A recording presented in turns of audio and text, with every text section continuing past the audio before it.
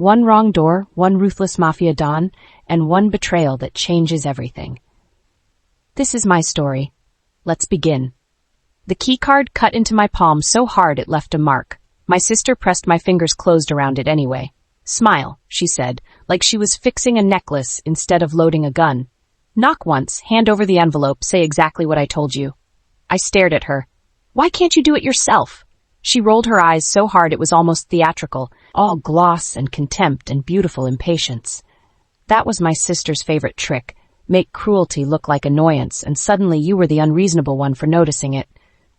"Because I'm downstairs with people who matter, B." She smoothed both hands over my hair, tucking one strand behind my ear with fake affection. "And because you owe me." "I owe you for what?" "For covering for you with Dad last week, for lending you those shoes, for existing as your far more interesting sister." Her smile flashed, quick and poisonous. "Pick one." The suite number was written in black ink across the corner of a cream-colored envelope. 4108. The hotel around us gleamed like sin, polished to a shine. Too much gold, too much marble, too much hush.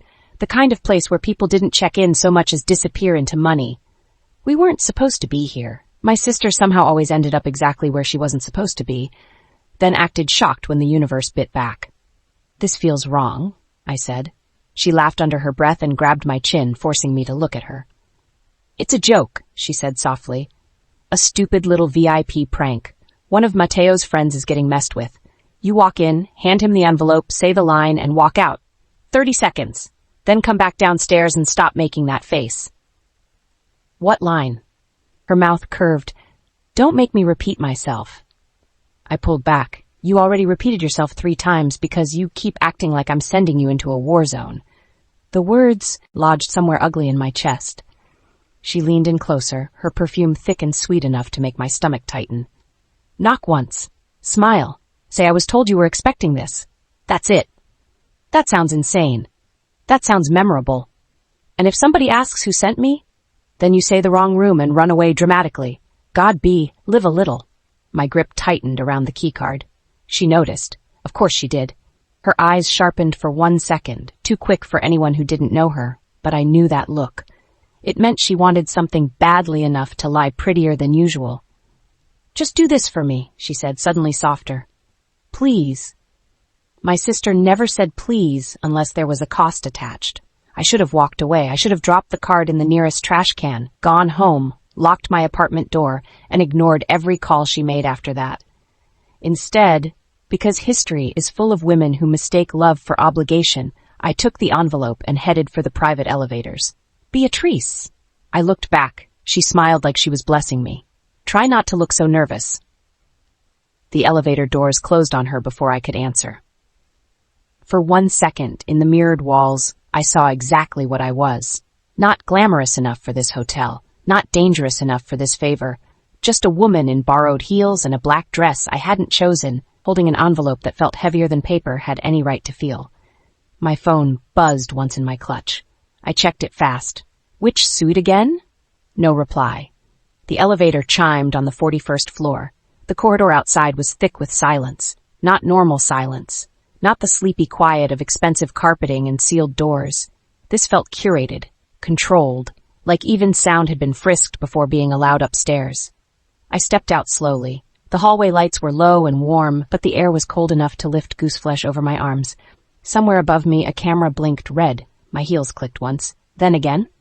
Then I hated them for sounding so loud, like each step was signing my name somewhere permanent. I stopped in front of 4108 and stared at the door. No laughter behind it.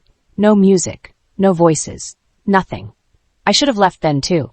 Instead, because I was already here, and humiliation has a way of pushing people deeper into bad choices, I lifted my hand and knocked once. Nothing happened. I waited. Then the lock turned. The door opened, and every instinct in my body went still. He stood half in shadow, half in the low amber light of the suite behind him, wearing a dark suit so perfectly cut it looked dangerous on principle. No tie, white shirt open at the throat, one hand loose at his side, the other resting against the edge of the door like he had all the time in the world. He was not someone's rich friend waiting to be pranked. He looked like judgment that had learned how to wear a watch. His gaze moved over me once. Not hungrily, not curiously. Clinically, like he was taking inventory of a crime scene. I forgot the line, I forgot my own name. He didn't speak right away, and somehow that was worse. The suite behind him was enormous and dim and unnervingly precise. A sitting area arranged with mathematical care, a bar gleaming under recessed light, curtains drawn over a wall of glass, no clutter, no softness. It didn't look like a hotel room. It looked like a place where decisions got made and regretted. His eyes returned to my face. Close it. Not a request. My throat worked once before sound came out. I think. Close. It. My fingers twitched on the envelope. I should have said no. I should have run. Instead, I stepped inside because some primitive, terrified part of me understood the worst thing I could do in that moment was force him to come get me. The door shut behind me with a quiet, expensive sound. He reached past me and slid the deadbolt home himself. The click hit my spine like ice water. I turned too fast. I'm in the wrong room. That's obvious. Up close, he was somehow worse. Not louder, not rougher, just sharper. Controlled in a way that made the whole room feel arranged around him. Dark hair, severe mouth, eyes so steady I felt overexposed just standing there. He looked at the envelope in my hand. Who sent you? No one sent me. A pause. Then, wrong answer. He took the envelope from my fingers before I could pull back. I made a sound of protest. Useless. Small. I hated it the second it left me. He opened the envelope with one clean motion, looked inside, and his expression changed so little I almost missed it. But I did not miss it. Something in him went colder. What is it? I asked. He ignored the question. Phone. I blinked. What? Your phone? No. His gaze lifted to mine again. My pulse thudded hard in my throat. Now, he said. Heat rushed up my neck. I don't even know who you are. That makes one of us. He held out his hand. I should have fought harder. Maybe. But there was something in his face that said resistance would not end this. It would only teach him how much force to use next time. So I dug my phone out of my bag and slapped it into his palm harder than necessary. He looked at it. Then at me. That almost smile didn't quite happen, but the possibility of it was worse than if he'd smirked outright. He set my phone on the table beside him and pointed to the bag hanging from my wrist. Give me that too. You cannot be serious. I'm very serious. I held his stare for a long, stupid second. Then I handed it over because I was beginning to understand something terrible. This man was not used to repeating himself. He placed my bag on the low table and emptied it in one smooth sweep. Wallet, lip gloss, keys, a receipt, tampons, pen, powder compact. Tiny pieces of my life spilled under the warm light, intimate in the ugliest possible way. Humiliation burned hot across my skin. That's insane, I snapped. He glanced at the items, then at me. If you came in here wearing a wire, I'd know already. I'm not wired. No. His eyes dragged once over the trembling in my hands. Trained people don't shake like that. Anger hit faster than fear, for half a second. Maybe people shake when a stranger locks them in a room and starts acting like a psychopath. Maybe. He stepped closer. Lift your arms. I stared at him. Excuse me? Arms. My heart was beating so hard it made my dress feel too tight. You don't get to order me around. That's exactly what I do. For one reckless second, I thought about slapping him. Maybe it was my sister's influence. Maybe it was terror dressed up as courage. Maybe it was the fact that fear always makes me mean before it makes me weak. But something in his face stopped me. Not because I was intimidated, because I knew, with sick certainty, that if I struck him, the air in the room would change in a way I would not survive. Slowly, hating myself for every inch of compliance, I lifted my arms. He stepped in close enough for me to catch the scent of him. Clean soap, smoke, and something metallic under it. Not blood exactly, more like the memory of it. His hands moved with professional efficiency. Wrists, sides, waist. The line of my dress where it met skin. Quick, impersonal, devastating. I reacted anyway. My breath caught. His eyes flicked to my face. I wished the floor would open and swallow me whole. This room, he said, stepping back at last, is not used for jokes. My arms dropped. Then maybe explain what the hell it is used for. He glanced around the suite, and somehow that tiny motion made everything in it look more sinister. Negotiations, he said. Betrayals, sometimes executions. My mouth went dry. I laughed once because the alternative was screaming. You actually expect me to believe that? I don't care what you believe. He picked up my wallet, opened it, and read my ID. Beatrice Scafidi. The way he said my name made it sound less like an introduction and more like he was fitting me into a file. I swallowed. Give that back. He didn't. Instead, he watched me, not my face. Everything. Breathing. Balance. Eyes. Like my body was still speaking after my mouth stopped. Then he took out his phone and typed one message. I heard it before I understood it. Footsteps outside the suite. More than one set. Positioning. The hallway disappeared into human silence. He set his phone down. What did you do? Sealed the floor. The words landed heavily, like another lock sliding into place. I stared at him. You think I'm dangerous? His expression didn't change. I think you arrived in a room where someone else was expected. The blood drained cold from my hands. My sister sent me. Did she? Yes. She said it was a prank. He looked almost bored. And you believed her. The shame of that hit harder than the insult. I lifted my chin. I didn't know where I was coming. No, you didn't. He stepped closer again, not enough to touch, just enough to tighten the room around me. That makes you either stupid or expendable. Rage cracked through the fear. I am not stupid. No? His voice dropped lower, quieter. Then tell me why a girl with shaking hands, borrowed shoes, and a lie in her mouth arrived at a private suite with the exact keycard access my guest was supposed to have. I opened my mouth, closed it, because I did not have an answer. Not one that didn't make me sound exactly as foolish as I suddenly felt. His gaze sharpened the moment my silence did. There it was, the first real flicker of something lethal. Not anger, recognition, like he had just solved a problem and hated the answer. Who told you the suite number? My sister. Who gave her the card? I don't know. Who wrote the line you forgot at the door? I stared. His head tilted almost imperceptibly. That wasn't yours, he said. You don't improvise well enough. My skin went hot. You don't know anything about me. I know enough. He looked at the cream envelope still open on the table, then back at me. The silence stretched until it started to hurt. And when he finally spoke again, his voice was so calm it scared me more than if he had shouted, You're not supposed to be here. The room seemed to narrow around those 6 words. I thought of my sister's hands fixing my hair, her perfume, her smile, the way she had said please like it was a performance. Something ugly and cold opened in my stomach. What was in that envelope? I asked. He didn't answer. I took a step back. He took one forward. Don't, I snapped.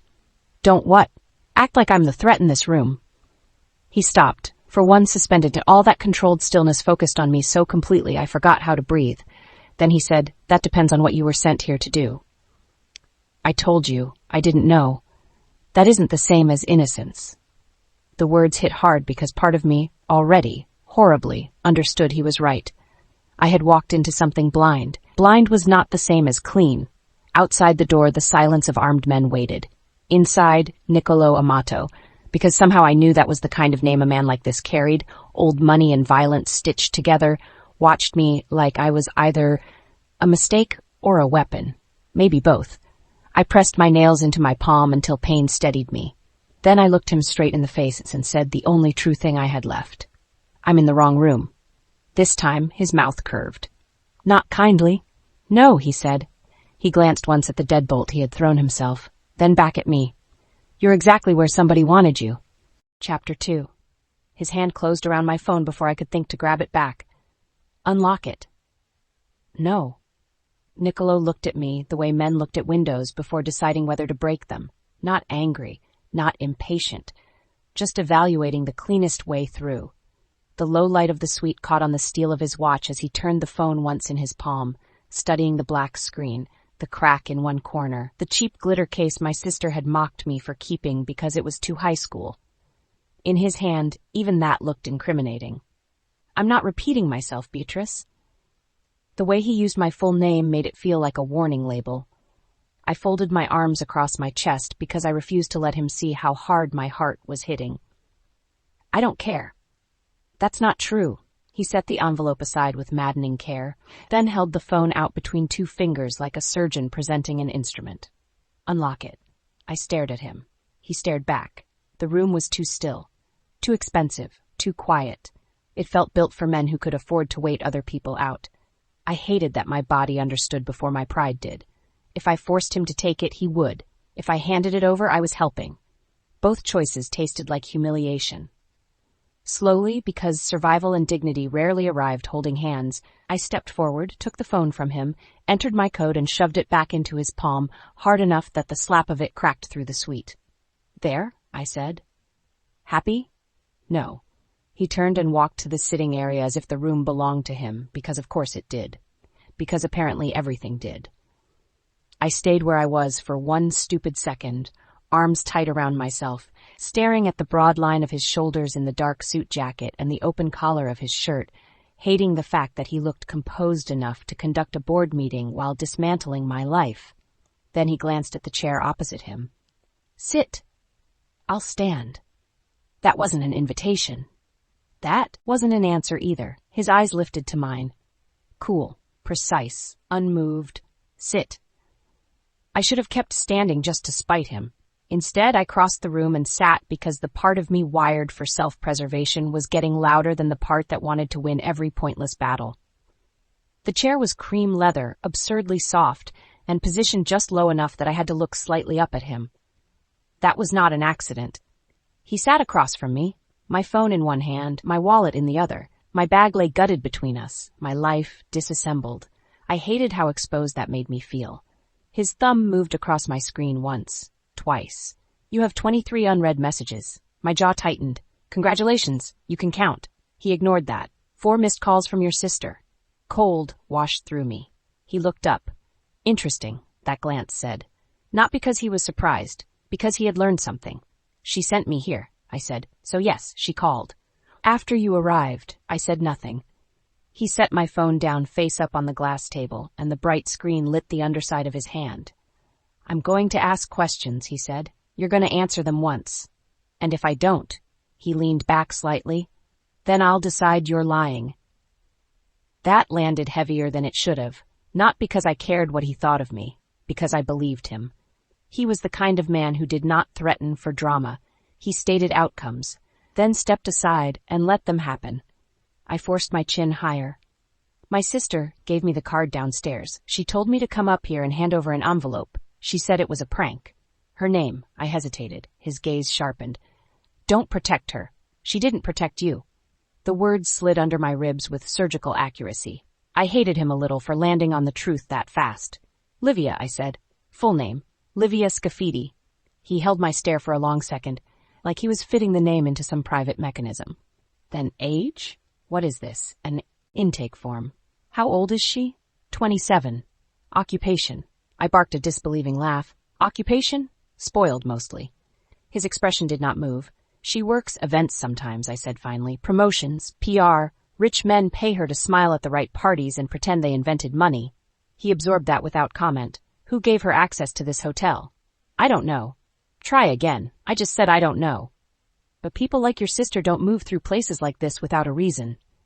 The insult hit harder because it wasn't entirely wrong. Livia collected access like other women collected handbags, hotels, restaurants, men with drivers and penthouses and wedding bands they forgot to hide. "She knows people," I snapped. "Names." "I don't know all their names. All the ones you do." My nails dug into my palms, the silence dragged. He let it. That was the worst part.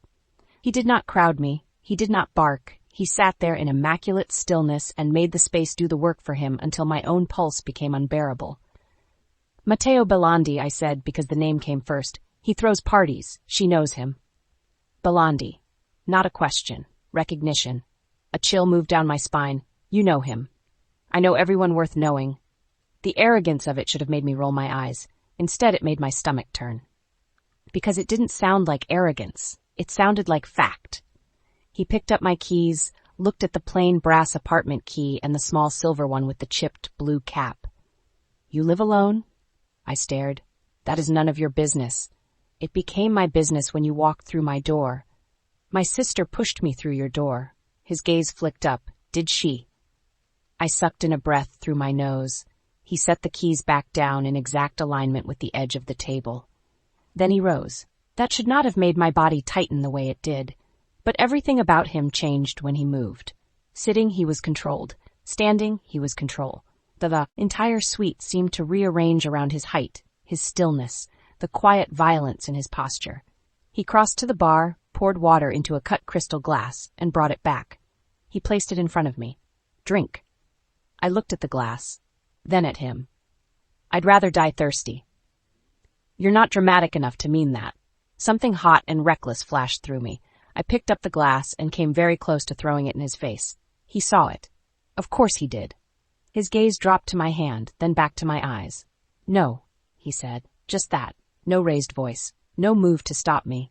Just a single word spoken with so much absolute certainty that my fingers tightened helplessly around the glass instead. I took a drink because I hated how dry my mouth was. The water was cold enough to hurt. He watched me swallow like that, like hydration itself was data. Then he moved behind the chair instead of back to his own. I went rigid. He braced one hand lightly on the leather near my shoulder, not touching me. Worse. The heat of him pressed at my back anyway, containment without contact. This room, he said quietly, is used for negotiations, betrayals, and executions. He had said that already. It sounded worse the second time. I heard you. Good. He reached past me and tapped once on a small tablet built flush into the wall beside the chair. A security feed bloomed across the large screen opposite us. My stomach dropped. The hotel corridor appeared in crisp black and silver detail. I saw myself outside the suite door, small and nervous and doomed in my black dress. I saw the door open, saw him let me in. Then the footage split. Another angle. Same hall, earlier. 2 men standing near the elevator alcove, not hotel staff, not guests. Still enough to disappear if you weren't looking for them. Watching the suite door, watching me. The bottom fell out of my stomach so fast I thought I might actually be sick. They were there before you knocked, Nicolo said. His voice was close, to my ear without quite touching it. They didn't move when you arrived. They didn't intervene when you entered. They stayed. I stared at the screen. One of the men shifted, just slightly, waiting. My fingers went numb around the glass. What does that mean? It means if I'd sent you back into the hallway alone, you would have disappeared. His tone never changed. Mine did. What? The word cracked in the middle. He stepped away then, mercifully or cruelly, and circled back into my line of sight. They were not here for me. I stared at him. No. Then who? You. I laughed once sharply because the alternative was letting the fear show. That's insane. Is it? Yes. I set the glass down too hard. Why would anyone be waiting for me? He looked at the envelope on the table, then at me. That is the right question. My heartbeat felt loud enough to bruise. I forced air into my lungs. This is because of my sister. Maybe. He ignored the edge in my voice. What line did she tell you to say? I swallowed. I was told you were expecting this. And if someone answered. She said if someone asked who sent me, I should say wrong room and leave. Interesting. Stop saying that like I'm some kind of bug under glass. Right now, he said, that's generous. I shot to my feet. The chair legs scraped softly across the floor. Enough. His eyes lifted to me, calm and unreadable. No, not enough. I leaned over the table before I could stop myself, rage finally breaking through the cold paralysis. You do not get to talk to me like I'm dirt when I'm the one who got dragged into whatever sick mess this is. His gaze dipped once to the way my hands were braced against the glass, then returned to my face. No, he said, you got walked into it. The precision of that hit like a slap. I went still. He stood too, slower than I had, more dangerous for it. You came here carrying something meant for me, he said, using access that should not exist. You arrived under surveillance, and you still think you're an accident. I opened my mouth. Nothing came out, because I did still think that. I wanted to. But the screen behind him glowed with the image of 2 men waiting outside my hotel room like wolves at a tree line, and suddenly accident felt childish. A word for people who still believed bad things had to make sense before they happened. I didn't know, I said, and I hated the weakness in it. His expression didn't soften. But it changed, not warmer, sharper, as if ignorance moved me from one category of threat into another. No, he said quietly, you didn't. Then he did something that made dread crawl up my spine. He picked up my phone again and unlocked the messages. I moved before I thought. Don't. One look from him stopped me cold. He opened the thread with Livia. There was too much pink on the screen, too many exclamation points, too much of my sister's voice trapped in text, turning everything stupid and bright and harmless by force. You better not chicken out, sweet 4108. Knock once, say the line exactly. If he looks scary, don't embarrass me, just smile. This is why you never get invited anywhere. Fun, answer me, Bea. Did you do it? Nicolo's thumb hovered. Then another message came in while we were both looking at the screen. From Livia. Don't say my name. Every muscle in my body went cold. He read it, then looked up at me.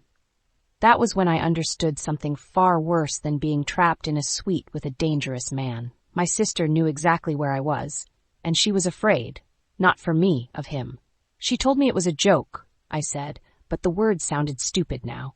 Small, dead on arrival. Nicolo set the phone down with almost obscene care. People don't panic over jokes. I shook my head. No, there has to be something else. She lies, she manipulates, she plays games, but she wouldn't. She would. You don't know her. His expression was glacial. I know what panic looks like.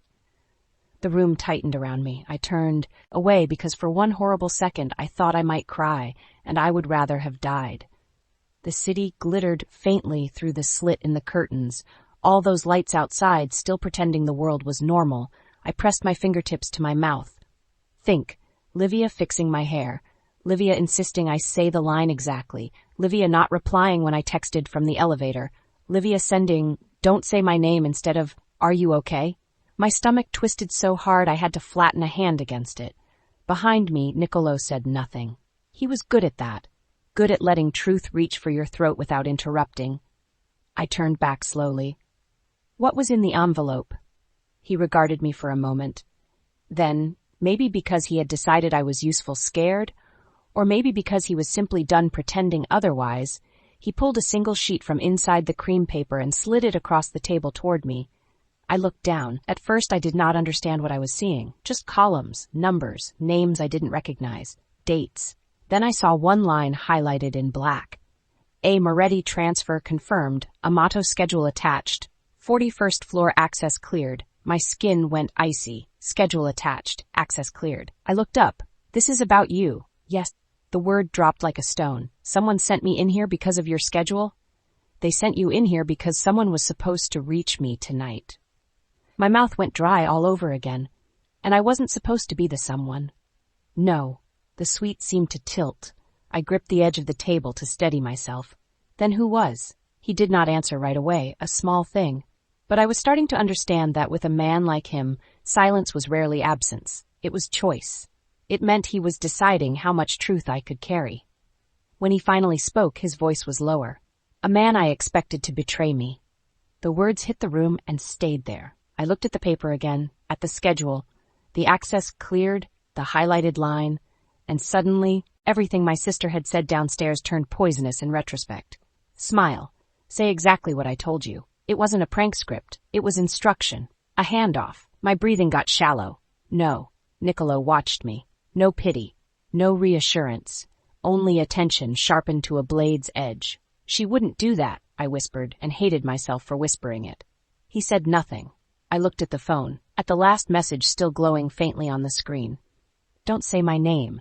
The denial inside me cracked, just a hairline fracture, enough to let horror in. My voice came out rougher than I wanted. If she sent me here on purpose. Yes. What was supposed to happen? His eyes held mine, and because he was who he was, because tenderness would have been almost more frightening coming from him, he gave me the answer clean. I don't know yet. Somehow that was worse than if he had, because a known danger has walls. An unknown one just keeps going. My laugh came out thin and ugly. That's supposed to make me feel better? I'm not trying to make you feel better. Of course he wasn't. I folded my arms over myself again, suddenly cold despite the controlled warmth of the suite. You said if I screamed people would come. Yes, and they'd die. Yes. Why? His head tilted slightly. Because they're not mine. The words sent a shiver down my back. Not mine. There it was again. It's that language of ownership without comfort. Territory. Possession. Control dressed as fact. I should have been repulsed. Maybe I was, but beneath the revulsion was something worse. Relief. Just a flicker.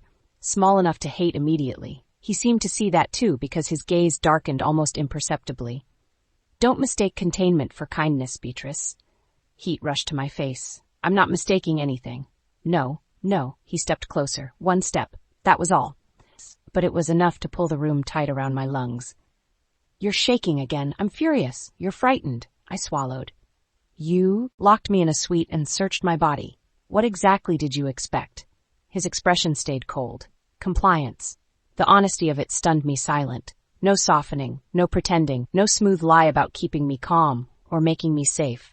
Just the truth, stripped down to bone. He wanted compliance, because he was used to getting it. Because men like him built worlds where other people's choices became inconveniences.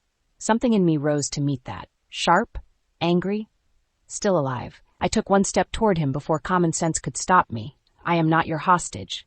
His gaze dropped briefly to the space between us, then lifted again. No? No. Then walk out. I turned and grabbed the door handle so fast it almost tore the muscles in my shoulder. Pulled. Nothing. Pulled harder.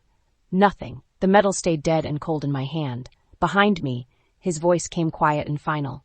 Not until I know who paid for you. I stood there with my hand wrapped around a door that would not move and the whole obscene luxury of the suite pressing in around me. My reflection stared back at me from the black glass of the window across the room. Black dress, bare shoulders, hair my sister had fixed with loving hands. A woman delivered so cleanly she had almost thanked the messenger. I let go of the handle slowly, turned. Nicolo Amato was watching me from the center of the room like a man observing the exact moment a blade realizes it has been forged. Something inside me settled then, not peace. Nothing even close, just a hard, bright line where confusion had been. My sister had done this. Whatever this was, however deep it went, however badly I still wanted to believe otherwise, she had put me in his path on purpose. And now I was trapped in a locked suite with a man who cataloged fear like evidence and called protection by the wrong name. I lifted my chin. Then start asking better questions, I said. For the first time, something like approval flickered in his face. Gone almost before I was. Sure, I saw it. Then he picked up his phone, typed one message, and looked at me with that terrible, measured calm. Oh, I intend to. A beat of silence. Then, and if your sister ran, he said, voice flat as a blade on glass, that means she knows exactly what she sold. Chapter 3. He made me stand, not with force, with furniture. Nicolo remained seated in the cream leather chair, one ankle over his knee, one hand resting near my phone, while I stayed on the wrong side of the glass table with nowhere to put my body that didn't feel like surrender. The imbalance was built into the room, into him, into every choice he made. I hated that I noticed it. I hated more that he wanted me to. Suite number, he said. Who gave it to you? My sister. You said that already. Then maybe start listening the first time. His gaze lifted to mine. Still, cold. Not angry. That was becoming the worst part. Anger I understood. Anger had heat. Anger belonged to ordinary people and stupid mistakes and slammed doors. Nicolo did not feel ordinary even when he was sitting in front of a half-finished glass of water under soft hotel light. He looked like someone who had trimmed all unnecessary reaction out of himself years ago and kept only what was useful. Who gave her the suite number? He asked. I don't know. That answer is getting expensive. The room felt colder all of a sudden. I folded my arms over myself tighter. I am not hiding her for fun. I genuinely do not know. He watched my face for a beat longer than comfort allowed. Then he reached for the envelope again. The cream paper was already bent where he had opened it, but he handled the contents with insulting precision, sliding the single sheet fully into view on the glass between us. Numbers, transfers, a schedule line, 41st floor access cleared, and below that, handwritten in a narrow, elegant scrawl that made my stomach turn harder the longer I looked at it. No suspicion. Use the sister. My mouth went dry so fast it hurt. That, I said, and my voice came out thin, wasn't there before. It was folded underneath. I stared. Use the sister. Not a joke, not a prank, not even a mistake, a plan. And I had walked into it in borrowed heels. I heard myself laugh once, softly and horribly, because the alternative was breaking. She didn't even use my name. No. His voice stayed level. Just your value. Something inside me flinched so hard it almost felt physical. I looked away from the paper because I could not keep staring at my own reduction without becoming violent. The room gave me nothing soft to land on. Glass, leather, dim gold light, curtains sealed over the city. Even the silence felt engineered. When? I asked. He didn't answer immediately. I looked up. When did you know? That you weren't who I was expecting. No, that I was being used. His eyes held mine. The second you forgot the line. Heat climbed my neck. I was nervous. You were wrong. The words struck cleanly. He reached for his phone, tapped the screen once, and turned it toward me. A paused image from the hallway security feed stared back. Me at the suite door, shoulders stiff, envelope held too tightly, mouth parted just enough to show uncertainty. From that angle, I looked exactly how I'd felt. Out of place. Disposable. Someone trained for this, he said, would have delivered the line before I could speak. You hesitated. You scanned the room. You asked the wrong questions with your face before you asked them with your mouth. I hated the accuracy of that. I hated that he had seen all of it. I wasn't trained for anything, I snapped. I know. Then stop looking at me like I'm a bomb. His gaze flicked once to the handwritten note on the page. That depends on what they taped to you. The words landed sharp. I dropped my arms. What? He rose. Everything in my body tightened. He came around the table slowly enough to make refusal feel childish, then stopped in front of me with less than a foot of air between us. Did they dress you? He asked. No. Did your sister give you the dress? I hesitated. Wrong move. His eyes cooled further. Yes, I said. So what? He held out his hand. Turn around. My pulse slammed once against my throat. Absolutely not. Turn around, Beatrice. No. He said nothing, just stood there, waiting. That silence again, that awful, controlled silence that turned every second into pressure until my own body started arguing with me. I am not stripping for you because my sister's a sociopath. Then keep the dress on and turn around. My jaw locked. He did not move. For one terrible second, I thought about refusing until the room broke around us. But if there was something hidden on me, if Livia had sent me up here wearing more than borrowed silk and bad instincts, then my pride had already lost to reality. Slowly, with all the dignity I could drag back together, I turned. The air felt colder against the bare line of my spine. I heard him move once behind me. Then the whisper of fabric as his fingers checked the seams at my waist, the zipper, the hem where it brushed my thighs. Efficient, searching, not intimate, somehow worse. My skin reacted anyway. I hated it on contact, hated it more when I heard him go quiet behind me. What? I asked. Nothing. Then the softest sound in the world, glass tapping wood. He had set something down on the table. I turned too fast. His hand closed around my wrist before I could get fully away. Not brutal. Final. A tiny black disc sat beside the envelope, no bigger than a shirt button. My blood went cold. What is that? A microphone.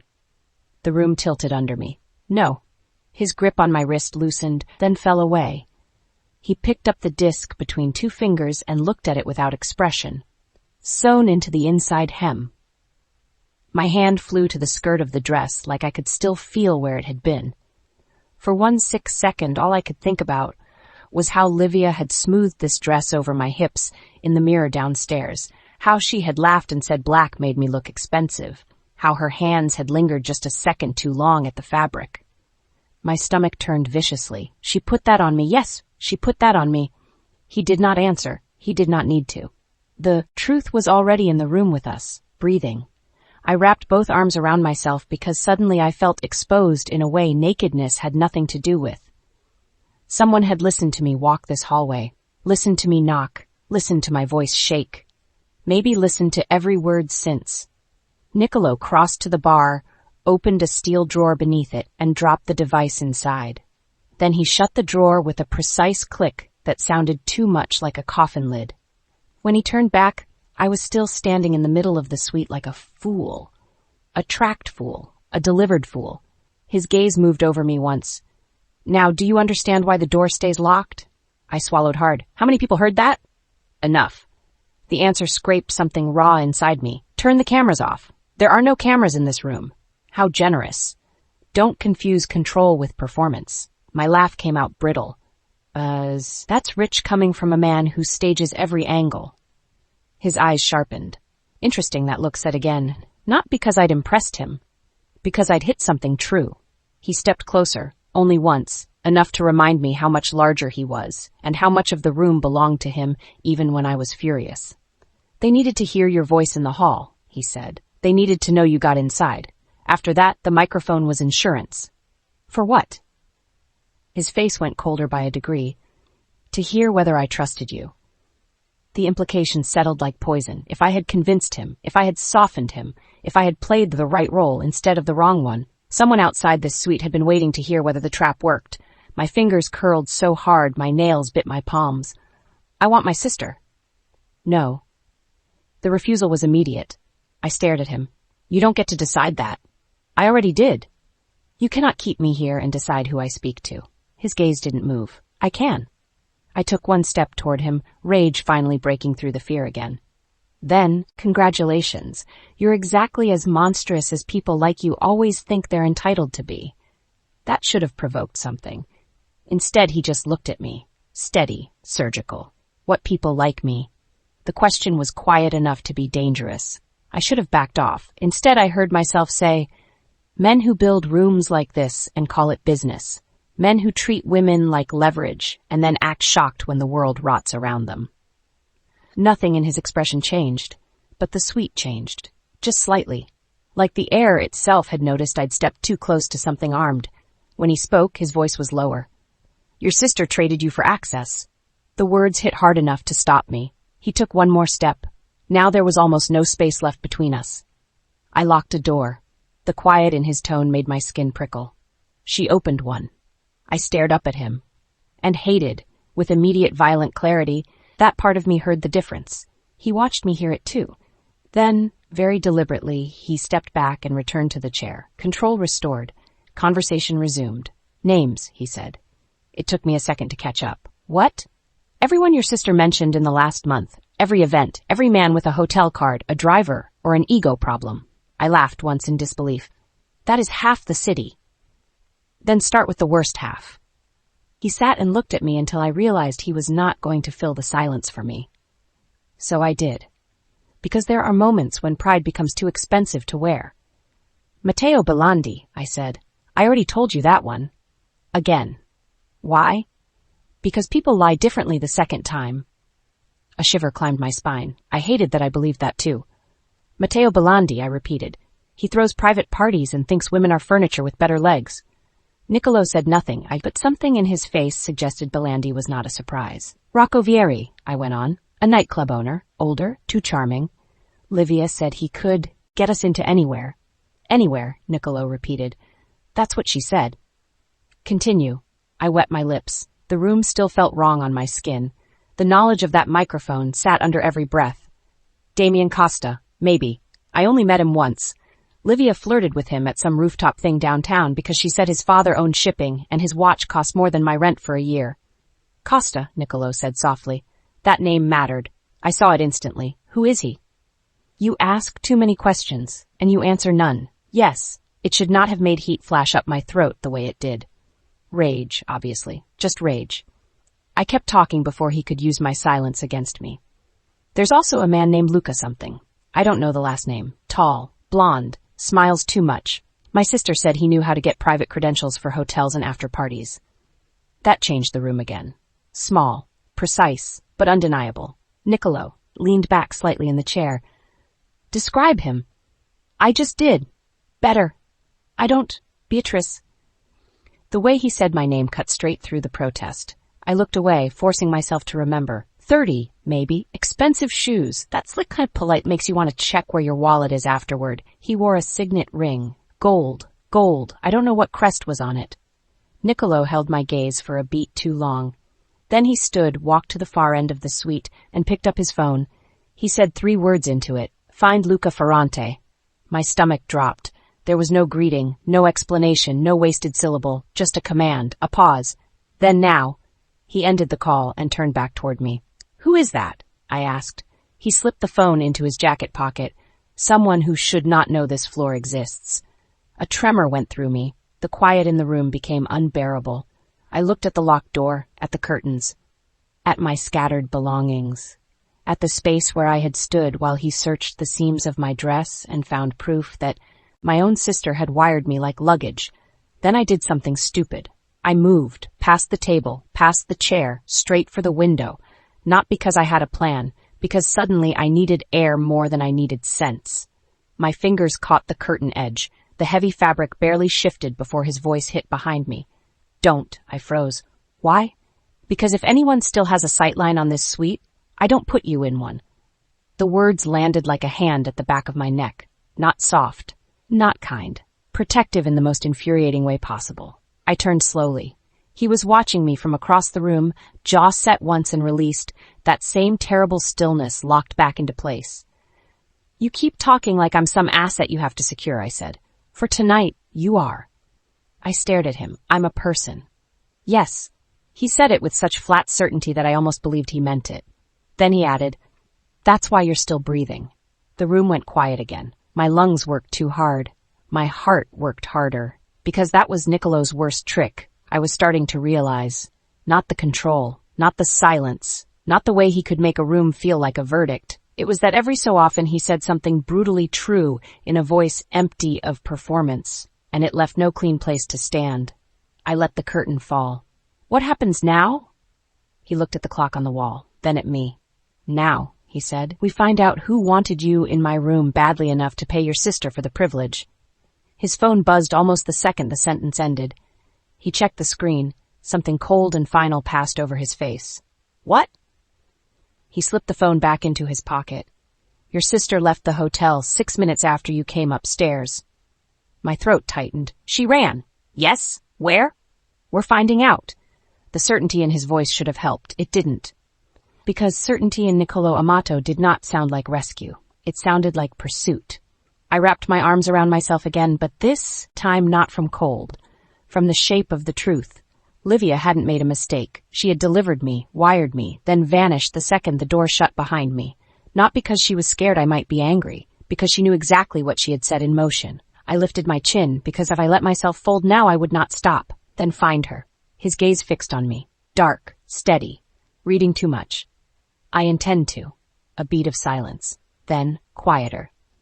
But first we decide what they were meant to hear. That took a second to land. When it did, my stomach turned over. He wasn't finished using the room. Using me. Not cruelly. Strategically. That almost made it worse. I took one slow breath, then another. Forced my voice level. You said if I screamed, they'd come. Yes. And if they come, they die. Yes. I held his gaze. The fear was still there. The humiliation, too. The sick knowledge of the microphone, the note, the line in the envelope, the handwriting that had reduced me to use the sister. But underneath it, something else had started hardening. Not strength. Not yet. Just clarity. My sister had made me a message. Fine. Messages could change meaning. I crossed my arms tighter and looked him straight in the face. Then tell me where you want me to stand. Chapter 4. By midnight, the suite felt like the inside of a held breath. Nothing moved unless Nicolo allowed it to. Nothing happened unless he intended it. And I was beginning to understand that was worse than chaos, because chaos at least made room for luck. Control left none. The glass walls stayed hidden behind thick curtains. The hallway outside remained silent except for the occasional softened footstep that told me his men were still there, still sealing the floor, still turning an expensive hotel into a private fortress around whatever had almost happened here. Around me. Nicolo had not let me leave the sitting area. He had not tied me down either. That was his talent. He made captivity feel insultingly voluntary. I sat on one end of the long cream sofa with my knees together and my spine straight, while he stood at the bar scrolling through messages on his phone like men did not disappear because of the decisions made in rooms like this. My phone remained on the table. Near him. Not me. Every few minutes it buzzed with another call from Livia, or a text from an unknown number, or silence so loud I could hear my own pulse underneath it. He never handed it over. I never asked again, not because I'd surrendered, because I was learning where wasted energy went to die. What exactly are we doing? I asked. My voice cut through the quiet more sharply than I intended. He didn't look up. Waiting. That's not a plan. It is when someone thinks they've built one around you. I stared at the hard line of his profile, at the rolled sleeve exposing his wrist, and the expensive watch he kept touching with his thumb whenever he was thinking too fast for his face to show it. So that's it, I said. I sit here until somebody decides whether to kill me? His gaze lifted. No. The word landed clean. I hated that my body reacted to his certainty before my mind did. Then what? He set the phone down and came around the bar. You told me to ask better questions. I did. Start with the right one. I folded my arms tighter. Fine. What are they waiting to hear? He stopped in front of the table, looking down at me. That depends. On what? On whether your sister sold access. He paused. Or outcome. A chill slid through me. Explain. No. The answer came so flat and immediate I almost laughed. Instead I said, you really do think you're God in a suit. Wrong. He reached for my phone, checked the screen, then set it back down. God wastes time with forgiveness. The room went very still. His voice had not changed. Calm. Measured. Clean. But something colder moved under it now. Something that made the low gold light feel useless. I looked away first. That irritated me instantly. I pushed up from the sofa because sitting while he stood over me was beginning to feel like agreeing to something I hadn't chosen. Then maybe tell me this, I said. If they were listening through that microphone, what were they supposed to hear? He watched me rise, not with surprise. Assessment. My skin felt too tight under his attention.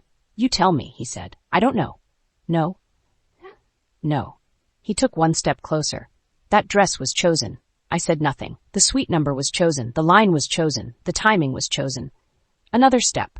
The question is whether they wanted you inside my room. His gaze dropped once to the hollow of my throat, then came back to my face. Or inside my reach. My breath caught hard enough to hurt. The room seemed to constrict around the words. That's disgusting. Yes. He said it without flinching. Not disgusted, not apologetic.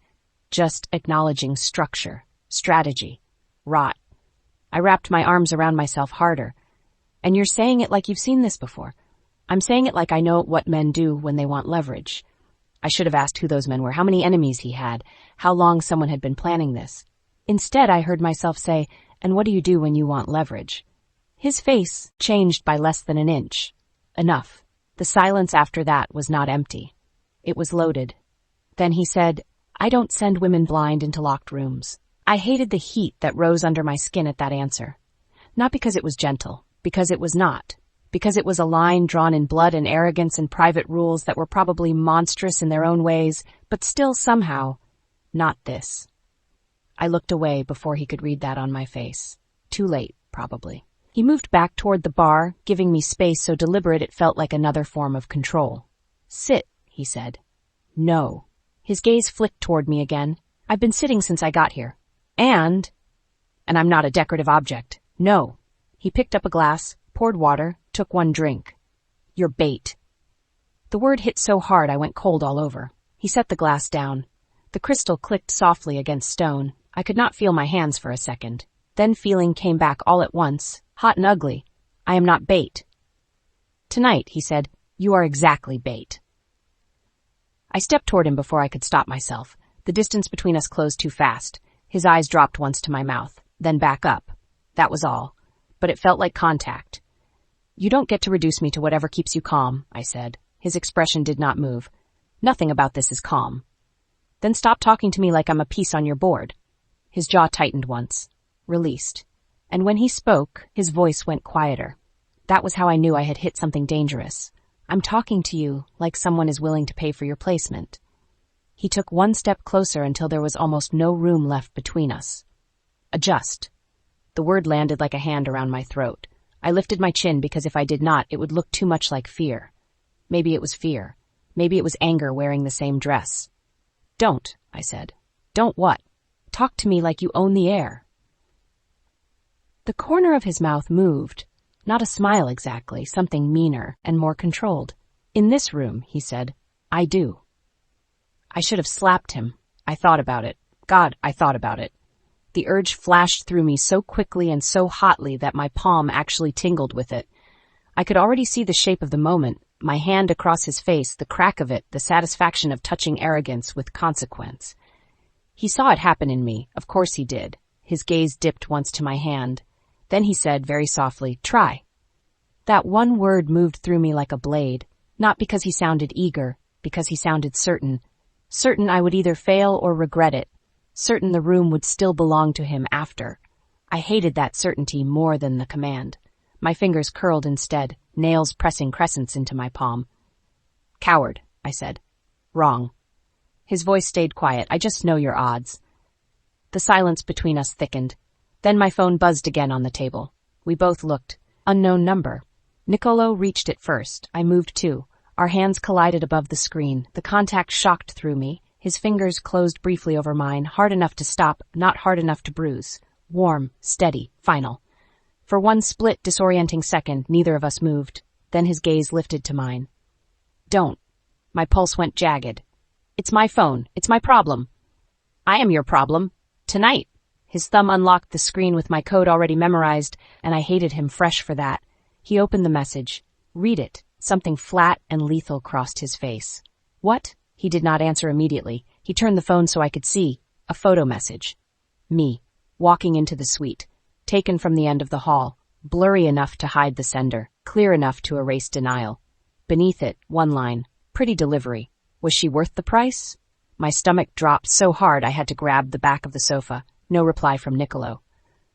No typing bubble. Nothing. He looked at the message once more, then locked the screen and set the phone down, very carefully. That care was worse than rage would have been. What does that mean? I asked, but I knew. I knew. Price, delivery, every ugly word from the last 2 hours tightening into one shape. He was looking at me now, not the phone. Outcome, he said. I felt suddenly violently cold. He didn't rescue me from finishing it. Of course he didn't. I did it myself. They wanted me in your bed. The words made me feel sick. Yes. The room spun sideways for a second. Not literally, but enough that I had to grip the sofa harder to stay still. My sister had not just sold access. She had sold proximity, possibility, my body. Whatever happened after the door locked, a hot, broken laugh left me before I could stop it. Wow. Nicolo said nothing. I looked up at him with my whole throat burning. Was she worth the price? That's what they asked. Yes. And what would your answer be? That was a mistake. I knew it the second the question left me, because it changed the air again, not colder, not hotter, tighter. His gaze held mine too long. Then he said, I don't answer men who pay for stolen women. The sentence landed inside me with bruising force. Stolen women, not girls, not bait, not assets, women. I hated the relief that moved through me. Hated it because it came from him, because it came wrapped in menace, because the same man who had stripped my life onto a table and locked me in his suite could still say something like that and make my lungs forget how to work. I swallowed hard. You keep saying things that almost sound decent, I said. It's very confusing. I'm not decent. No, I noticed. A soundless beat passed. Then his phone buzzed. He checked it once, typed 3 words, slid it back into his pocket. What now? Now, he said, they stop waiting. Before I could ask what that meant, he crossed to the far wall and pulled the curtains open. The city exploded into view. 41 floors of glitter and glass and black river threaded with light. It should have been beautiful. Instead, it made me feel exposed. The windows turned the suite into a stage. I stepped back instinctively. What are you doing? Giving them a show. The exact words from earlier. Only now I understood them. Not just positioning me near the curtains because maybe someone was watching. No, confirming the performance. Telling whoever had paid Livia that I had stayed, that I was still here. That something inside this suite had gone exactly the way they wanted it to. My stomach twisted. That photo wasn't enough? They want certainty, and you're giving it to them? I'm controlling it. There's a difference? Yes. His answer came with maddening confidence. He crossed back toward me. Every inch of me tensed. What do you need me to do? The question came out sharper than I intended, but I could not take it back. His eyes stayed on my face. Nothing complicated. That's not reassuring. It wasn't meant to be. He stopped close enough that I could see the faint dark shadow at his jaw, the clean knot of restraint holding every line of his face in place. Stand there, he said, nodding toward the window. Again? Yes. I'm tired of being arranged. Tired is useful, frightened looks real. Rage flashed hot. I am real. Yes, his voice dropped lower. That's why this works. I should have refused. I know that.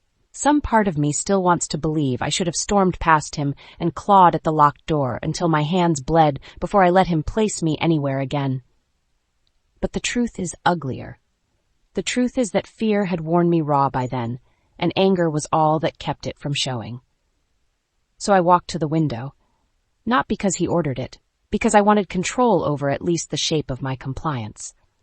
The glass was cold at my back through the thin fabric of the dress. The city shimmered below, distant and indifferent. My reflection floated over it. Dark hair, pale skin, black silk, eyes too bright to be mistaken for calm. Nicolo came toward me slowly. I hated that my pulse noticed before the rest of me did. He stopped an arm's length away, then less, then close enough that the air between us changed temperature. "What now?" I asked, and my voice betrayed me by coming out quieter. "Now," he said, "they see something believable." My throat tightened. "And what does that look like?" His gaze dropped once to my mouth, then rose again. "Like you stayed." I stared at him. For one suspended second, I forgot everything except the shape of him in front of me, and the fact that this was a man who used silence the way other people used knives. "Nicolo." It was the first time I'd said his name out loud. Something passed through his face, gone too fast to name. "Look at me," he said.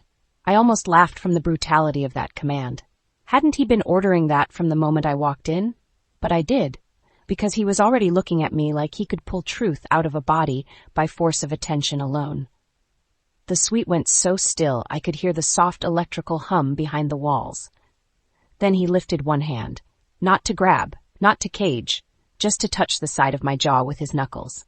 My entire body reacted like the contact was fire. I hated it instantly, hated the sharp inhale I could not stop, hated that his hand was warm and controlled and devastatingly careful.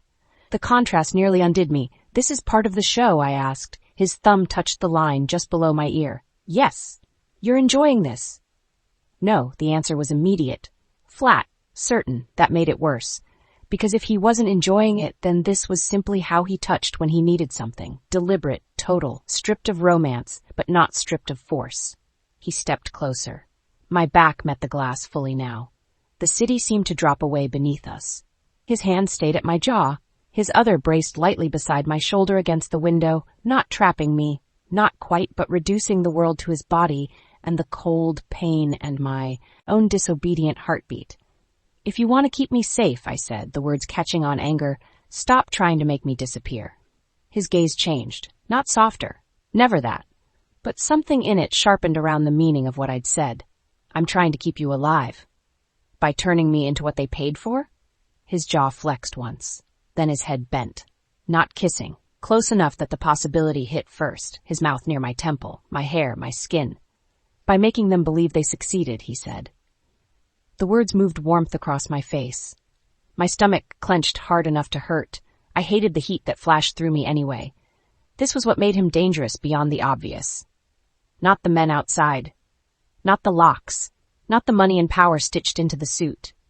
This. The ability to stand this close and make fear and anger and awareness feel like the same live wire. His hand slid from my jaw to the side of my throat. Not squeezing. Claiming space. A decision, not a caress. My palms flattened against the glass behind me. "Don't," I whispered. His eyes lifted to mine. "Say no," he said. The words hit harder than if he had kissed me. Because the room still belonged to him. Because I was still locked in. Because everything between us was stained by the fact that I had been sold here blind. And still, he gave me that. Say no. I should have. I know I should have. But fear does strange things to the body. Adrenaline does worse. And there, with the city burning below us and betrayal still fresh like a cut inside my chest, part of me wanted something solid enough to push against. Something sharper than panic. Something I could blame for the riot in my blood. My voice came out ruined. "This is insane." "Yes." His thumb moved once against my throat. A shiver broke through me so hard it embarrassed me. His gaze caught it, darkened. Still controlled. Always controlled. I could not tell whether that made it safer or more dangerous. "Then stop," I said, but there was no strength in that. His silence answered first, then very low, "Wrong." And this time when he bent his head, his mouth found mine. It was not tender. It was not clean. It felt like collision shaped into purpose.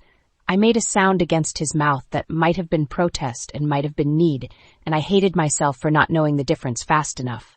One of his hands came to my waist, not rough, not gentle, just there, anchoring, taking the smallest distance and destroying it.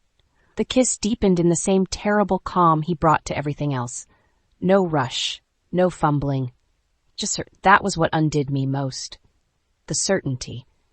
Like he had already decided exactly how much of me he was going to take from this moment, and the room would obey. My fingers caught in the front of his shirt before I knew I'd reached for him. He broke the kiss just enough to look at me. My lips felt bruised. My breathing sounded wrong. "So they can see?" I asked, hating the weakness in the question. "Yes." But he did not move away. His forehead almost touched mine. The city glowed around our reflections like a witness that had been bought. "This is a mistake," I whispered. "Yes." Then his mouth was on mine again, and the second kiss felt less like performance and more like the collapse of restraint. I should have shoved him back. Maybe part of me did. My hands pressed against his chest, but not hard enough to create space, only enough to feel the strength under the fabric, the steady beat of his heart, the impossible fact that he was as composed in this as he was in everything else. My body betrayed me. There is no prettier way to say it. My body betrayed me with heat and breath and a pulse that moved lower and lower until I wanted to crawl out of my own skin. Shame hit at the same time, raw and immediate, because I was furious and frightened and sold and still reacting to him like this. He felt it. Of course he did. When he pulled back again, his mouth hovered near mine, his hand still spread at my waist. "Look at me." I did. I do not know why I kept obeying the worst commands. Maybe because defiance was easier when he was across the room. Maybe because this close he made everything feel like a test I was already losing.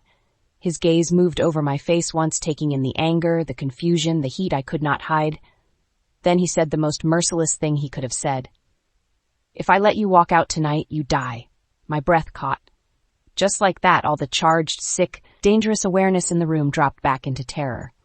He did not move his hand from my waist, did not soften the blow. "If I send you downstairs alone, they take you." My fingers tightened convulsively in his shirt. "If I hand you to hotel security, they buy someone." The quiet in his voice made each word strike harder. "If I put you in a car without control, they follow." I stared up at him, heart pounding in my throat. He had not released me, and somehow that felt like the only stable thing in the room. I hated that, hated the relief again, ugly and unwanted and real. "Then what am I supposed to do?" I asked, and there it was at last, the fracture I had been fighting since I walked through the door. Not surrender, but something close to despair. His eyes stayed on mine. "Stay alive." A tear burned hot and immediate behind one eye. I wanted to rip it out by the root before it formed. Instead, I turned my face away. His hand left my throat. For one awful second, I thought he would step back, reset the room, go cold again, and leave me standing here alone with the city and the shame and the shape of my sister's betrayal. Instead, he touched my jaw once, forcing nothing, just turning me back enough that I had to face him. "Beatrice." The way he said my name was quieter than before. Not soft, anchoring, warning. Something in me cracked further. "I hate you," I said. "I know. Good." He looked at me for one suspended second, then his mouth touched my forehead. Not the kiss I expected. Not one that helped. It somehow made everything worse, because it felt like possession dressed as restraint. A line he would not cross and had already crossed in other ways. Protection and control tied together so tightly I could not pry them apart. I closed my eyes. That was my mistake, because the darkness made everything else louder. The sound of our breathing, the hum of the city below, the pressure of his hand sliding once more to my waist, as if confirming I was still there. When I opened my eyes again, he was watching me with that same terrible stillness. Then his phone buzzed, the world snapped back. He stepped away immediately. The absence of him felt like a fall. I hated that too. He checked the message. His face went flat as polished stone. "What?" He slipped the phone into his pocket. "Movement. Meaning."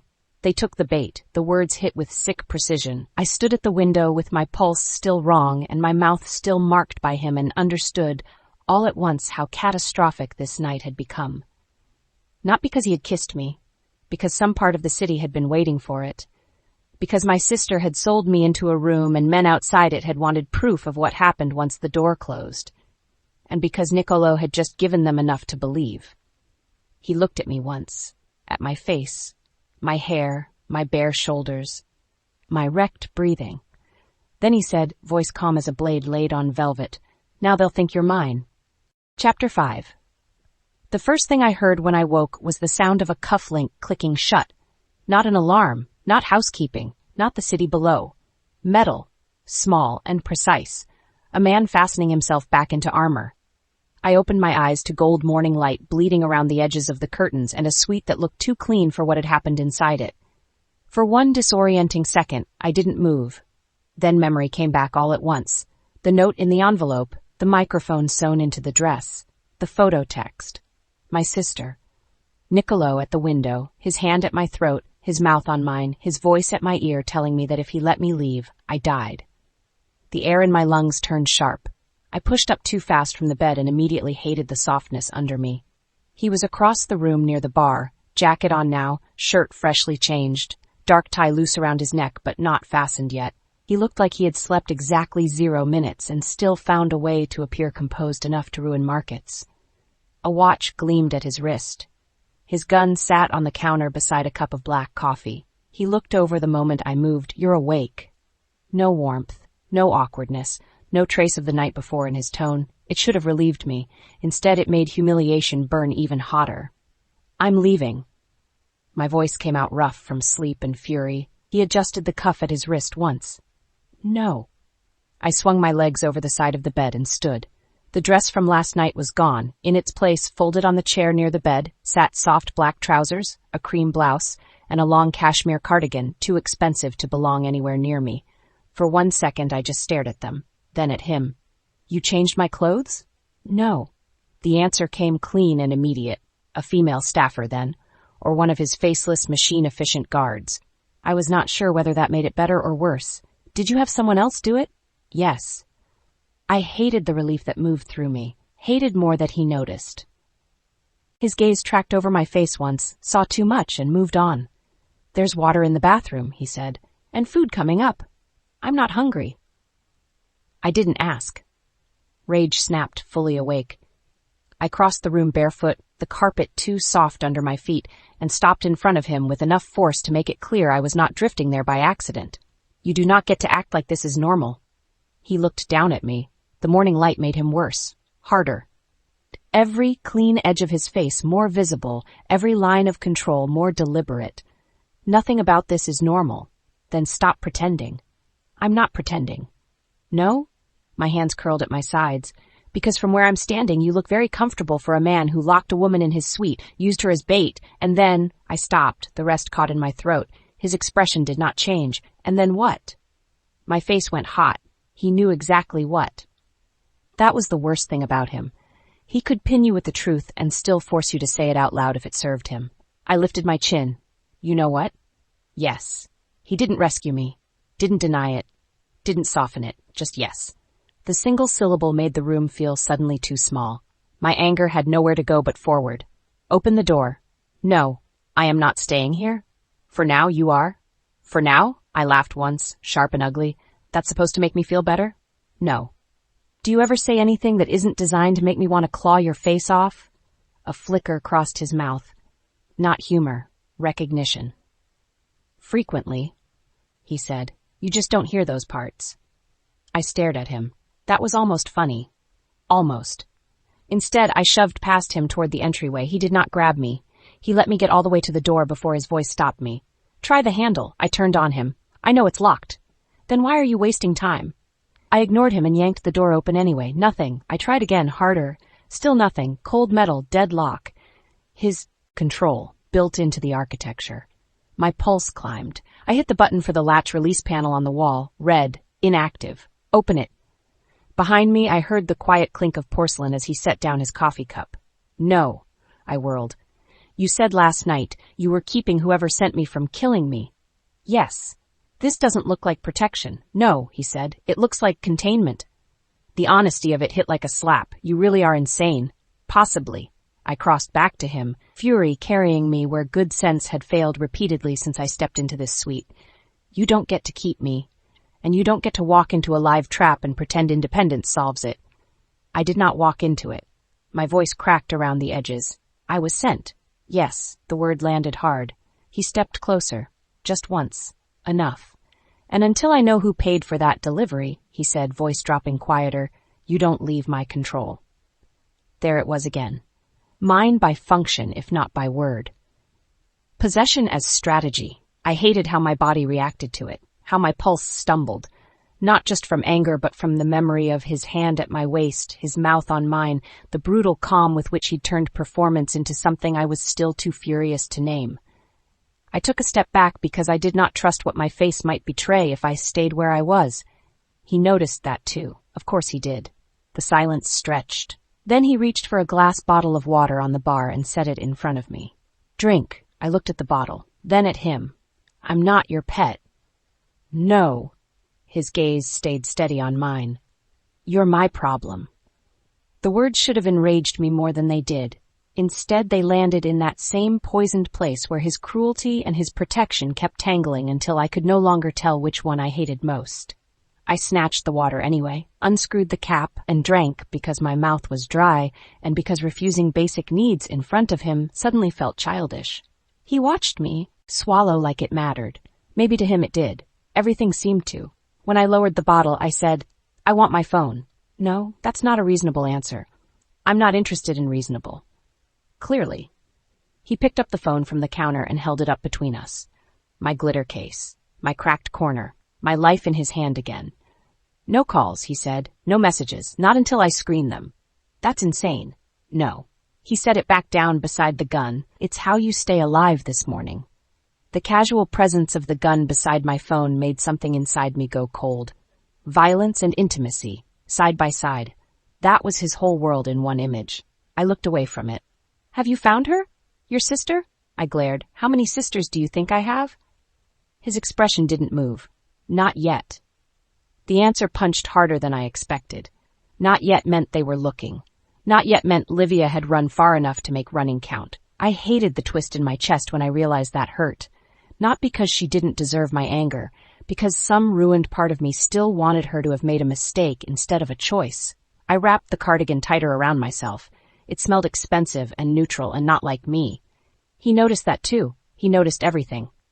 You should eat before we move. I looked up sharply. Move? Yes. Where? Safe house. The word fell into the room like another lock. My laugh came out incredulous. Absolutely not. Yes. No. It's already arranged. I did not agree to that. I know. My anger sharpened into something cleaner then. Not panic. Not exactly. Just the bright, hard clarity that comes when you realize no amount of explaining yourself to a man like this will make him start treating your autonomy like anything but an operational inconvenience. I set the water down with careful force. And if I refuse? His eyes held mine. Dark. Flat. Final. You still go. I let out a breath that felt halfway to a shake and forced it back into something steadier. You cannot keep making decisions about my body and my life like I'm cargo. No? His jaw tightened once, released, then stop arriving packaged. The cruelty of it cut clean. I stared at him, actually speechless for one stunned second. He saw that too. Something unreadable moved through his face. Not regret, never that. Maybe recognition that he'd cut deep enough to matter. Good, I thought wildly. Let him see that. Let him know he was not the only one capable of damage in this room. You don't get to say that to me. I just did. The rage that hit me then was bright enough to steady me. Open the door, I said again, or I swear to God I will start screaming so loudly your entire floor seal won't matter. His gaze did not move. If you scream, he said, people come. You said that last night? Yes. And if they come, they die. Yes. The same answer. The same merciless calm. Only now it was morning, and I was no longer operating on shock and adrenaline. I was operating on sleeplessness, humiliation, and the deep acidic knowledge that part of me had leaned toward him last night instead of away. That made everything uglier. I hate you, I said. I know. Stop saying that like it's useful. It is. How? Because hate keeps you alert. The answer stunned me into stillness. He stepped closer. Not enough to touch, enough to tighten the room around us. You don't trust me, he said. No. Good. I stared. He kept going. You shouldn't. Trust isn't what keeps you breathing today. The words landed hard and ugly and true. I hated that too. He glanced toward the wall screen near the sitting area, then tapped something on a small control panel. The screen came alive. Hallway footage. The same corridor outside the suite, but this time, time-stamped from just before dawn. 2 men in hotel maintenance uniforms stopped near the elevator alcove. One bent over a service cart. The other looked straight at this door. My blood turned cold. They came back, I said. Yes. I moved closer to the screen without realizing it. Those aren't real staff. No, what were they going to do? His gaze flicked to me. Take you? The certainty in his voice made my stomach drop. Even in the morning? They don't care what time it is. The screen showed one of the fake maintenance men touching his earpiece, then walking away when a real hotel employee rounded the far corner. I could not stop staring. The image of them in neutral uniforms somehow made it worse than the black-clad men from last night. Less cinematic, more practical. This was not drama, it was logistics. A woman sent upstairs, a woman collected later. Use the sister. Pretty delivery. Was she worth the price? My legs suddenly felt unreliable. I braced one hand against the back of the sofa. That's what you meant, I said quietly. His voice came from just behind my shoulder. Yes. By saying they were waiting for me to leave alone. Yes. I swallowed hard. The room felt too bright now, the morning light a cruelty instead of a relief. For 1 second, I let myself imagine what would have happened if he had opened the door when I demanded it last night. If he had shoved my phone back into my hand, called me a liar, and sent me out into the corridor to prove whatever point men like him liked proving. The elevator. The fake maintenance men. The service cart. A rag over my mouth. A black van. Concrete. Rope. My hand went cold around the sofa cushion. He noticed that too. He always noticed. When he spoke again, his voice was lower. I'm not keeping you because I want the inconvenience. I looked at him. There it was again. Not softness. Something worse. Something that made sense. A logic brutal enough to hold. I don't care why you're doing it, I said, because that was safer than admitting any of the rest. I care that you're doing it. His head tilted slightly. Fair. The single word almost undid me, because it was the first remotely human answer he had given me all morning. Not kind, not apologetic, just fair. Like he was acknowledging my anger as a valid cost and choosing the outcome anyway. A knock sounded at the outer door. 3 controlled taps. I jumped. Nicolo didn't. He moved past me, opened the inner service hatch instead of the main door, spoke quietly to someone I couldn't see, then returned with a tray. Coffee, tea, fruit, toast, eggs. It looked like a breakfast spread for a woman on vacation, but not one being held between a lock and a war. He set it on the low table. Eat. I stared at it, then at him.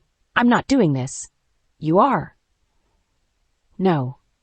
He said nothing, just pulled out one of the dining chairs and sat, not to join me exactly, more to make it clear he had all the patience in the world for this particular battle.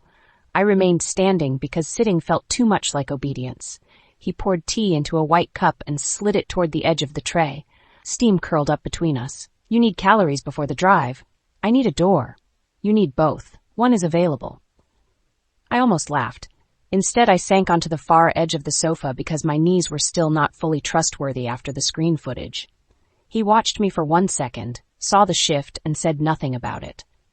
That mercy irritated me more than mockery would have. I reached for the toast because it required the least thought. My hand shook slightly. I hated that.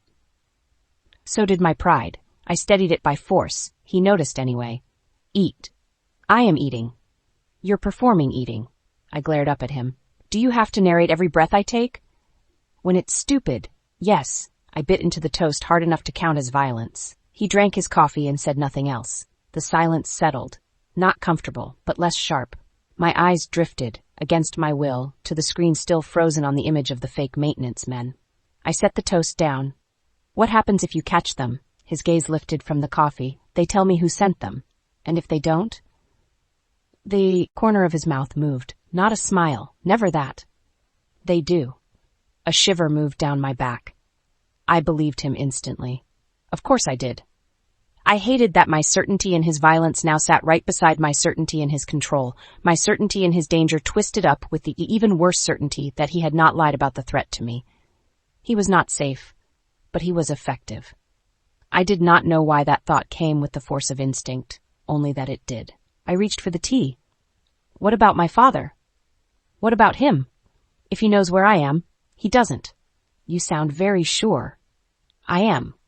Because if your father knew your exact location, I'd already have bodies in the hallway. The answer landed with awful logic. I took a sip of tea just to buy a second. It tasted of citrus and something floral too delicate for the conversation. If you already know my family sold me, I said, why are you still acting like I'm part of the threat? He set down his cup. You're not the threat. Then stop treating me like one. I'm treating you like exposure. I stared at him. He went on. Threats can be removed. His voice stayed level. Exposure has to be managed. I wanted to throw the tea at his head. Instead, I set it down very carefully and said, You really know how to make a woman feel cherished. You're alive. Your bedside manner is disgusting. A silence. Then, to my disbelief, something almost like dry amusement flickered through his face. Gone fast, but real.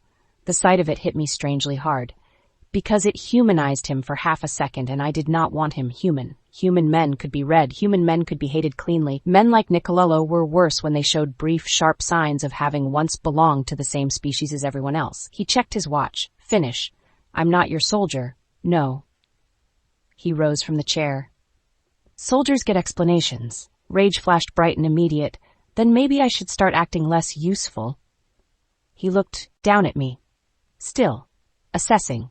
Reading too much. Then he said, You won't. The certainty in it made me want to spit. Why? Because you're angry, not stupid. The compliment was so backhanded it barely qualified as one. And yet it landed. I hated that too.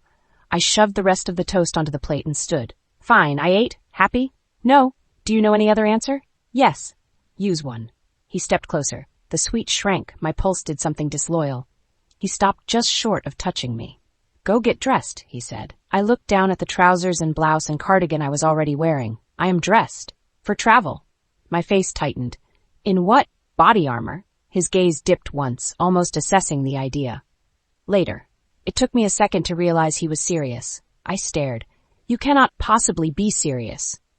I'm always serious. There it was again, that maddening, merciless certainty that flattened resistance into a delay tactic. I wanted to say no.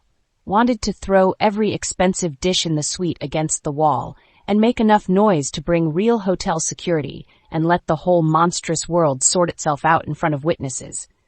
Instead, I looked at the frozen hallway footage, the maintenance uniforms, the service cart, the man watching this exact door, and some bright, ugly shard of instinct whispered the truth at me before pride could smother it. If I walked out alone, I would not stay free for long. I looked back at Nicolo, at the suit, the watch, the controlled violence of him, at the man who had locked a door and in doing so probably kept worse hands from closing over me first. I hated the shape of that reality. Hated him for making it true. He held my gaze. No comfort, no victory. Just that same brutal steadiness. And somehow that made it worse when I said, through clenched teeth, If I'm going with you, you don't touch me unless I say so. Something changed in his face. Subtle. Enough, he answered immediately. Done. The speed of it shocked me. No argument, no smirk, no little cruel twist of dominance, just done. For one disorienting second, I did not know what to do with that. Then he picked up my phone, slid it into the inside pocket of his jacket, and said, We leave in 10. I stared at the spot where the phone had disappeared. My phone? No. You just agreed to terms. That wasn't one of them. I glared so hard it should have scorched him. It did nothing. He was already moving again, collecting his gun, checking the hallway feed, speaking into an earpiece I had not noticed until then. Operational. Efficient. Back inside that cold machine where bodies moved and doors opened because he decided they would.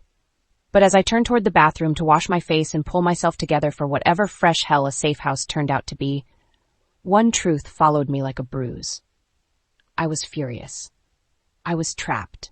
And the worst part was that some part of me finally understood the difference between a prison and a shield. The problem was that with Nicolo Amato they looked exactly the same. Chapter 6. By the time we reached the safe house, I understood two things with humiliating clarity. First, Nicolo Amato did not travel. He transferred control from one location to another. Second, a locked car could feel more like a moving coffin than a room ever could. The SUV windows were blacked out so completely the city outside existed only in fragments. Traffic light glow slipping across leather, the brief red-blue smear of a police cruiser at a distant intersection, the ghost of buildings sliding by in reflection instead of view. Two men rode in front. Neither spoke, neither looked at me. Nicolo sat beside me in the back, one hand near his knee, the other occasionally touching the watch at his wrist, like time itself reported to him. He had not touched me once since I set the condition. That should have helped. Instead, the absence of contact made me more aware of him, not less, of the width of his shoulder in the dark suit. The steady line of his thigh inches from mine. The fact that the air inside the SUV still seemed arranged around him even in silence. I stared straight ahead and refused to be the first one to speak. That lasted 12 minutes. "Where are you taking me?" His gaze stayed on the windshield. "Somewhere secure." "That is not an answer. It's the only one you're getting." I folded my arms tighter over the cardigan. "You really do think that if you say things in a calm enough voice, they stop being insane?" "No." His thumb moved once along the edge of his watch. "I think panic is a waste of oxygen." "I'm not panicking." "No?" "No?" He turned his head then and looked at me. Just looked. That was his most infuriating trick. No raised brow, no smug little smile, no obvious challenge. Just that steady surgical attention that made lying feel amateur. I looked away first because I would rather have bitten through my own tongue than let him catch the crack in my composure. The SUV slowed. A gate buzzed somewhere outside. Another lock. Another transfer. Another place I had not chosen. When the vehicle stopped at last, one of the men got out and opened Nicolo's door first. Of course he did. Then mine. The morning air was colder than I expected, sharp enough to clear the last film of sleep and shock from my head. I stepped out and looked up. The house was beautiful, which was almost worse. 3 stories of pale stone and ironwork tucked behind walls high enough to qualify as a warning, all clean lines and expensive restraint, the kind of place magazine spreads would call elegant and men like Nicolo would call discreet. No visible neighbors. No visible weakness, cameras fixed in black half-domes under the eaves, motion sensors tucked into the landscaping with obscene subtlety. A prison with better lighting. I let the bitterness sit in my throat while Nicolo moved beside me, like he had built the place himself. Inside. I glanced at him. Still collecting imperatives, I see. Yes. The front door opened before he reached it. A woman stood there. Dark hair pulled back, black tactical pants, fitted long-sleeve shirt, shoulder holster under one arm. She looked to be somewhere in her 30s, maybe, with the kind of face that had stopped wasting expressions on fools years ago. Her eyes landed on me first. Not warm. Not warm. Not hostile. Assessment. Then she looked at Nicolo. "All clear," she said. Her voice was blunt and clean, like she was cutting rope. "Fast. No fray." Nicolo nodded once. "She stays on the 2nd floor." The woman's gaze came back to me. "She eats?" I nearly laughed. Nicolo answered before I could. "Enough." "Good." I stared at both of them. "Am I livestock now?" The woman didn't even blink. "No," she said. "Livestock has fewer opinions." I should have hated her instantly. Instead, something in the flatness of the delivery almost made me smile, which was deeply irritating. Nicolo gestured toward the staircase inside. "Mara." So that was her name. Mara looked me over once more, stopping briefly at my face, then my hands, then the line of tension in my shoulders. "Come on, Scafidi." I stiffened. "I have a first name." "Earn it." Then she turned and walked deeper into the house like I had already decided to follow. I looked at Nicolo. "Charming staff." "She's not staff." "What is she, then?" His gaze stayed on mine. "Effective." The word sent a small, involuntary shiver down my back, because I knew exactly how he meant it. Mara was halfway up the stairs before she looked back. "Move." I glanced once more at the front door. The walls, the cameras, the men outside now repositioning like the whole property had a pulse and Nicolo controlled it. Then I went upstairs, because refusing the staircase would not undo the reality underneath it. The 2nd floor hallway smelled like clean linen and expensive wood polish. Mara opened a door at the far end. The room inside was larger than my apartment bedroom. Soft gray walls, a massive bed, tall windows overlooking what looked like a private garden, and more walls beyond that. A bathroom bigger than necessary, a chair near the window, fresh clothes laid out on the bed, water carafe on the side table. Everything chosen with care. Everything chosen without my permission. I stepped inside slowly. The lock clicked behind me. I turned. Mara stood just inside the doorway, one hand still on the knob. The click had been the bedroom door settling into place. Not a deadbolt, but the sound was enough to make my pulse jump anyway. She noticed. Of course she did. "Door's not locked," she said. I stared at her. "Would you like points for restraint?" "No." She leaned one shoulder against the frame, arms crossed.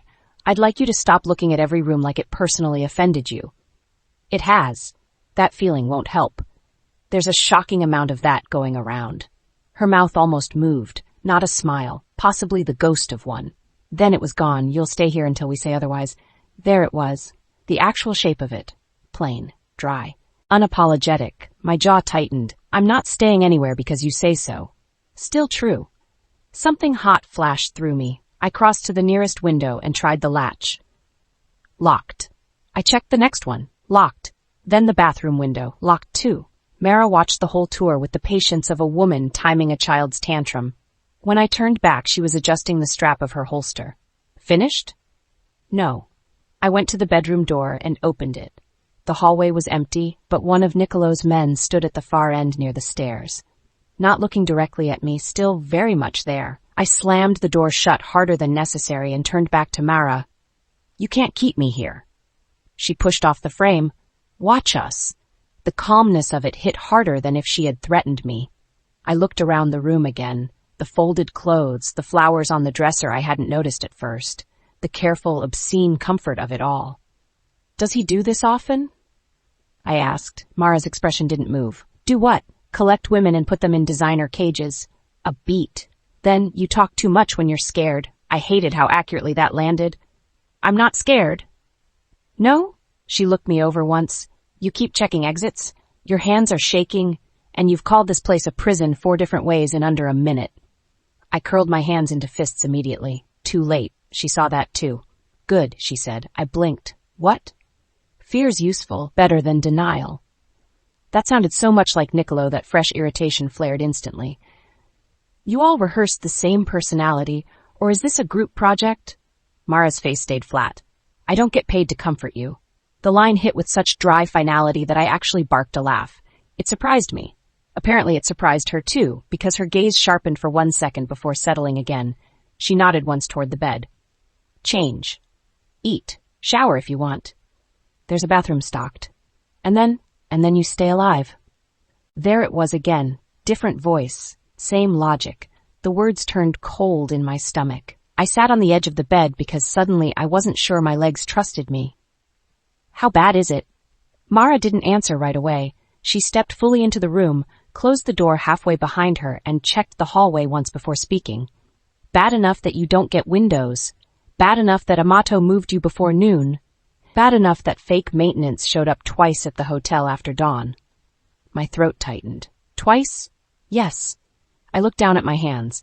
The room felt too quiet all of a sudden, the soft, expensive silence pressing against my ears until I could hear my own breathing. Mara's voice came again, flatter now. You want out? Survive first. I looked up. She was watching me too long, concern disguised as assessment, exactly the way women like her probably preferred it. Does he tell you to say things like that? I asked quietly. Or do you just absorb his brand of insanity through the walls? He's not safe, she said. He's effective. The answer made something inside me still, because that was it. That was the exact shape of what I had been fighting not to admit since the morning. Not safe, effective, a shield with teeth, a prison with reasons. I looked away from her before she could see how hard that truth landed. Great, I muttered. Very comforting. I already told you. Mara adjusted her holster again, not my department. She crossed to the dresser and opened the top drawer. Inside sat neatly arranged toiletries, hair ties, socks, a soft, folded robe. Prepared. Not improvised. I stared. You had this room ready. Yes, for me, for situations. That was somehow more chilling. I stood abruptly.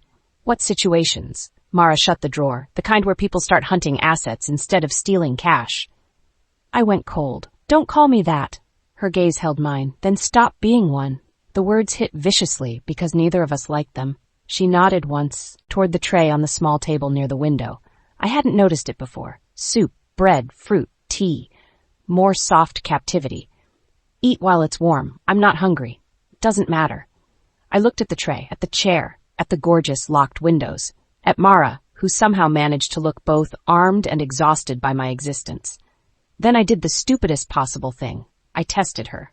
I crossed to the side table, picked up the heavy glass water carafe, and held it behind my leg so she couldn't see it fully. Her eyes dropped once, then lifted back to my face. Nothing in her expression changed. Put it down, Scafidi. I tightened my grip, and if I don't, she exhaled once through her nose. Then I take it. Try. It was childish, reckless. Maybe I wanted proof that I could still force some shape onto the room even if it was ugly. Mara counted under her breath. 1, I stared. 2. Then she moved fast. Faster than I expected from a woman who looked this still. One hand caught my wrist, the other closed around the base of the carafe. She twisted just enough that pain flared up my arm and my fingers opened on instinct. The glass never hit the floor. She set it gently back on the table without taking her eyes off me. Then she let go. Not rough. Absolute. I stood there breathing too hard, cradling my wrist, humiliation burning hot under my skin. Mara adjusted her sleeve. Don't make me drag you. The flatness of it made the whole thing worse. I wanted to scream. Instead I said, I hate all of you. Good. She meant it. I stared. She went on. Hate keeps you moving. Self-pity makes you stupid. Again, the same merciless logic in a different mouth. I looked down at my wrist. No bruise yet. Probably one later. Was that necessary? Yes. You could have just said no. I did. I almost laughed again, and that infuriated me more than the wrist pain. The room seemed suddenly full of women I didn't recognize in myself. The one who had walked into a hotel believing her sister. The one who had stood at a window with Nicolo Amato's mouth on hers. The one currently trying to weaponize a water carafe against a woman who could probably disarm grown men in elevators. I sank into the chair by the window because staying upright was starting to feel theatrical. Mara watched me for a second longer. Then she said, quieter, good, do it again. I looked up. What? Fight. She jerked her chin toward the table. Not with furniture. Smarter. The words lodged somewhere unexpected. I stared at her. That was not comfort, not kindness. But it was the first thing anyone in this entire nightmare had said that sounded remotely like belief in my survival beyond being guarded like an object. My voice came out sharper to cover the crack in my chest. You give terrible pep talks. I know. She turned for the door. I spoke before I could stop myself. Mara, she paused, not all the way turned, just enough to show she was listening. Can I call my sister? The silence after that was answer enough, but I hated the answer and needed it wounded into language anyway. She blocked you, Mara said. My throat tightened. How do you know? Because Amato checked before we moved. Something hot and sick washed through me. Blocked. Not missing. Not panicked. Not trying to fix anything. Blocked. I looked down so Mara wouldn't see the sudden burn in my eyes. Too late, probably. Her voice came drier than before, but not as sharp. Eat first. I laughed once under my breath, because if I cried in front of her, I would throw myself out the locked window next. Are all of you obsessed with feeding me? Yes. Why? Because you look like you'll faint out of spite. I wiped under one eye fast, pretending to rub at an itch that did not exist. Maybe I will. Don't. It's inconvenient. That finally dragged a real, broken little laugh out of me. It vanished almost as fast as it came. Mara opened the door. I looked up again before she could go. My sister laughed when I called her, I said. The words came out wrong, too soft, too scraped raw. At first, she thought it was funny. Then she heard his name and... My voice broke. I shut my mouth so hard my teeth clicked. Mara stayed in the doorway, one hand on the knob. She sold you, she said. No sugar, no easing into it. Just the blade. I stared at the floor because if I looked at her, I might shatter properly. My fingers curled into my palms. A vow was forming there, hot and bright and clean where grief had been trying to spread. When I finally spoke, my voice sounded different, harder. Good, then I'll burn her for it. The room went very still. Mara looked at me for a long beat. Then she gave one short nod. No smile, no approval, dressed up as comfort, just recognition. Eat, she said again. Then think. And she left, pulling the door almost closed behind her. Not locked. Didn't matter. The man at the end of the hall was still there when I checked through the crack. Of course he was. I shut the door fully this time and leaned my forehead against the wood for one stupid second. Then I crossed to the tray. Soup. Bread. Tea. My sister had blocked me. My father had priced me. Nicolo had turned an entire city inside out before lunch because someone wanted me badly enough to come in maintenance uniforms and service carts. And somewhere under all of that, something worse had started hardening in me. Not acceptance. Never that. Understanding. I picked up the spoon with hands that were finally steady. Because Mara was right about one thing at least. If I wanted out, I had to survive first. Chapter 7. The safe house had rules. I learned that by noon, not because anyone sat me down and explained them. Because every time I tested a boundary, the house answered first. The second-floor bedroom door opened only inward and never without a shadow somewhere beyond it. The windows stayed locked. The hallway carried quiet footsteps at measured intervals, never rushed, never absent. Meals arrived on time whether I wanted them or not. Water glasses got replaced before they emptied. A folded stack of fresh clothes appeared in the dresser before I could ask where the first set had come from. Soft edges, hard locks, the kind of place designed by men who wanted their violence upholstered. I was on my third pass around the room when Mara opened the door without knocking. Sit. I looked at her over my shoulder. You people really do think commands are a personality? She stepped inside and shut the door with her heel. And you think sarcasm opens windows. I kept pacing. She watched me for one full second, then looked toward the small tray table by the window. The bowl of soup was half gone, bread missing, tea finished. Good, she said. I blinked. You ate. Do you want a medal? No. She crossed to the dresser, opened the top drawer, checked something inside, then shut it again. I want you not fainting when things get worse. The words stopped me harder than if she had raised her voice. I turned slowly. What things? Mara adjusted the strap at her shoulder holster. Operational things. That's not an answer. It's the one you're getting. There it was again. The same infuriating economy Nicolo used, just stripped of his silk and menace and wrapped in a soldier's flat tone. Say less. Give less. Control more. I folded my arms. Do all of you train at the same finishing school for emotionally unavailable psychopaths? Probably. The dead seriousness of the answer almost made me laugh.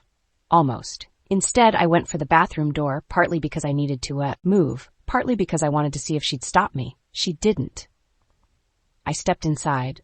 Large marble counter, fresh towels, a row of toiletries arranged too neatly to be accidental, hairbrush, toothbrush still boxed, face wash I definitely could not afford, shower with black fixtures and frosted glass. The mirror above the sink showed me exactly how bad I looked. My hair was a mess, my eyes too bright, my mouth still a little swollen from last night.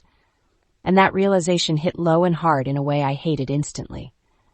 I looked away from my own reflection before the memory could sharpen fully.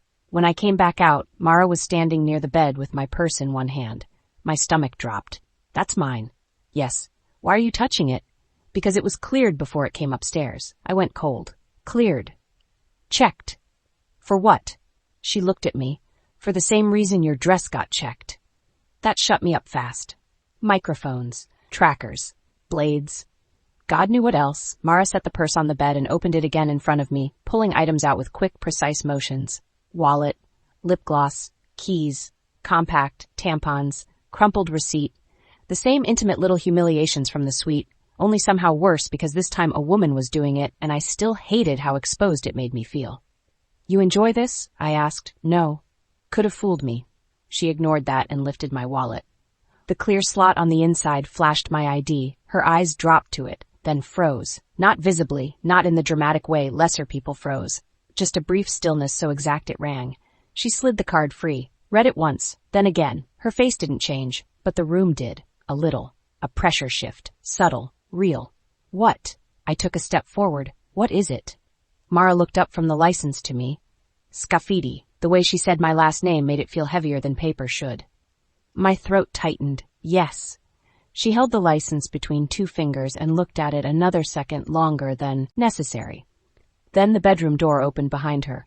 Nicolo walked in without knocking, already on a phone call. Yes, he said into the phone. No delays. Move the car to the back entrance. He ended the call, slipped the phone into his jacket pocket, and looked first at Mara, then at me, then at the license in her hand. Everything in him stilled. It was such a slight change most people would have missed it. I didn't. Mara held out the ID. He took it. Read my name. And something in his face went colder. Not shocked, not confused, not even angry in the ordinary way. Vicious. Quietly vicious. The temperature in the room seemed to drop by 10 degrees. I stared at him. What? He did not answer right away. He looked at the card once more, then at me, and I had the hideous sense that he was looking past my face now, past the last 36 hours, past the woman in front of him into a ledger only he could see. "Your father," he said at last, voice flat as a blade, "already owes me." The words hit hard enough to knock the air out of my lungs. I laughed once in disbelief because what else was left? "You already said that." "Yes. Then maybe say something useful." His gaze did not move. Mara stepped back once, not retreat, clearance, giving the room back to the more dangerous predator. I hated that my body noticed before my mind named it. "My father is not part of this," I said. Nicolo said nothing. That silence again, that merciless, surgical silence that let you hear your own denial break before he had to touch it. I took another step toward him. "Do you understand me? Whatever my sister did, whatever happened at that hotel, my father is not wrong." The single word landed clean and final. Rage flared instantly, bright enough to burn through the cold. "You do not get to talk about my family like you know them." "No?" He lifted the license slightly, eyes still on mine. "Nicolo Scafidi." The sound of my father's name in his mouth made my skin go hot. "What about him?" Nicolo did not answer me. He crossed to the desk in the corner of the room instead, set my ID down, and pulled a slim black folder from the leather briefcase waiting there. He opened it with the same measured calm he brought to every ugly thing, then removed a stack of papers and laid them across the desk surface. Numbers, copies, dates, transfers. A photograph clipped to the top page. My father outside some restaurant I didn't recognize, shaking hands with a man in a dark coat beside a black sedan. I moved before I thought. Nicolo let me get close enough to see. The first page was a summary sheet. Line items, accounts, percentages skimmed from something I did not understand. But my father's name was there. Again, and again, and again. "No," I said. My own voice sounded far away. Nicolo stayed beside me, one hand braced on the desk, the other near the edge of the papers, like even the proof belonged to him. "No." His tone remained calm. "Read." I did. God help me, I did. Not all of it at first. Just enough. Enough to see the pattern, enough to see dates spanning months, enough to see that this was not one desperate mistake or one dirty favor called in at the wrong time. This was a bleed. Quiet, repeated, deliberate. Money moved from one shell company to another. Shipping fees, route information, internal scheduling copied and sold. Numbers I didn't recognize linked back again and again to accounts bearing some variation of my father's name, initials, holding companies, signatures. I pushed the papers away so hard the top sheet slid off the desk and hit the floor. "That can be forged." "Yes." The answer came too easily. I turned on him. "Then why are you standing there acting like it's gospel?" "Because I don't rely on one source." His thumb brushed once against the face of his watch, a gesture I had learned meant calculation under restraint. "Mara." She moved instantly. A small audio recorder appeared in her hand as if the house itself had grown it for her. My stomach turned before she even pressed play. Static. Then a man's voice, warm, familiar, slightly slurred in the way my father got when he'd had too much whiskey and too much confidence. "Amato never checks the Naples route twice, not if the first numbers look clean." My entire body went cold. The room receded for one awful second. That was my father's voice. Not similar, not maybe. His. I knew every contour of it. The forced laugh he used around men he wanted to impress. The smugness he wore like cologne when he thought he was the smartest one in the room. "No," I whispered again, but this time it was weaker. Useless. The recording went on. Talk of percentages, timelines, access, the word ledger, the word cleaner. A laugh that made bile rise in my throat because I had heard that laugh at our kitchen table over Sunday dinners while he carved roast chicken and asked if I needed money for groceries this month. Mara stopped the recording. The silence after it was obscene. I stared at the recorder in her hand like it had become a weapon. Then I looked at Nicolo. He was already looking at me. Not triumphant, not even cruel, exactly. Just unblinking. Like he had known this moment would come and had cut away everything unnecessary before it. "My father isn't," I started, then stopped, because the sentence had nowhere left to go. Honest, clean, loyal? Those words were all dead now, and I could feel them at my feet. Nicolo? Answered the unfinished thought anyway. He's exactly that man. The precision of it sliced straight through whatever denial I still had left. I turned away from him because suddenly I could not stand under that gaze another second. The The room seemed too bright, every surface over-detailed. The bedspread, the brushed brass lamp, the pale rug under my bare feet. Everything looked artificially sharp, like my eyes had forgotten how to soften anything. Childhood flashed at me in ugly little fragments. My father coming home with a new watch and saying a client had been generous. A second car one year when we didn't need one. Vacation money appearing after a good quarter. Business trips that made my mother quiet for hours after he left. I had accepted all of it because daughters are trained early to make ordinary shapes around men's unexplained power. My hand went to my mouth. I dropped it immediately, furious at myself for the weakness. He paid for her dresses, I said, and only realized I'd said it aloud when the words hit the room. For Livia's things, for dinners, for... Probably, Nicolo said. Shut up. The words cracked out of me before I could stop them. Mara's posture shifted minutely at the edge of my vision. Nicolo did not move at all. I turned back toward him, breathing too fast, and for a second I hated him with enough force to make my hands shake. Not because he had done this, because he had proof. Because he had become the man standing in the room when the floor fell out from under my life, and now my humiliation was attached to his witness forever. You think this makes me like them? I asked. His eyes held mine. No. Then stop looking at me like it does. I'm not. Yes, you are. He stepped closer. Only once. Enough. No, he said. I'm looking at you like someone raised in poisoned money and called it normal. The words hit like a slap because they were close enough to true to bruise. I felt my face go hot. I didn't know. I know. That should have helped. It didn't. Because it still left me standing inside the ugly fact of it. My normal life, my rent paid from transfers I never questioned, holiday gifts bought with money bled of another man's empire, dinners on plates funded by theft I had mistaken for my father's work. A shame so intense it bordered on nausea rolled through me. I sat down hard in the chair by the window because suddenly my legs no longer felt attached to anything reliable. No one rushed to help. Thank God. I would have bitten the first hand that tried. Mara stayed where she was. Quiet, armed, watching too long when she was worried. Nicolo remained standing near the desk, one hand in his pocket now, the other resting lightly on the folder of evidence, as though he could feel the weight of every page through the leather cover. My voice came out low and scraped raw. Why show me this now? Because your name matters. I looked up sharply. What? He crossed to the desk again, lifted my ID, and held it out between two fingers. Scafidi gets you killed faster than Beatrice. The room went still. Mara said nothing. Of course she didn't. She had already known. Probably from the second she saw the card. Maybe from before. I stared at my own name in his hand. 14 years old, taking my learner's permit photo while my father stood outside the DMV, joking that one day I'd marry rich and never need to drive myself anywhere. 17, signing forms for a bank account he insisted on helping me open. 23, still carrying the name like it was neutral. A label, a lineage, a door. Now I could hear it the way Nicolo heard it, bloodline attached to debt, betrayal, a leak in his walls. My blood isn't, I started, then stopped because I remembered exactly what he had said at the hotel.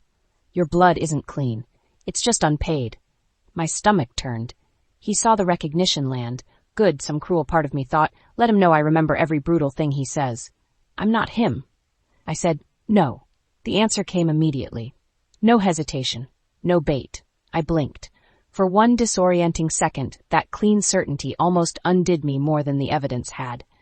Because it meant he had already separated me from my father in his mind while still treating me like a risk. It meant he believed both things at once, my innocence and my exposure, and that somehow made the whole thing feel even more dangerous. Then why am I paying for what he did? Nicolo's face did not change. You already were. The words landed low and hard. Livia's dresses, my apartment, my stupid groceries. The life I had been living on top of rot without ever digging down to the source. I laughed once, small and broken and angry enough to be embarrassed by it. Fantastic. Mara shifted at the doorway and looked at Nicolo. You need me? No. She nodded once and left without another word, closing the door behind her. Now it was just me and him again. The house seemed to notice. The room tightened. I hated that too. Set my ID on the desk and picked up the fallen page from the floor, straightening its edge before adding it back to the stack. Precision to the point of violence. Even the papers in his world got restored to order after damage. I watched him do it and said, because I could not seem to stop myself from choosing the sharpest available edge whenever he was near, do you alphabetize your cruelty, or does it come naturally? His gaze lifted. Depends on the day. The answer was so dry, so immediate, that my mouth almost betrayed me into another laugh. I hated that. He came to stand in front of me, not too close, not far enough, and for a moment neither of us said anything. The quiet stretched. I looked past him to the locked window and thought of my father's voice on that recording, easy and smiling, while he sold pieces of another man's business like he had a right to them. Then I looked back at Nicolo and heard myself ask the question I had been trying not to ask since the second that audio started. What does he owe you? Nicolo's jaw tightened once, released. Money. That much is obvious. Information. The word settled cold. Routes. Timing. Internal movement. He skimmed cash while feeding pieces of my operation to men who wanted openings. I swallowed hard. And Livia? His eyes stayed on mine. Maybe she knew. Maybe she just liked easy money. The thought hit with fresh violence, because that sounded exactly like her. Not ideological, not strategic, just vain enough, greedy enough, reckless enough to turn access into currency and assume someone else would clean up the blood. I lifted my chin because if I let myself cry now I would never stop. So what? I'm here because my father stole from you and my sister sold me? Yes. The answer was so brutal in its simplicity that it almost steadied me. Cause, effect, debt, delivery. No lies left. I looked at the evidence on the desk one more time away, and when I spoke, my voice sounded harder than it had an hour ago. Good. I want copies. Nicolo went still. What? I want copies of all of it, the ledger pages, the recording, the photos. Why? Because if I'm going to burn my family down, I said, I'd like proof in my hand when I do it. The silence that followed felt different, not softer, not warmer, sharper in another direction. He studied me for a long beat, and I could almost feel him recalculating. Not whether I was dangerous, what kind. Then he said, voice low and flat and carrying that same terrible certainty I had come to hate on sight, your blood isn't clean, Beatrice. I held his gaze. The shame was still there, the nausea, the fracture, but something else had finally solidified around it. I know, I said. I stood. The chair scraped softly against the rug. The room did not tilt this time. I looked him straight in the face and finished it for him. It's just unpaid. Chapter 8. The copies arrived in a slim black folder just before dusk. No explanation. Of course not. Mara brought them in one-handed while balancing a tray of tea and something that smelled like roasted garlic and thyme in the other, as if evidence of my father's betrayal and dinner naturally belonged in the same trip. She set both down on the low table by the window. Don't spill on the pages. I stared at the folder, then at her. You really know how to preserve the mood. I'm not here for mood. No, I said. I noticed. You're here to drag me back into line when I start acting like a human being. Still true. Her face didn't move. I almost smiled. That annoyed me. She nodded once at the folder. He said you can keep those in this room. They don't leave it, he said. Yes. Tell him I'm overwhelmed by the trust. Mara adjusted the strap of her holster. Tell him yourself. I looked toward the door. Sus, is he here? Somewhere. That wasn't an answer. It was the safe house equivalent of weather. I waited for her to leave. She didn't.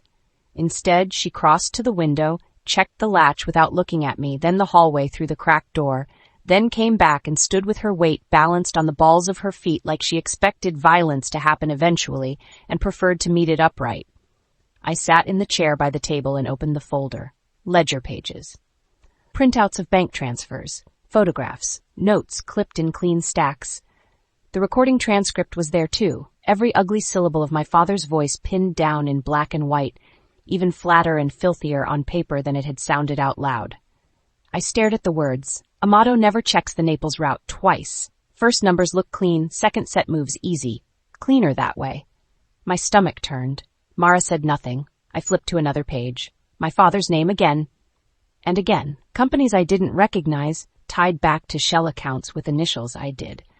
Dates that spanned long enough to erase the last thread of denial I'd been trying to preserve for purely sentimental reasons. There was no dramatic reveal left. Only volume. Proof, stacked until innocence suffocated under its weight.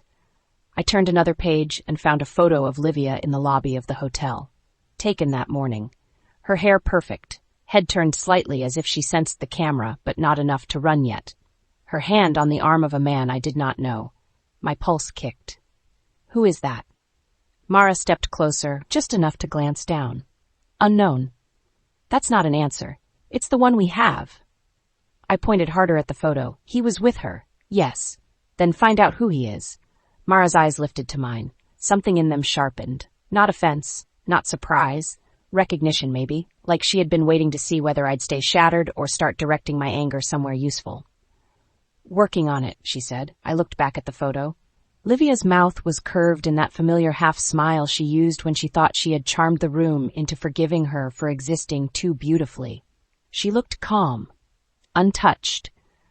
Not like a woman who had delivered her sister to a private suite and then blocked her number like swiping away a shopping notification. My chest tightened so hard I had to set the page down. She always did that, I said. Mara didn't ask what I meant. I told her anyway. Smile like everything was light, like if she kept her voice sweet enough, no one could call anything she did ugly. I laughed once without humor. She broke a girl's nose in high school and cried so prettily afterward that the principal asked if she needed water. Mara's face stayed blank. That sounds efficient. The answer was so dry I looked up despite myself. You're impossible. I hear that a lot. I turned back to the folder. A page slid loose from the stack and onto the rug. I bent to pick it up. A hand got there first. Nicolo. I hadn't heard the door open. I should have. The house had taught me by now that silence in his orbit was never empty, only controlled. Still, his presence hit the room the way it always did, like the air itself recognized rank. He straightened with the page in hand. Dark suit again, tie loosened but still on, gun at his back under the jacket, his expression unreadable in that hard, clean way that had started to feel more dangerous than open anger. Mara stepped back automatically. Not retreat. Clearance, giving the room to him. I hated how quickly my body registered that shift. He glanced once at the page, then set it neatly back into the folder. No wasted motion, no words. My gaze dropped to his hands, despite myself, then lower, to the watch at his wrist, then immediately back up, furious at my own attention. He noticed. Of course he did. Keep reading, he said. No hello, no softening, just the command. I lifted my chin. I was. Good. That should not have irritated me as much as it did. Mara looked between us once, then toward Nicolo. You need anything? No, she nodded, to him first. Then, after half a beat, to me. Respect, in her language, seemed to be made almost entirely of withheld commentary. She left. The door clicked shut behind her.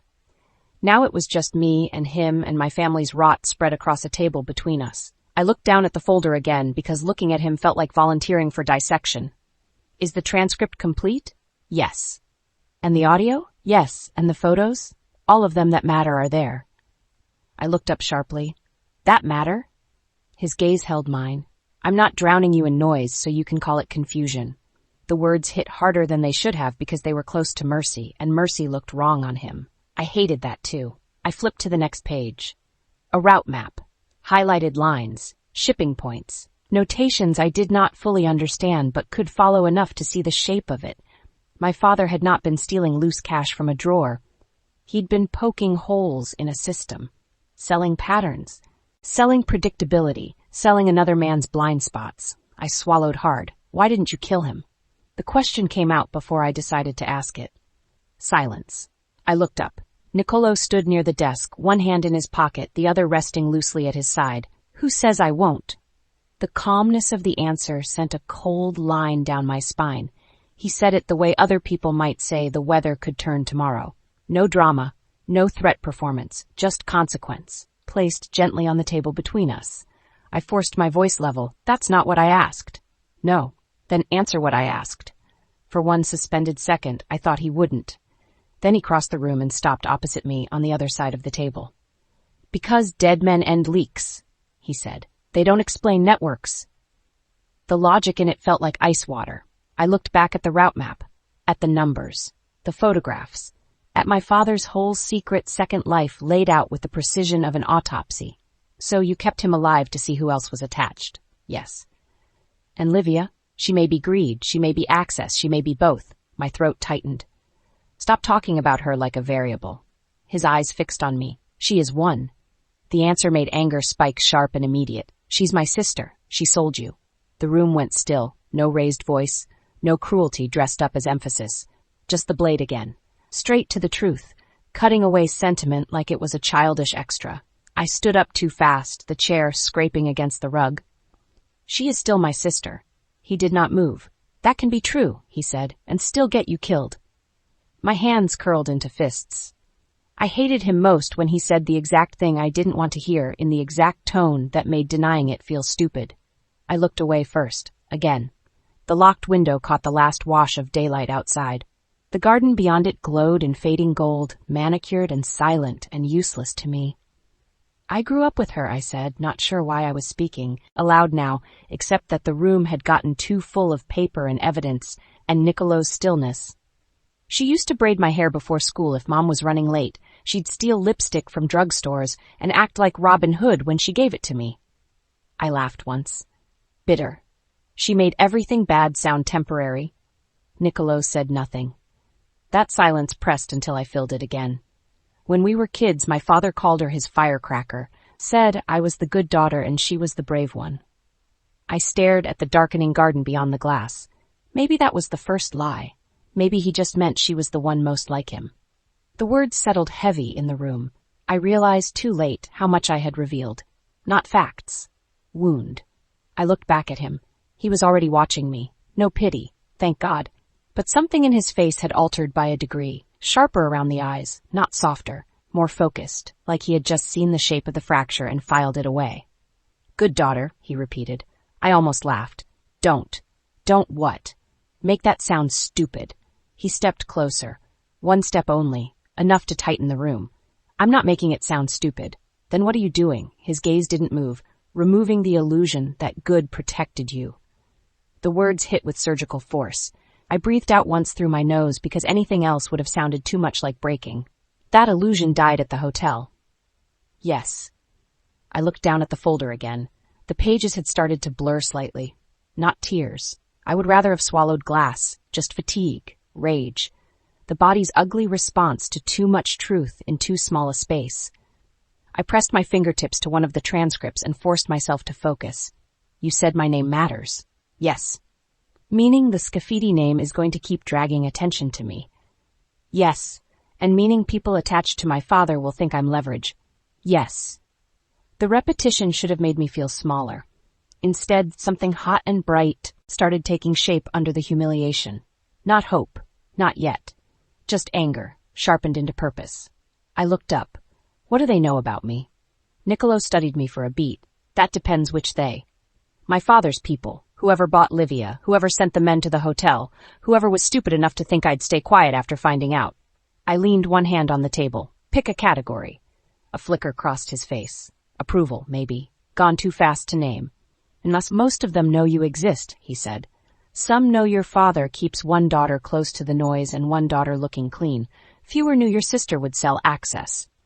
His voice stayed level. Now more of them know you were delivered to me. Heat flashed through my face. I hated that phrasing. He saw that, used it anyway.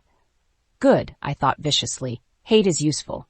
Mara had said that. So had he, in other words. I was learning their language against my will. And the pregnancy angle? I asked, then stopped dead. Silence slammed into the room. My own words echoed in my head, wrong and impossible and too soon. I looked at him. His expression had not changed. But the air had. I went cold. That's not what I meant. No, he said. I could not breathe right for 1 second. Of course I'd asked the wrong question. Of course my mind was already circling that possibility like a vulture because the body remembers what the mouth wants to deny. 3 weeks, the outline had set in my head with hideous irrelevance because I knew the shape of this story even if the character inside it didn't yet. Only I was still inside the chapter where nothing had happened except betrayal and fear and a body that had reacted when it shouldn't have. I shoved the thought away so hard it almost hurt. My voice came out too sharp. I meant what they think they gained by putting me in your room. Nicolo held my gaze. That's the right question. Humiliation scorched through me anyway. I sat back down because standing was suddenly too exposed. He moved too, not sitting. Never that with me, not unless he intended the balance. He took the chair opposite instead of looming over me, which felt almost worse because it meant he had chosen the geometry this time. Right now, he said, they think they created proximity. The clean way he said it made my pulse stumble. I focused on the folder. Meaning. Meaning access they didn't have before. Meaning confusion. Meaning if anyone in my circle doubted my judgment, your arrival tests that. I looked up slowly. Your circle doubts you? A pause. Then no. The certainty in it should have sounded arrogant. It didn't. It sounded like structure. And if they thought they had compromised you, I asked. His eyes held mine. They'd try to build on it. A shiver moved through me. What would that look like? Messages, offers, pressure, retrieval attempts. I thought of the maintenance uniforms. The service cart, the text with my photo, my hand tightened around the edge of the transcript page. And if they realized I know about my father, then you become more valuable. I hated how fast the logic locked into place. Scafidi daughter, sister of the delivery girl, daughter of the man who'd been skimming and selling routes, a witness now, a liability, a possible door if opened the right way. My stomach turned. I need to call him. No, I snapped my head up. You don't even know what I was going to say. Yes, his voice stayed level, something emotional and strategically useless. The accuracy of it made me want to throw the folder at his head. I hate when you do that. Good. Why is that your favorite word? It isn't. What is? He looked at me for a long, unreadable second. Then, enough. The answer hit harder than it should have, because it was too honest, because it wasn't romantic or clever or crafted to impress. It sounded like a man who had spent years controlling overflow by force. I looked down before I could help it. The transcript, page in front of me, was beginning to smudge slightly under the pressure of my fingers. Do you have proof my father knew about Livia? Yes. That snapped my attention back up. What? Nicolo reached into the folder, flipped twice, and slid out a printed screenshot. A text exchange. One sender saved only as AS, the other unsaved. I recognized my father's way of writing instantly, even without the contact name. The clipped false confidence, the bad grammar dressed in business shorthand. Use the older one. She looks cleaner. No scene after. L will handle it. My entire body went numb. No scene after. L will handle it. Livia, the older one, me. I stared at the screenshot until the words stopped looking like language and started looking like the outline of a wound. No, I said, but there was no force in it now. No denial left. Only impact. No scene after. He wanted me quiet. Transfer complete. Problem contained. The room felt very far away. When I finally looked up, Nicolo was already watching the moment land. Not cruel. Not kind. Simply present for it in the terrible way he was present for everything that mattered. My father knew, I said. Yes. My voice came thin and wrong. He chose me. Yes, that one broke something. Not outwardly. I didn't cry. I didn't scream. I didn't throw anything. I just sat there with the screenshot in my hand and felt the last stupid hope I'd been nursing die clean. Because there was a difference between discovering your father was corrupt and discovering he had looked at the map of his own daughters and picked which one would be easier to sell. My grip on the paper tightened until it bent. He picked me because I looked cleaner, I said, and the disgust in my own voice shocked me. Cleaner. Nicolo did not interrupt. Maybe because he understood there are some humiliations that go septic if anyone else touches them too soon. I laughed once. Small. Horrible. All those years. Good daughter. Quiet daughter. The one who stayed out of it. My throat burned. That wasn't love. That was inventory. Silence. Then his voice. Low. Low. Flat. Final. Yes. The blade again. This time it didn't cut me open. It cut the last thread tying me back. I set the screenshot down carefully because if I tore it now, I would lose the satisfaction of using it later. When I spoke again, my voice had changed. Mara had been right earlier. Fight. Smarter. Tell me everything you know about the network attached to him. Nicolo went still. Not surprise. Recalculation. Why? Because I'm done being the clean daughter. I looked him straight in the face. And because my blood may not be clean, but if it's unpaid, then I decide who collects. The room seemed to sharpen around that sentence. His gaze held mine longer than usual. Then he stood, crossed to the desk, picked up a second folder I hadn't noticed before. Thicker, darker. He brought it over and set it beside the first. A choice laid down without ceremony. "Start here," he said, though I looked at the new folder, then at him. "What's in it?" "Everyone who made money off your father's leaks." My pulse kicked hard. He rested one hand lightly on the back of the chair opposite me, leaning in just enough to tighten the space without touching. Read carefully. I met his gaze. I always do. The corner of his mouth moved almost imperceptibly. Not a smile. Something colder, sharper, more dangerous. "Good," he said. Then he turned to leave. I stopped him before I knew I would. "Nicolo." He paused at the door, looked back, the room held. I should not have asked what came next. I did anyway. "When this is over," I said, "what happens to them?" His face did not change, but the answer came with enough certainty to make the locked windows feel suddenly inadequate. "They pay." And for the first time since I had stepped into the wrong suite, the word didn't scare me. It steadied me. Chapter 9. 3 weeks later, the safe house had taught me the shape of captivity so well I could measure time by the sounds it made.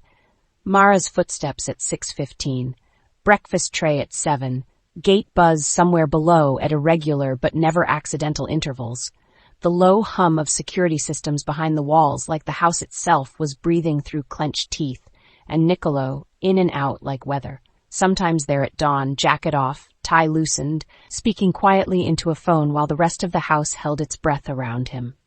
Sometimes gone for 18 hours straight, returning after midnight with bloodless calm, stitched over exhaustion so cleanly it almost looked elegant.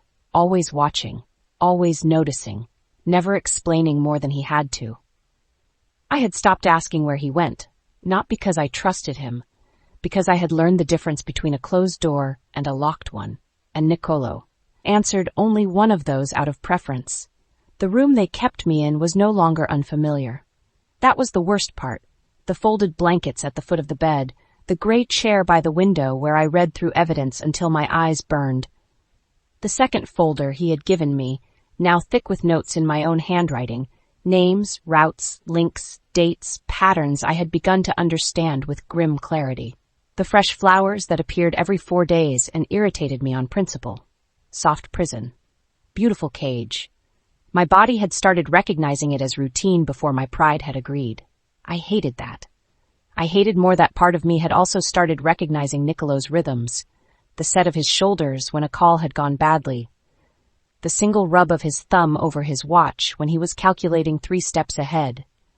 The way his full use of my name meant warning, but the rare near softening in his voice meant anchoring, not mercy. 3 weeks. Long enough for rage to become structure. Long enough for grief to stop screaming and start sharpening. Long enough for the body to begin keeping its own, quieter secrets. I knew something was wrong on a Tuesday morning when the smell of eggs made my stomach turn so violently I had to clamp a hand over my mouth. Mara noticed before I did. She set the breakfast tray down on the low table and looked at me once. Too long, concern disguised as assessment. "What?"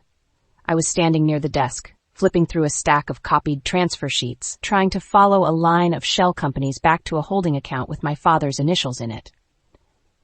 The room tilted slightly under me, not enough to make me stumble, enough to irritate. Mara's gaze flicked to the tray, then back to me. "You're pale. I'm breathing. Don't get sentimental." She ignored that and crossed to the table, lifting the silver dome off the plate. The smell hit the room. Eggs, butter, herbs, rich and immediate. My stomach lurched so hard I barely made it to the bathroom. The door hit the wall with a sharp crack behind me. I dropped to my knees on cold marble tile and got one hand on the toilet just in time. Pain tore through my throat. Sour, humiliating, violent in the ugliest possible way. I heard Mara stop in the doorway behind me. She didn't speak. Thank God for that.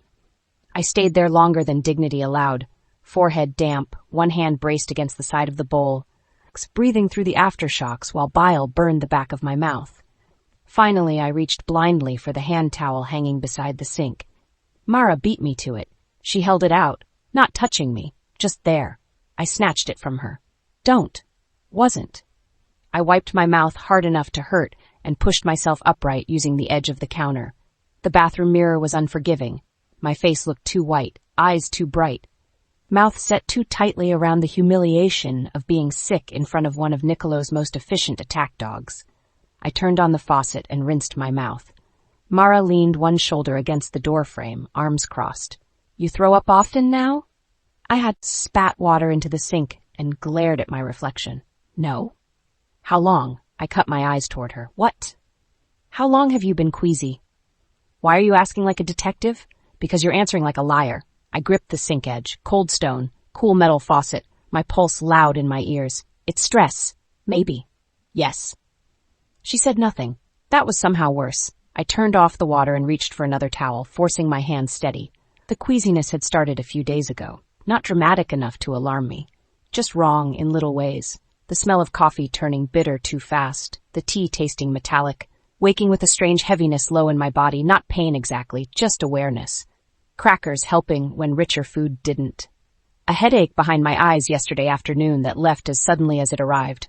Not possible, I told myself. Not useful. Not relevant. Not happening. 3 weeks. The number moved through me like a quiet blade. No. I shoved the thought away so hard it almost hurt. Mara was still watching me. I hated that she was good at it. "Mind your business," I said. "That is my business. I seriously doubt Nicolo pays you to analyze my breakfast." Mara's mouth did not move. "He pays me to notice." That answer landed low and hard. Of course he did. Of course every inch of this house was built on attention, on shifts, patterns, appetite, sleep, movement, exposure, weakness. I straightened fully and regretted it instantly when the room swayed once around the edges. Mara saw that too. "Sit down." "No." "Wrong." God, I hated when she sounded like him. I pushed past her and went back into the bedroom on sheer irritation alone. The breakfast tray still sat by the window, steam gone from the eggs now, the butter smell clinging to the room like an insult. I went straight to the desk and picked up the transfer sheet again because work felt steadier than whatever my body had decided to do this morning. Mara stayed by the table. "Eat the toast. I'm not hungry. Toast." I said no. That wasn't a suggestion. I looked up sharply. "Do you all rehearse this in a basement somewhere?" "No basement." I actually laughed once, broken and unwilling. Then the smell caught me again. My stomach rolled. I dropped the paper and crossed fast to the table, not for the food, for the plain crackers on the side plate I had ignored earlier. I grabbed one, broke it, forced myself to chew, despite the revolt in my throat.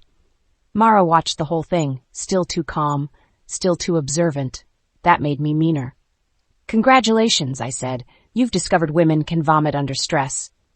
She glanced at the folder open on my desk. At numbers? At captivity? At breakfast? I crushed the rest of the cracker between my fingers. At everything. She moved closer, not enough to crowd, enough to press. "You late?" The question hit the center of me like a bullet. I went perfectly still. The room seemed to narrow. "What?" Her face didn't change. "Your cycle." Heat flashed through me so hard it felt like a slap. "That is not your business." "It became my business when you threw up on my watch." I stared at her. My skin went cold under the heat. Not possible. I had been bleeding from too many places inside to track something like that. Shock. Stress. No calendar in this room except the one in my head and the one I had been using for routes, leaks, movements, names. And the night in the suite, adrenaline, anger, his mouth, his hands, the city behind glass, the brutal calm of it, the fact that I had hated my own body for remembering even after. No. I set the remaining cracker down very carefully. "I'm fine." Mara said nothing. The silence stretched. I hated silence when Nicolo used it like a blade. I hated it almost as much when Mara used it like a field dressing, plain, clean, and impossible to argue with. Finally, she said, "You're pale, you're nauseous, you've been pushing food around for 2 days, and you nearly blacked out, standing up." I did not black out. You braced on the counter like it owed you money.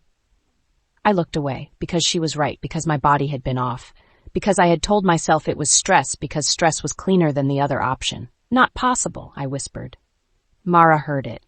Of course she did. She crossed to the dresser, opened the top drawer, then shut it again without taking anything out. Buying time, maybe. Thinking. When she spoke, her voice was flatter than ever. "Amato needs to know." My head snapped up. "Absolutely not." Yes, no, yes. The certainty in it made panic spark so hard my fingertips went numb. "You do not get to decide that." I already did. God, there it was again. The house spoke in him even when he wasn't in the room. I took one step toward her, then another. I'm not saying anything until I know what's wrong. She held my gaze. That is what I'm trying to determine. By reporting me? By not being stupid. Anger burst hot enough to beat back the fear for one glorious second. I am not a report. No. She tilted her head slightly. You're a problem set. I would have laughed if I weren't so close to shaking. Instead, I said, that's supposed to make me feel better? No. Then, quieter. It's supposed to keep you alive. The room went still.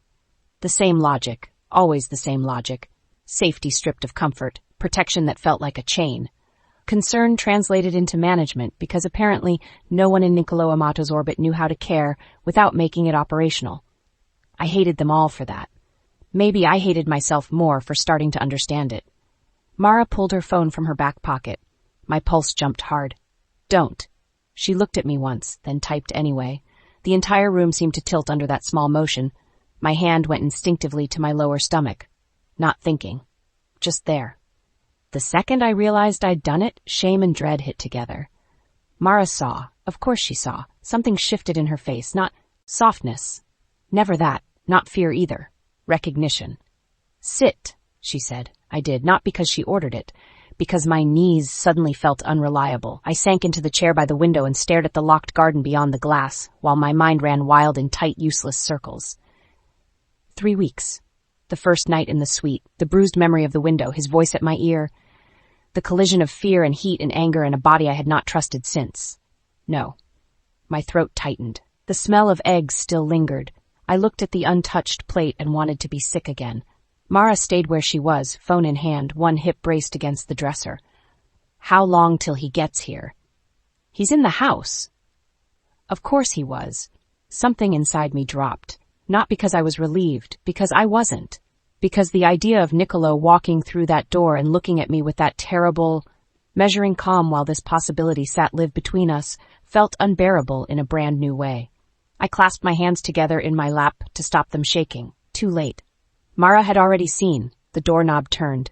Nicolo entered without knocking. Dark suit again, white shirt open at the throat this time, tie gone, jacket still on.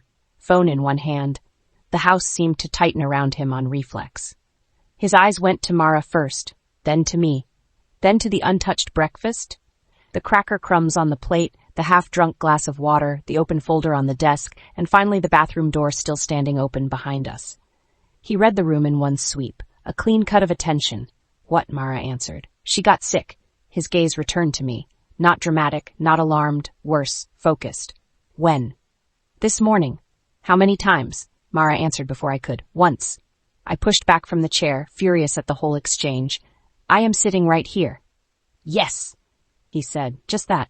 No apology, no recalibration. My face went hot. Then stopped talking about me like I'm furniture. His eyes held mine.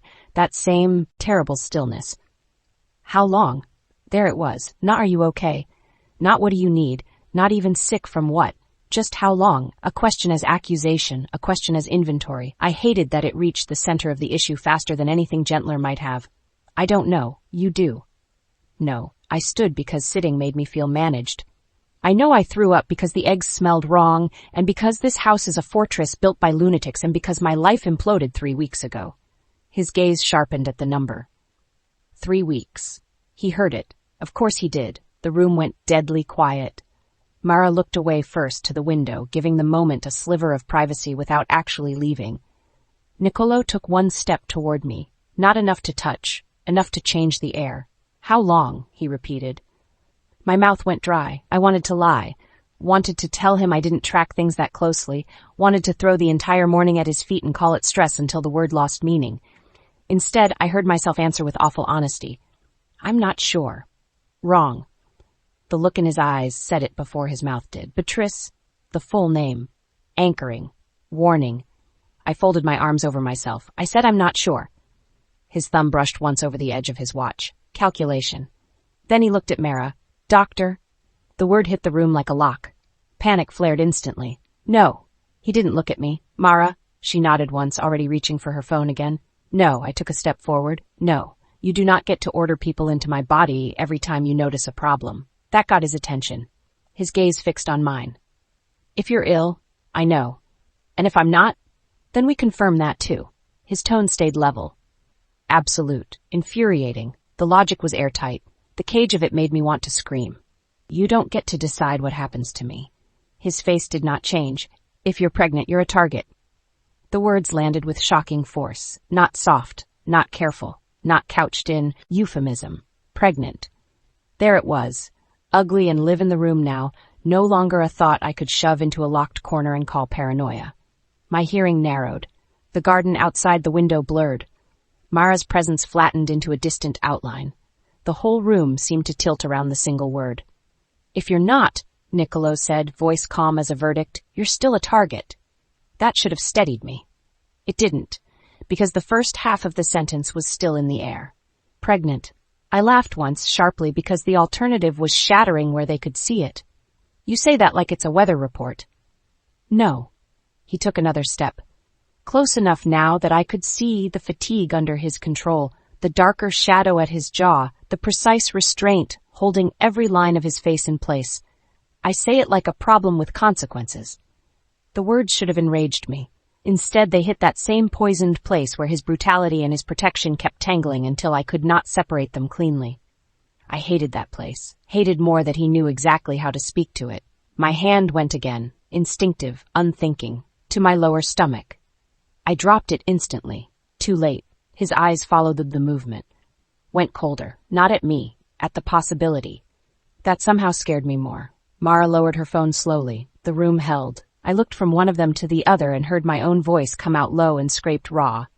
Not possible. Neither of them answered, which was its own answer. I swallowed hard and forced my chin higher because if I let fear take the lead now I would drown in it. No doctor, I said. Not until I decide. Nicolo held my gaze. The silence stretched so tight it felt like wire. Then, quiet as the deadbolt had been the night I stepped into the wrong suite. Wrong. Chapter 10. The doctor arrived 22 minutes later. I know because I counted every second like I could use arithmetic as a weapon. Mara stayed by the door. Nicolo stayed in the room, and I sat in the chair by the window with my spine locked straight and my hands clenched so hard in my lap my nails left crescents in my palms. When the knock came, I didn't move. Of course I didn't. This was not my choice. That fact sat in the room like a fourth person. Mara opened the door first, checked the hall, then stepped aside for a woman in her 40s, carrying a black leather medical bag and the kind of expression money bought when it needed discretion more than warmth. No white coat, no hospital smell, no clipboard smile, just clean shoes, steady eyes, and a woman who had clearly walked into rooms like this before and learned not to ask unnecessary questions. Her gaze found me first. Then Nicolo. Then the room. She took it in the same way everyone in his orbit did, quickly, efficiently, without wasting time on false comfort. Miss Scafidi, she said. I hated the formal use of my name instantly. I didn't call you. No, she said, you didn't. Her voice was neutral, not cold, not gentle. A professional blade dulled only where required. I looked at Nicolo. Send her away. No. The answer came from him, not her. Of course it did. I stood up so fast the chair legs scraped softly against the floor. I said, send her away. His gaze held mine, dark, still, mercilessly calm. And I said no. The room tightened. The doctor set her bag on the low table and didn't interrupt. Smart woman. You do not get to keep doing this, I said. You do not get to keep deciding that because I'm in your house. My body belongs to your schedule. His face didn't move. If you are pregnant, that changes the threat matrix. I barked a bitter laugh. Threat matrix. Yes, you really are in love with sounding monstrous. No, he stepped closer by one measured degree. I'm in love with outcomes. The answer hit hard enough to silence me for a beat.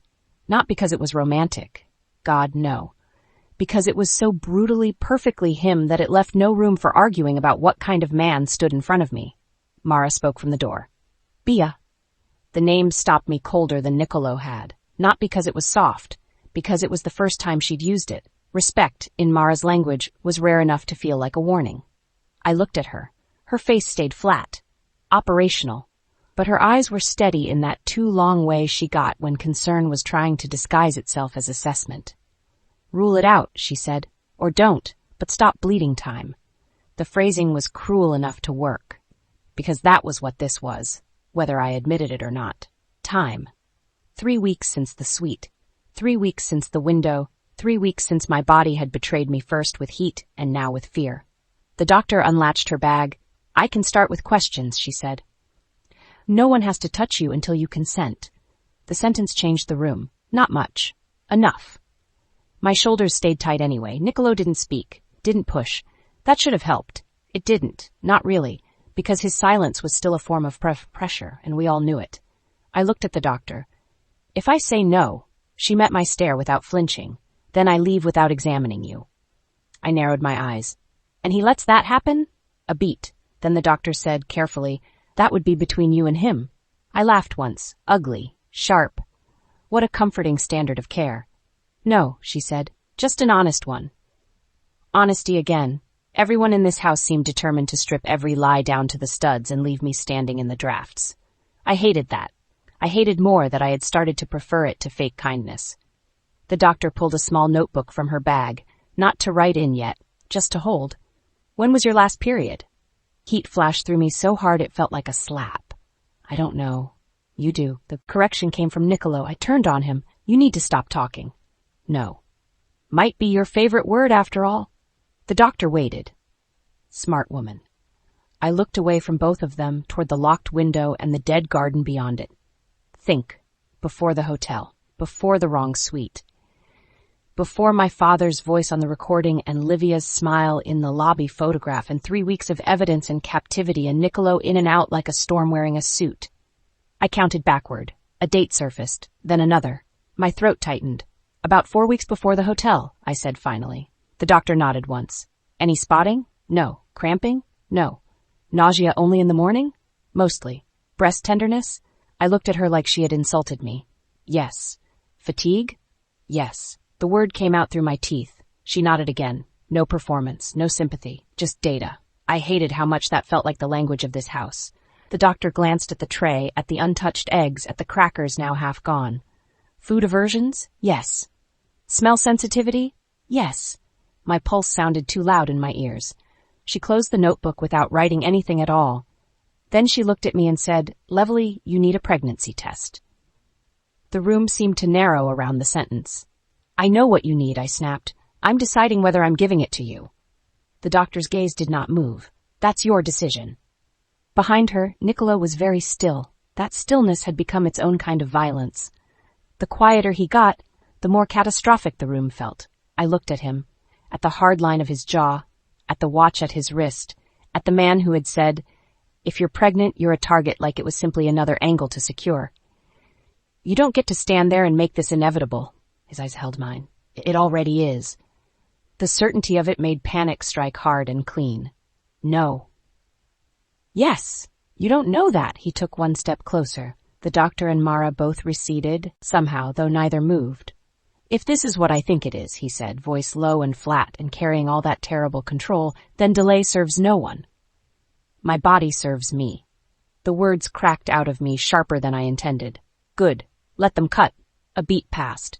Then Nicolo said the most infuriating thing he could possibly have said. "And I'm trying to keep it alive." The room went dead quiet. Because that was the problem with him, always. He said monstrous things in decent shapes and decent things in monstrous ones until there was no clean place left to stand. My throat burned. I looked at Mara instead because she was easier to hate cleanly. "Get them out." Mara didn't move. "I can't." The answer landed low and ugly. "Can't or won't. Doesn't matter." God, I hated her almost as much as I hated him. The doctor opened a small white box and held it out. A test. Just a test. Plastic and consequence. It should not have looked like a sentence. It did. "You can do it privately," she said. "I wait here. No exam. No blood. Just that." I stared at it. Plastic. Pink and white. Ridiculously ordinary. The kind of thing women bought in grocery stores and shoved into handbags with gum and receipts and a trembling kind of hope or dread. The kind of thing that belonged in anonymous bathrooms under fluorescent lights, not in a guarded bedroom in a fortress, because a crime family kingpin had ordered a physician to his safe house. I wanted to laugh. I wanted to smash the test against the wall. I wanted to rewind 3 weeks and break my sister's wrist before she ever pressed that keycard into my palm. Instead, I said, "Everyone out." The doctor looked at Nicolo. Not me. Him. I saw it happen and fury flashed white hot. He saw it too. Of course he did. Then he looked at Mara. Outside the door. Mara nodded once. The doctor repacked nothing, just lifted the black bag and stepped out first. Mara followed, but paused at the threshold long enough to look back at me. Not soft, not pitying, just one flat human beat of recognition. Then she closed the door. Nicolo stayed. Of course he stayed. I stared at him. I said everyone. No. The word landed like iron. Get out. No. I hate you. I know. Then prove it and leave. His jaw tightened once, released, but he didn't move. Instead he said, do it. The test sat in the doctor's outstretched hand from a moment ago as if the gesture still lived in the air. Do it, not please, never that, not I'll wait outside. Not are you okay, just the imperative. I wanted to claw his face off. Instead, I crossed the room, took the test from the table where the doctor had left it, and held it so tightly the plastic edges bit into my palm. I want my phone. No. The answer came immediately, which made me laugh once in pure disbelief. At least you're consistent. Yes, you are unbelievable. No, his gaze did not move from my face. I'm prepared. I looked at him for one horrible second, then turned and walked into the bathroom before I said something that would end with broken glass or blood. The door shut, not locked. The house didn't need locks between rooms to remind me where I was. The marble counter gleamed under soft recessed light, towels folded, faucet polished, my reflection pale and furious and too bright-eyed. I set the test on the sink, stared at it. My hands were shaking. No, no.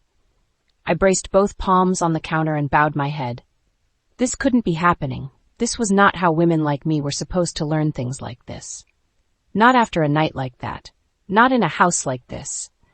Not with Nicolo Amato on the other side of the door treating my possible pregnancy like a battlefield complication. And still, my body had already been telling me something. The nausea, the smells, the heaviness, the strange low ache that wasn't pain, but awareness. Not possible, I told myself again. The mirror gave me back my own face and refused to help. I picked up the test, read the instructions twice, because denial likes to wear the mask of caution when it can. Then I did it. The longest 3 minutes of my life began with an ordinary plastic stick on a marble sink.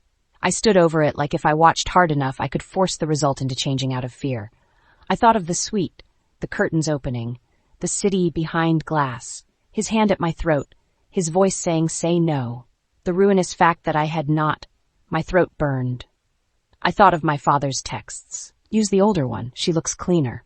I thought of Livia's smile, my childhood, the route maps, the maintenance uniforms, the safe house walls, and beneath all of that, against my will, I thought of Nicolo standing outside this bathroom door in perfect stillness, already calculating every consequence of a result neither of us could control now. The test lay there. White, quiet, merciless. One line appeared. Then, slowly, inexorably, a second. For one impossible second, my brain refused to interpret it. Then the floor disappeared. I grabbed the sink so hard pain shot through my wrists. No, the word didn't even make it out loud. No. The two pink lines stayed where they were, indifferent to panic, indifferent to shame, indifferent to the fact that they had just split my life cleanly in two. A sharp knock sounded once against the bathroom door. Not really a knock. Nicolo's voice from the other side. Beatrice. I closed my eyes. The room tilted. The lines remained when I opened them again. No miracle. No mistake revealed by blinking, just positive. My hearing narrowed until all I could hear was my own pulse and the blood rushing in my ears. The door handle moved once. He didn't open it. Still, that tiny metal shift made the whole room feel tighter. Open the door, he said. I laughed once, broken and ugly and furious enough to feel like a wound. Of course he said it like that. No concern dressed in softness. No false reassurance, just command. I wiped at one eye before anything could fall and snatched up the test. My hand was shaking hard now. I stared at the two lines one last time, then opened the bathroom door before I could decide not to. Nicolo stood just outside, close enough that the air changed the second the door opened. His gaze went straight to my face first, reading, calculating, taking inventory. Then to the test in my hand. I didn't speak, couldn't. He took one look and went completely still, not surprised, not pleased. Terrifyingly calm. The kind of calm that meant parts of him had already started moving in directions I couldn't see. Mara and the doctor were both visible down the hall now, drawn closer by the change in the air if not by sound. I hated that there were witnesses. I hated more that there was no way to hide this now. The doctor took one step forward. May I? No. The word came from Nicolo. Not to me. To her. A boundary thrown instantly around the moment. The doctor stopped. Mara's face gave nothing away. I looked back at the test in my hand because looking at any of them felt unbearable. 2 lines. Positive. The world had been noisy all morning. Now it had gone dead. I lifted my gaze to Nicolo at last. For one split second I thought, ridiculously, insultingly, that he might say something human, something useless and gentle, something soft enough to break me open properly. Instead, his attention dropped once very deliberately to my lower stomach, then back to my face. The entire house seemed to hold still with him. When he finally spoke, his voice was low, flat, and final enough to sound like a vow forced through steel. That changes everything. Chapter 11. The doctor said, "Congratulations." I almost threw her out the window for it. Not literally. The windows were locked, and Mara would have stopped me before I got close enough to do anything dramatic. But the word landed so obscenely wrong in that room that for one split second I forgot how to breathe. Congratulations. As if this were a candlelit dinner and not a guarded hallway in a safe house where my possible future had just hardened into fact under fluorescent bathroom light. The doctor must have seen something in my face because her expression shifted by half a degree. "My apologies," she said. "Wrong word." "Yes," I said. It came out sharp enough to cut. Nicolo did not look at her. He looked at me, then at the test in my hand again, then lower, not lingering, not sentimental. A calculation forced through stillness. That terrified me more than joy would have. The doctor took one cautious step closer, medical bag held against her leg. "I'd like to confirm by blood test," she said, "and assess basic." "No." The word came from me this time. Flat, immediate, final. Her gaze shifted to Nicolo. I saw it happen and rage flared all over again. "Do not look at him," I snapped. "I'm the one you're speaking to." The doctor looked back at me. Good. For one beat, no one said anything. Then Nicolo spoke, voice low and controlled enough to feel sharpened. "She needs confirmation." I turned on him. "I already have it." "Not enough.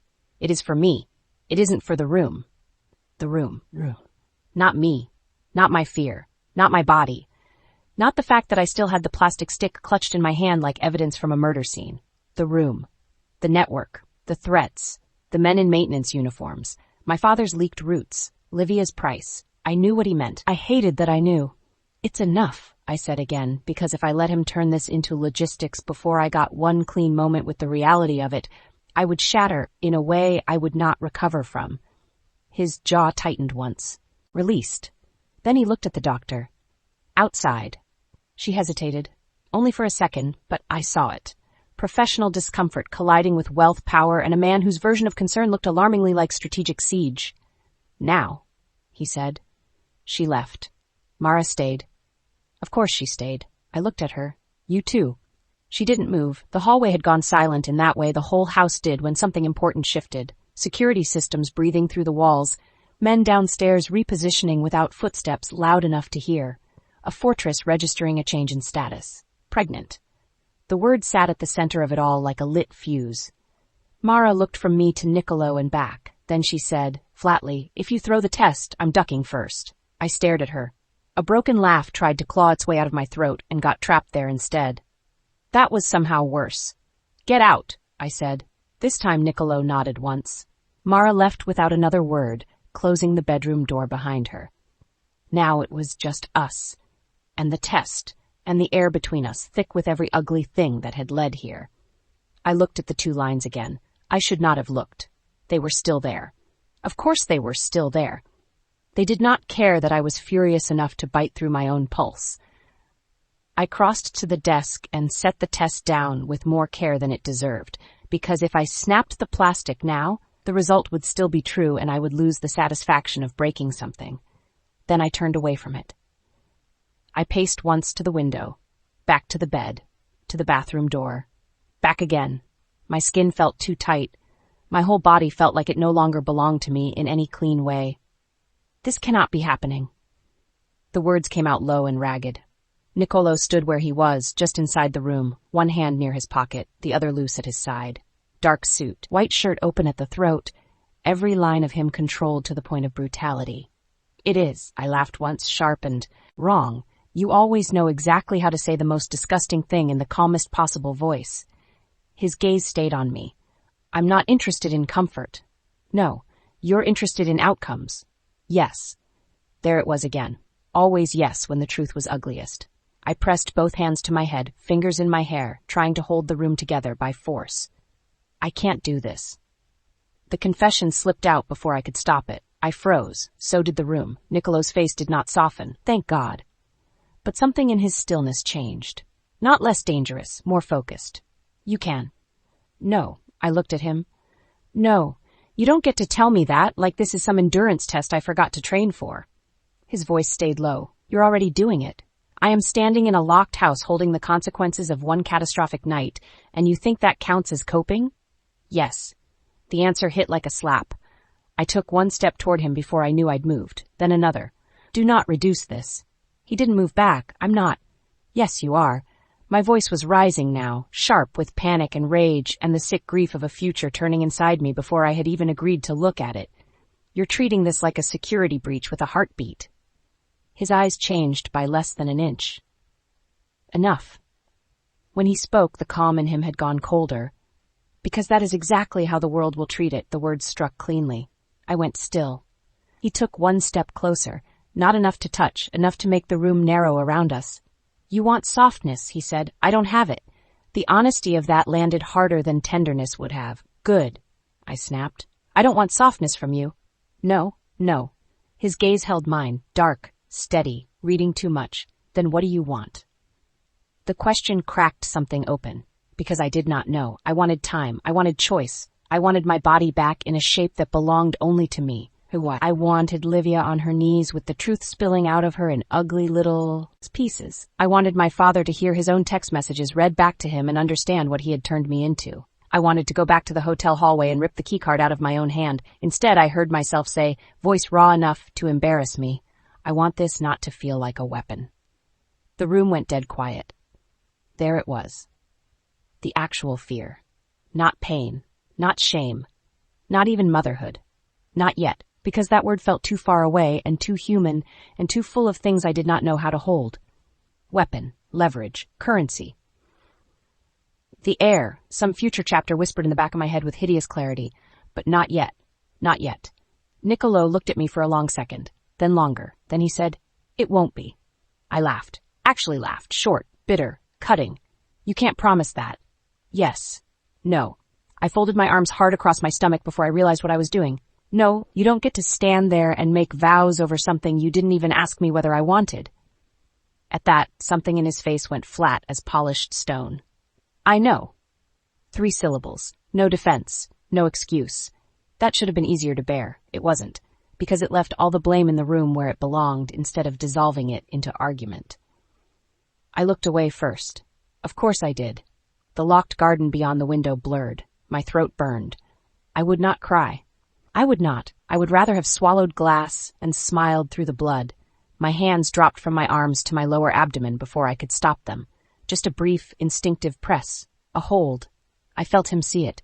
The air changed. Not hotter. Not softer. More dangerous. When I looked up again, his gaze had dropped there too. To my hand. To the place beneath it. Then slowly back to my face. And for the first time since the doctor had arrived, something in him stopped looking like control and started looking like restraint under strain. Not joy, never that. Something darker.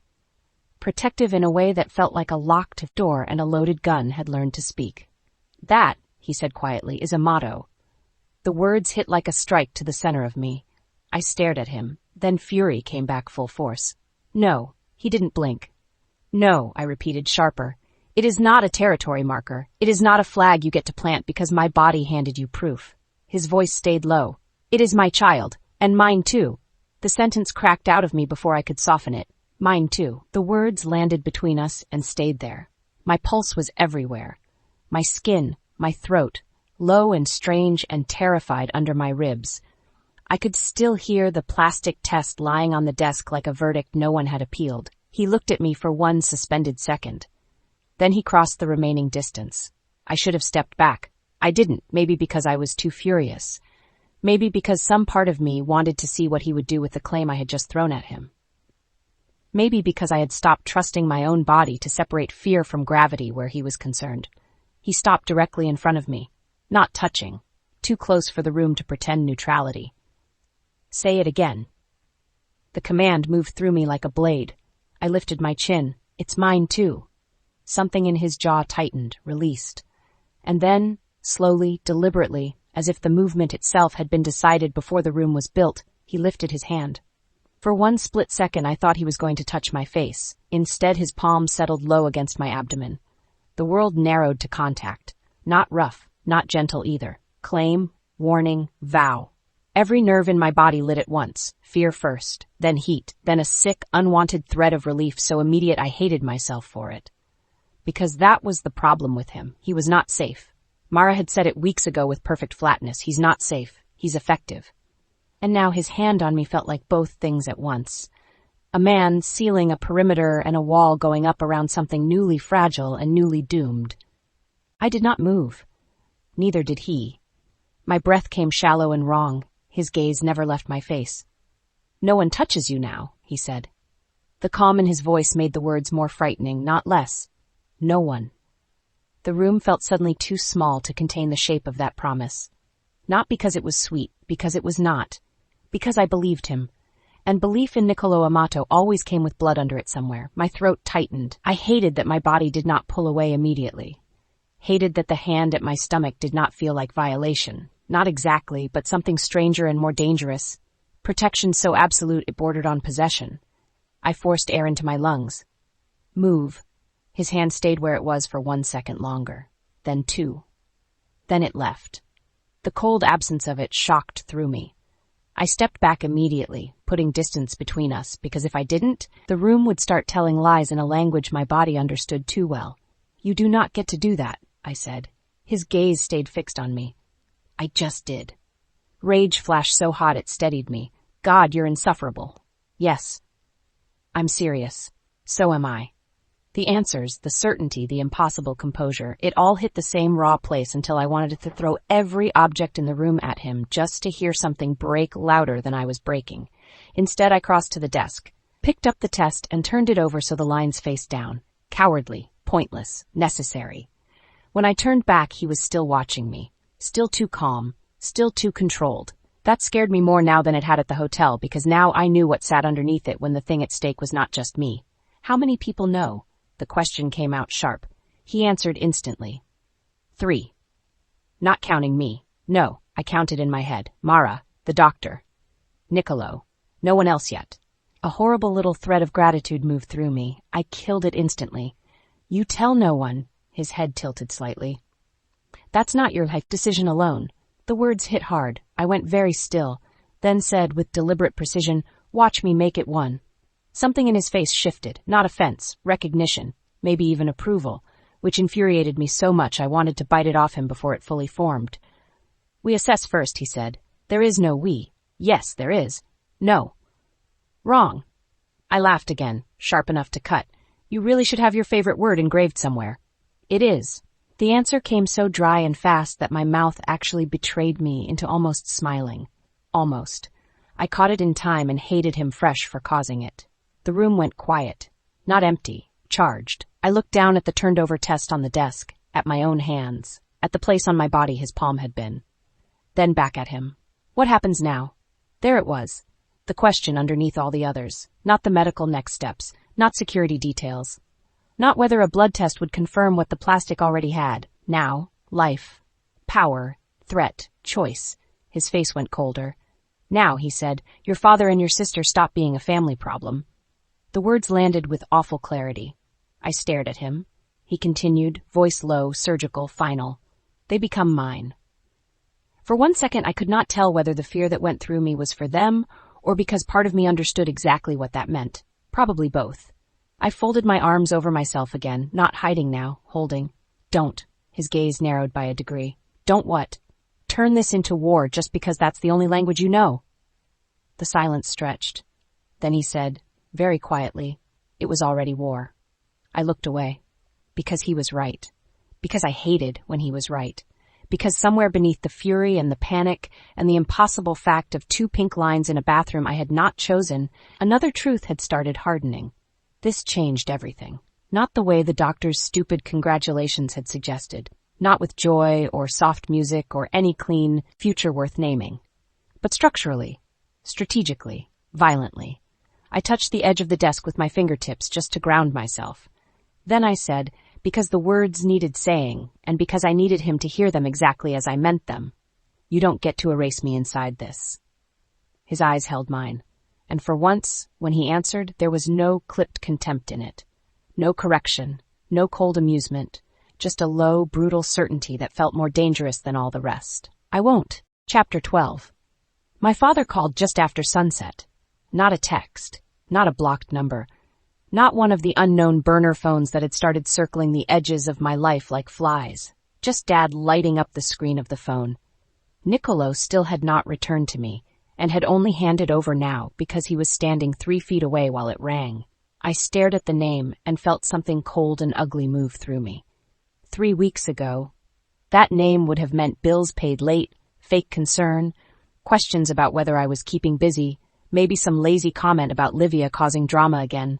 Now it looked like a price tag. Nicolo stood near the window, jacket off, tie gone, white shirt rolled at the forearms. His watch flashed once when he folded his arms. Mara was at the door, not inside the room, not fully outside it either, a wall with a pulse. The phone kept ringing. "Answer it," Nicolo said. I looked at him. "You don't get to script this?" "No." His gaze stayed on mine. "But if he's calling directly, it means something moved." That was the problem with him. Even when I wanted to hate him in a clean, uncomplicated way, he kept saying things that were structurally right. I hated that. The phone rang again, then stopped. My stomach dropped. A second later, it started over. Relentless. "Coward," I muttered, not sure whether I meant my father or myself. Then I answered, "Hello." Silence. Not real silence. Breathing. A shift. The sound of someone swallowing words before deciding which version of themselves to put on the line. Then my father's voice, warm in all the ways I now understood were rehearsed. "Beatrice." The sound of my own name in his mouth made my skin crawl. I said nothing. He went on, too quickly. Thank God. Thank God. Baby, where are you? Are you okay?" Baby, the old softness, the familiar lie. I looked at Nicolo. He didn't move, didn't interrupt, just watched me with that terrible stillness that made the whole room feel sharpened. I turned away from him and walked toward the desk because I could not bear to have my father's voice and Nicolo's eyes on me at the same angle. "You tell me," I said. "Where am I?" A pause. Then, "Beatrice, listen to me. Whatever's happening, whatever people are saying, come home." The words hit exactly where they were supposed to. Old conditioning, old gravity, a father calling a daughter back to the structure that shaped her. And because I had once loved him in the blind, ordinary way daughters do, the sound of it still scraped something raw inside me. I tightened my grip on the phone. "Home?" "Yes. Right now." Interesting choice of word. "Don't do this." My laugh came out thin and ugly. "Don't do what?" "Don't make this harder than it already is." There it was. Not "I'm sorry." Not "I was wrong."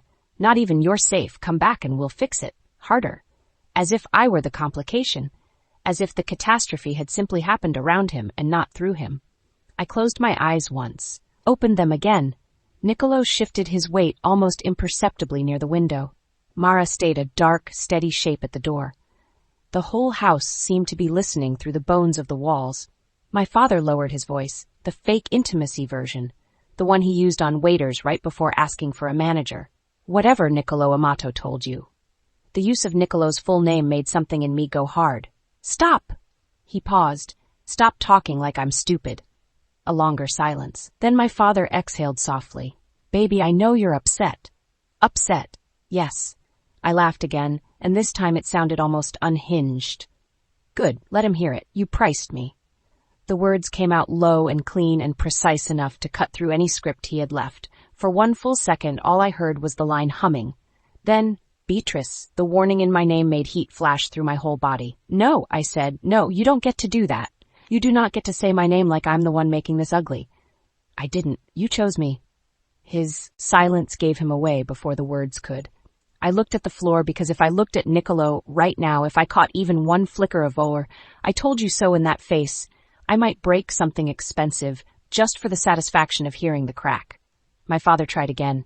You don't understand the situation. I almost smiled at that. Almost. Because there it was, the old family doctrine. Confuse her, blur it, make the truth sound too complicated to hold.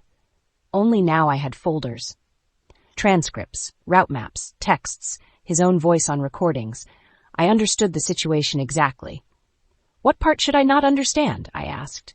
The part where you sold route information? The part where you skimmed cash? Or the part where you texted, use the older one, she looks cleaner? The silence that followed was the first honest thing he had given me. I lifted my eyes. Nicolo was still watching me. Not triumphant, not pitying, focused. My father's breathing turned rougher in my ear. Then, where did you see that? I shut my eyes briefly because hearing his panic land not on what he'd done, but on what I knew, almost made me physically ill. That's what you care about. Beatrice, listen to me carefully. No, you listen. The sharpness in my own voice surprised me. Good, I wanted it sharp. I wanted every word to leave a mark.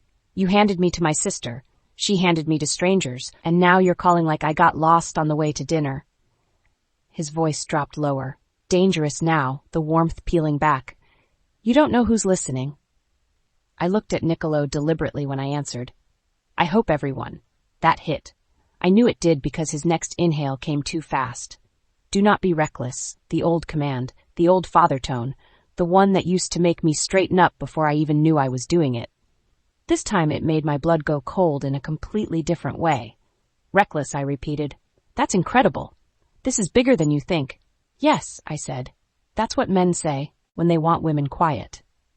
The line went dead for one split second. Not disconnected, just empty, in that particular way it gets when someone on the other end is grinding their teeth hard enough to lose speech. Then my father tried a new mask.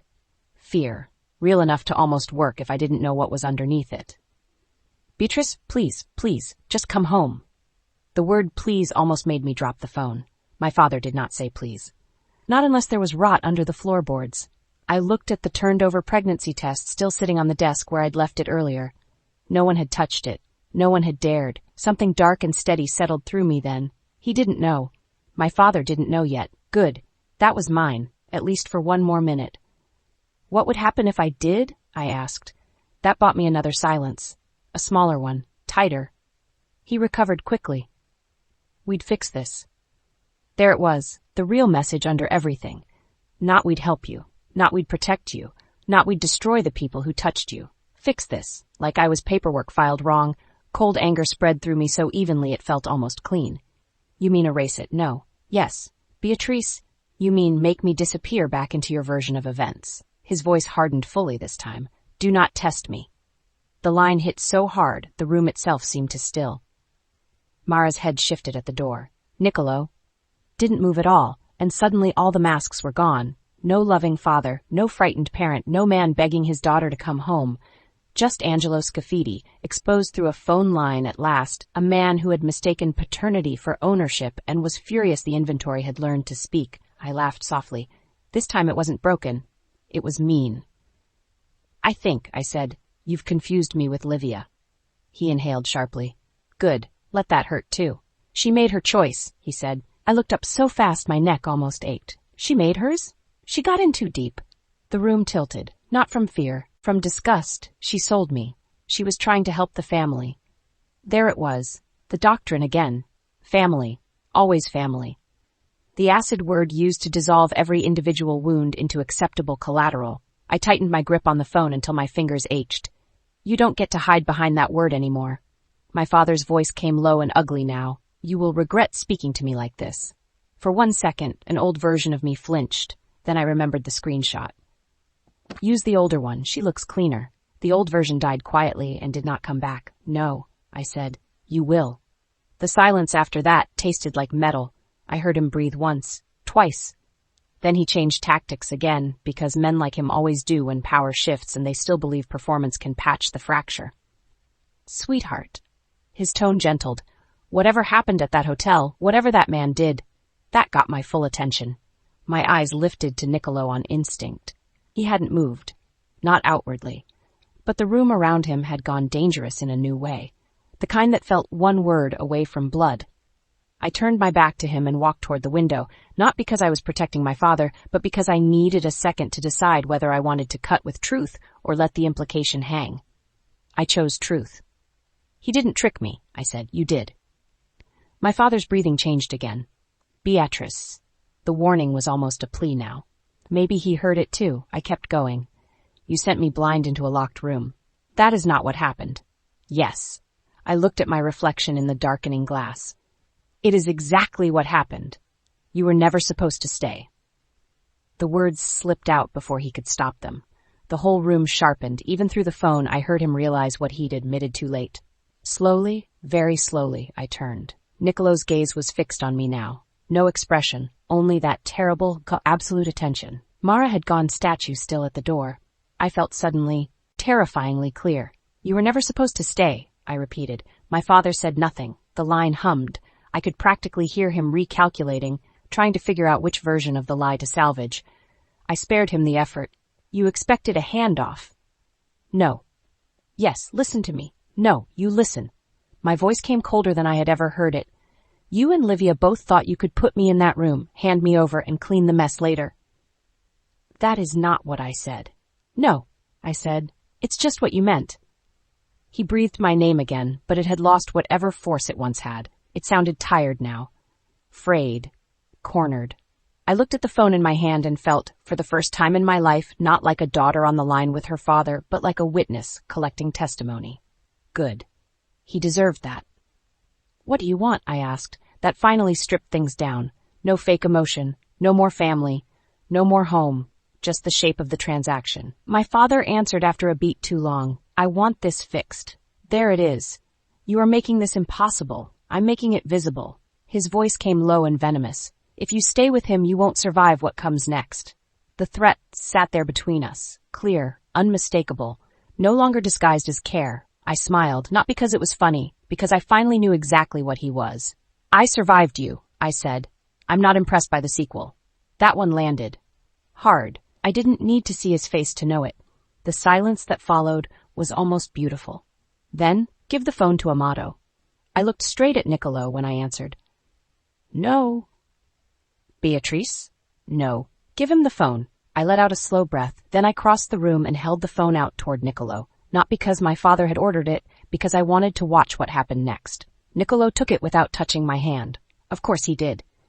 His gaze stayed on me one beat longer, like he was measuring whether I was steady enough for what came after. Then he lifted the phone to his ear. Scafidi.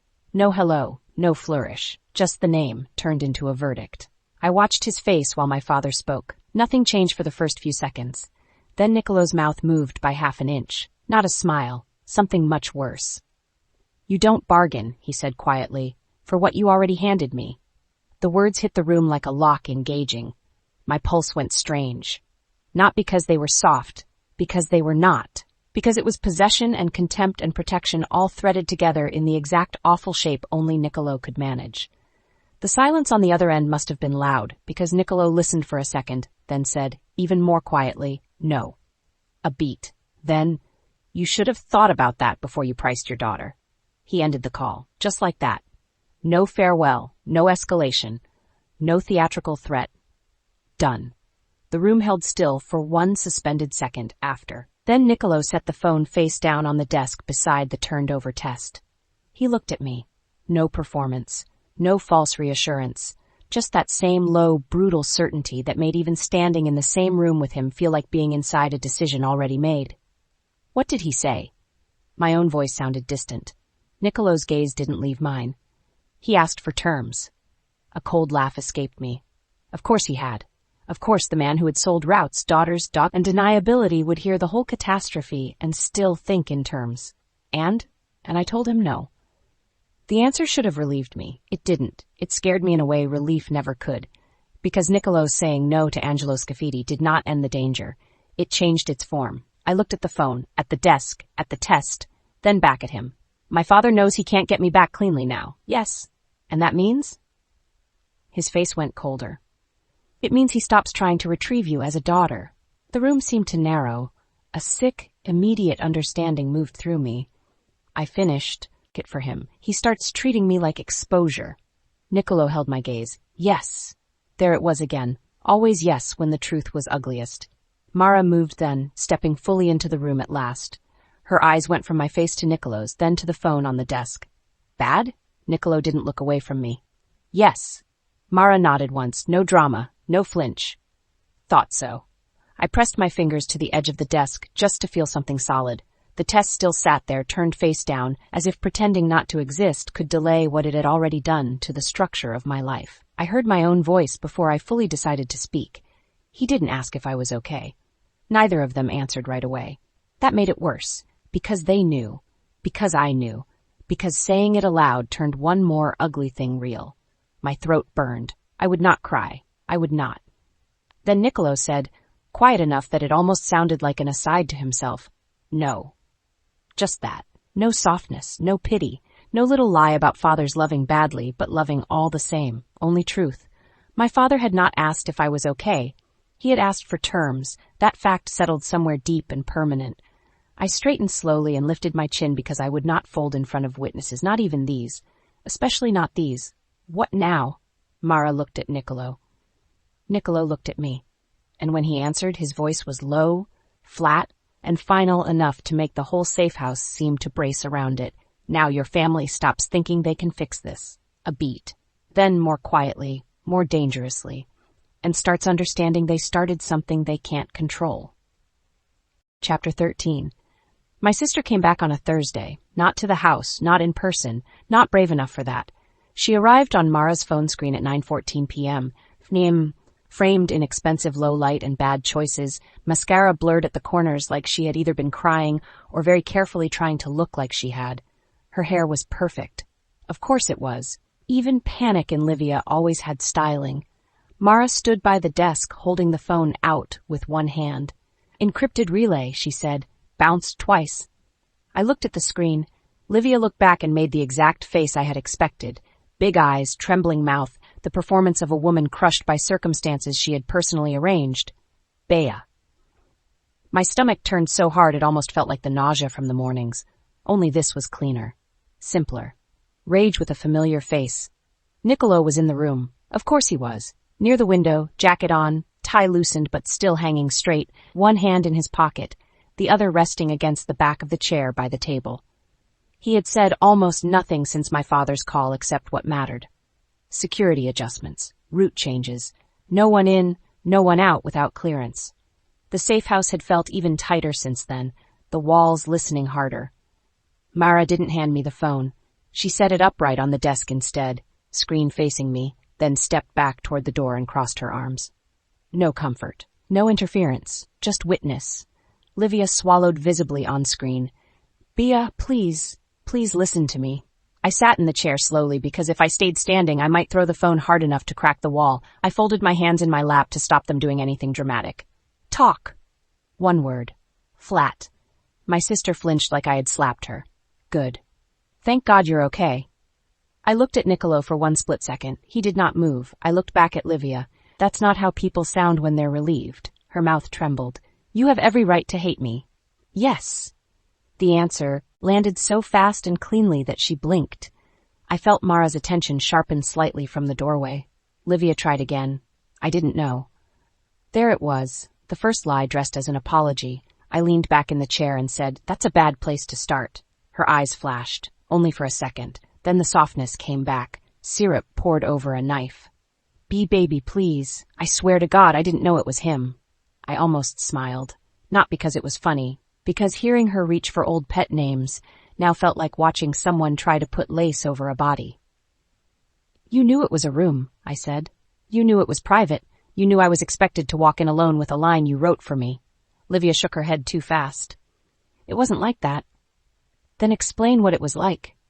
Her eyes darted off screen for one tiny second. Nicolo saw it. I knew he saw it because the room changed in that almost invisible way it always did when he noticed something worth keeping. Mara noticed too. I filed that away. Livia came back with a watery inhale. I thought it was a drop. The word sat there. A drop.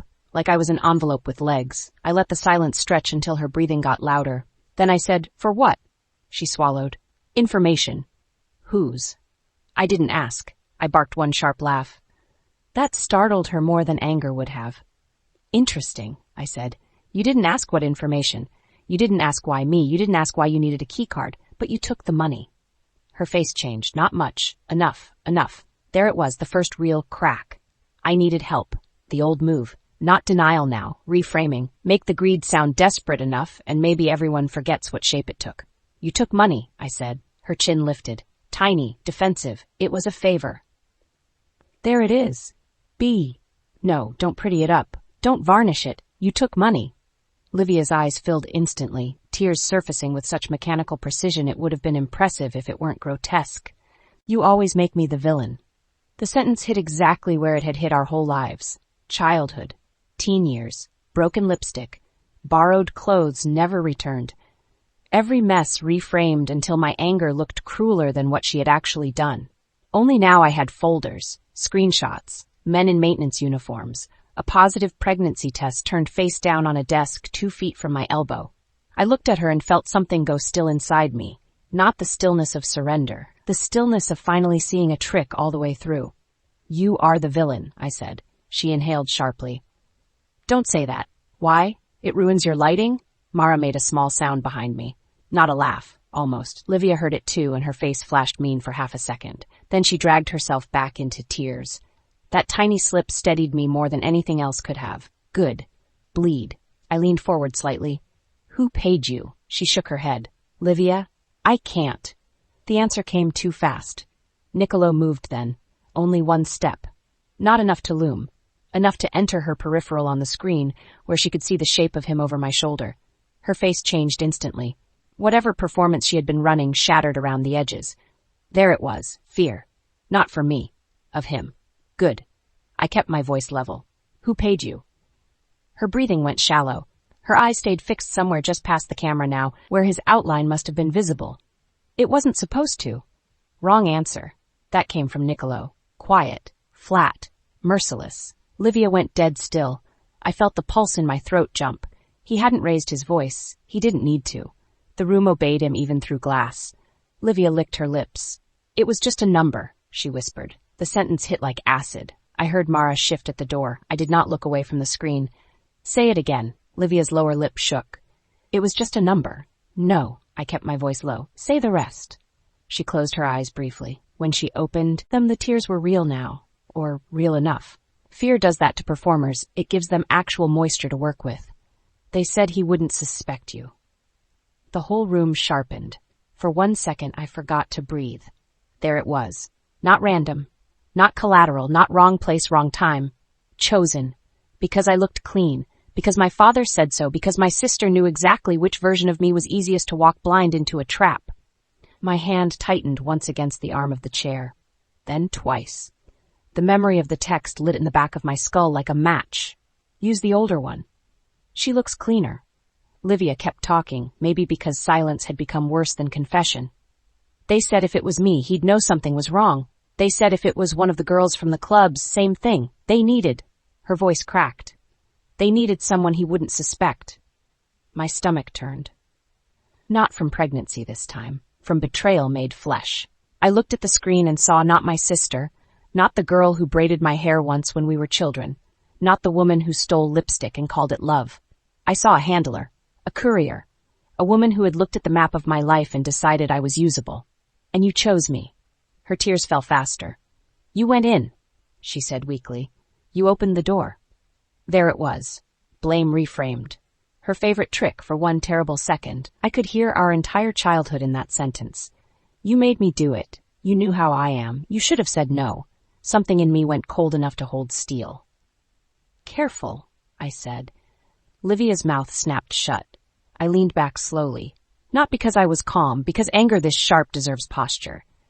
You don't get to put your hands on the knife and then act surprised I'm bleeding. She stared at me. Good. Let her hear herself in something clean for once. Her voice came smaller now. I was trying to help us. The old sisterhood card, the family shield, always us when she wanted absolution for something she had done alone. I smiled. Not nicely. You mean you were trying to help you? Her face twisted. That's not fair. Mara snorted softly at the door. Livia looked toward the sound with naked irritation. There. Again. The flash beneath the tears. If she could have reached through the screen and ripped the witnesses out of the room so she could get me alone with the old manipulation, she would have. But she couldn't. The room belonged to me now, to Mara, to Nicolo behind me, silent and lethal and making every lie feel too small to survive in here. I let that work for me. Sweet number, I said. Who gave it to you? I told you, I don't know his last name. Then start with the first. She hesitated. Wrong move. Nicolo said, very softly. Say it. Livia's eyes closed again. When they opened, she looked older, not wiser, just more cornered. Luca. My pulse kicked. Ferrante, I thought instantly. Luca Ferrante, the name from earlier investigations, the name Nicolo had reacted to in the suite. I kept my face blank. Last name. I don't know. Nicolo made a sound so quiet it almost wasn't one at all. A breath through the nose, a warning made of air. Livia heard it and rushed on. I swear, he never gave me one. He said names were stupid. He said if I kept things light, I'd be safer. That sounded plausible enough to make the lie more dangerous, not less. Where did you meet him? At Belandi's party. Her eyes darted away again. The rooftop one, 2 months ago. I looked at Nicolo.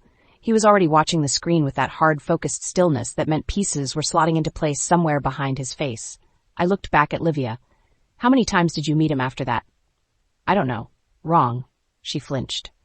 4, she whispered. Maybe 5. Where? Hotels, cars. Her voice got thin. He never took me to the same place twice. Good. Useful. Patterned. I leaned forward. How much? Her face changed before she answered. Shame, then defense, then anger at being made to say it aloud. Finally, 30. The number sat there. Not enough. God, not enough. Not for a sister, not for a life, not for a room that changed everything inside it. 30,000, I said. She nodded once. My laugh came out low and disbelieving. That's what I cost. No. I looked at her and felt every last thread of old loyalty fray into something harder. That's what you took. Her mouth opened, closed. Then came the final ugly truth. Dragged out because it had nowhere left to hide. They said it was only for access, she whispered. Just the suite number, the card, and someone clean enough to walk it in. The word clean made my whole body go hot. You don't get to say that word. Livia stared. Her voice came thinner still. I didn't know what would happen after. I believed that, partially. Not because she was innocent, because she was shallow. She didn't need to know the whole plan to sell the opening. She only needed to know enough to get paid and assume the blood would stay off her dress. That somehow made it worse. I sat back in the chair and looked at her for a long, steady second. Then I asked the question I had been building toward from the moment the screen turned on. Were you jealous? The whole feed seemed to freeze. Livia blinked. What? You heard me. That's insane. There, the offense, the instant recoil. The exact pitch she always hit when someone landed too close to the truth. I tilted my head. You hated that I looked cleaner. Her nostrils flared. I kept going. You hated that Dad trusted me with silence and trusted you with noise. You hated that I could walk into a room and still look like I belonged to no one. Stop. There it is. I said stop. No, I said quietly. You wanted me marked. The words hit. Hard. Not because she admitted them, because her face did. Jealousy had always lived closest to the bone with Livia. Under the mascara, under the flirting, under the big laugh and the bigger excuses, there it was.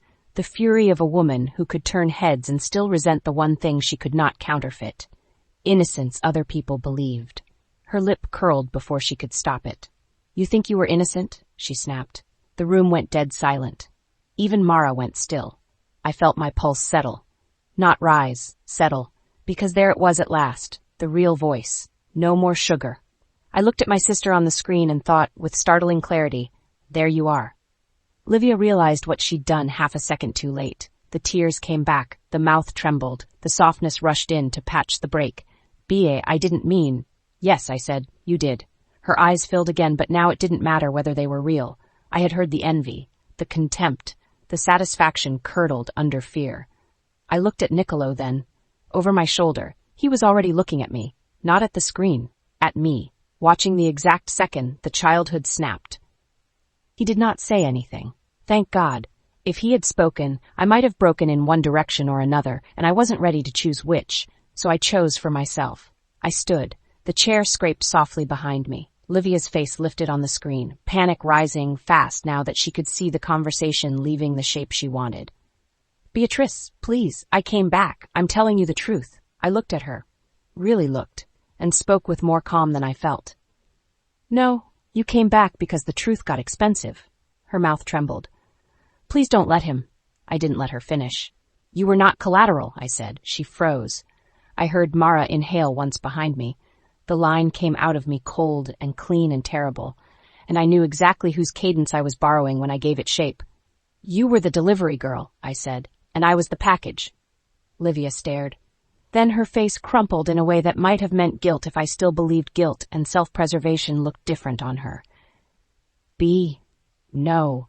I stepped closer to the desk. You don't get that name from me right now. Her breath hitched.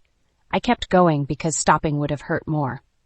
You sold a door, my father sold the room, and now you both get to live with what walked through it. For one split second, fear wiped everything else off her face. Finally. Good. She looked past me then, toward the shape of Nicolo in the room. Please, she whispered, and this time she was not talking to me. That disgusted me more than the money. Because even now, cornered, she still thought the real negotiation was with the man, not the sister she had traded. Nicolo took one step forward, just enough to enter the edge of frame. Livia recoiled like she had been struck. His voice, when it came, was quiet enough to make the whole screen seem to contract around it. Location. She shook her head immediately. I can't. He said nothing. That silence again. That merciless, tactical silence. She started breathing faster. I told you everything. No, he said. One word. A verdict. Livia's eyes darted left, right, calculating exits even inside a screen. There's a place in Queens, she blurted. A condo. Not mine. He used it twice. Nicolo's expression did not move. Address. I don't know the exact. Mara was already moving, phone in hand now, not for the call but to note details.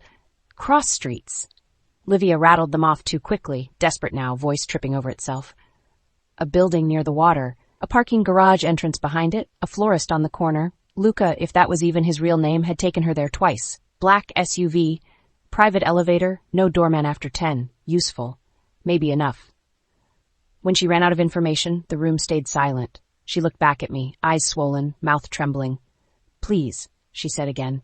I was trying to help us. I almost pitied her.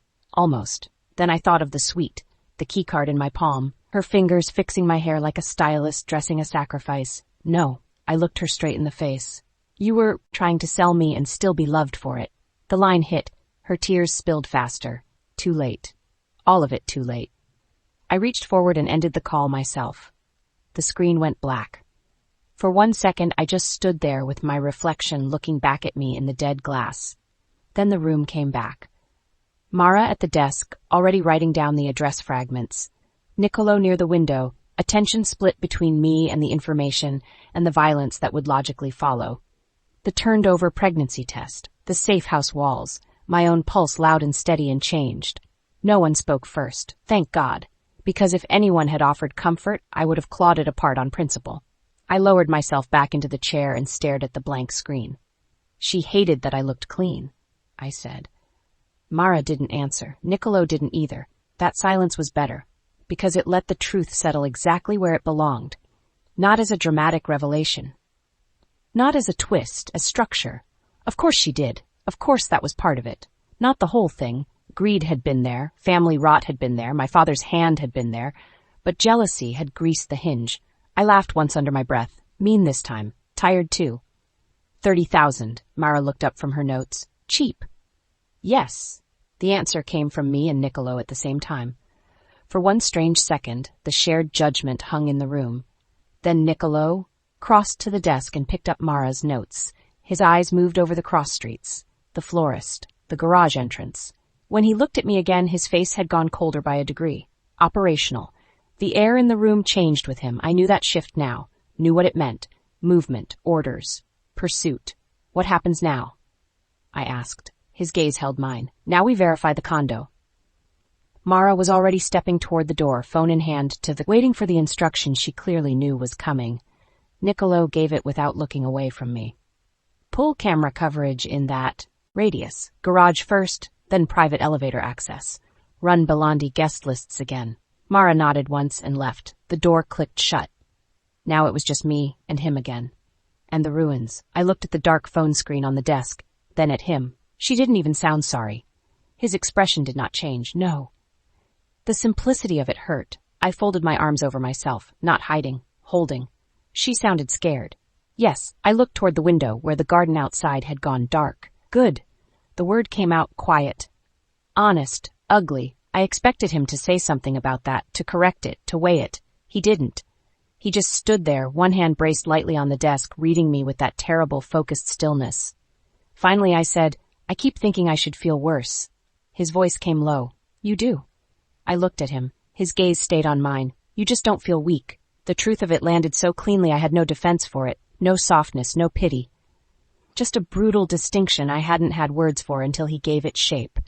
I let out a breath, slow, controlled, then looked at the black phone screen one last time and said, because the thought had settled into certainty, while Livia was still performing innocence into a camera, you were at his attention. Not surprise, just a slight sharpening. About what? I met his gaze. I wasn't collateral. The room held. Then I finished it, voice flat and cold and steady enough to make myself believe it too. I was the delivery. Chapter 14, I chose the wrong hour to try. That was my first mistake. The second was believing routine meant weakness. By the fourth week in the safe house, the house had rhythms so precise they almost felt human. Mara's checks, tray deliveries, guard shifts at the end of the hall, Nicolo in and out, sometimes gone long enough for the walls to feel less charged, sometimes appearing downstairs just when I'd started to believe I had a full hour before his weather rolled back in. Routine is dangerous that way. It starts to look like mercy. I had been watching for days. Not obsessively, not like a prisoner scratching marks into drywall with a nail, worse than that. Calmly. Carefully. The way Mara had once told me to fight. Smarter. I knew which guard paused longer at the far staircase because his knee was bad. I knew the second floor hall camera did a tiny mechanical recalibration every 14 minutes. I knew which pantry door on the service stair stuck on humid afternoons and which didn't. I knew Mara trusted me enough to leave the bedroom door unlatched when I was in the study 2 rooms down with folders and route maps, because by now she assumed I understood the math of walls and guards well enough not to waste myself on childish attempts. That was her mistake. Or maybe not. Maybe she knew I'd try eventually and wanted to see whether I'd do it stupidly. I waited until evening. Rain had started just after 6, a clean, hard rain that flattened the garden and turned the windows black and reflective. The house felt tighter in weather like that, as if the storm outside made every lock inside it sit up straighter. Men moved more often downstairs. Phones rang. Mara took 2 calls in 15 minutes and swore once under her breath when she thought I wasn't listening. Operational noise. Useful. Nicolo was out. I knew that because his presence changed the entire air current of the house, and because Mara had said, flatly, he won't be back before 10. Eat. She shouldn't have given me a clock. I sat at the table in the upstairs study with a bowl of soup cooling beside my elbow and a stack of copied transfer sheets spread in front of me, looking exactly like a woman too deep in forged routes and shell companies to think about anything else. Mara stood in the doorway for a while, reading messages off her phone with one hand resting near her holster. Then she left. Not far, just far enough. I counted to 60, then 90. Then I stood. The pass card had taken me 3 days to get. Not stolen. Borrowed.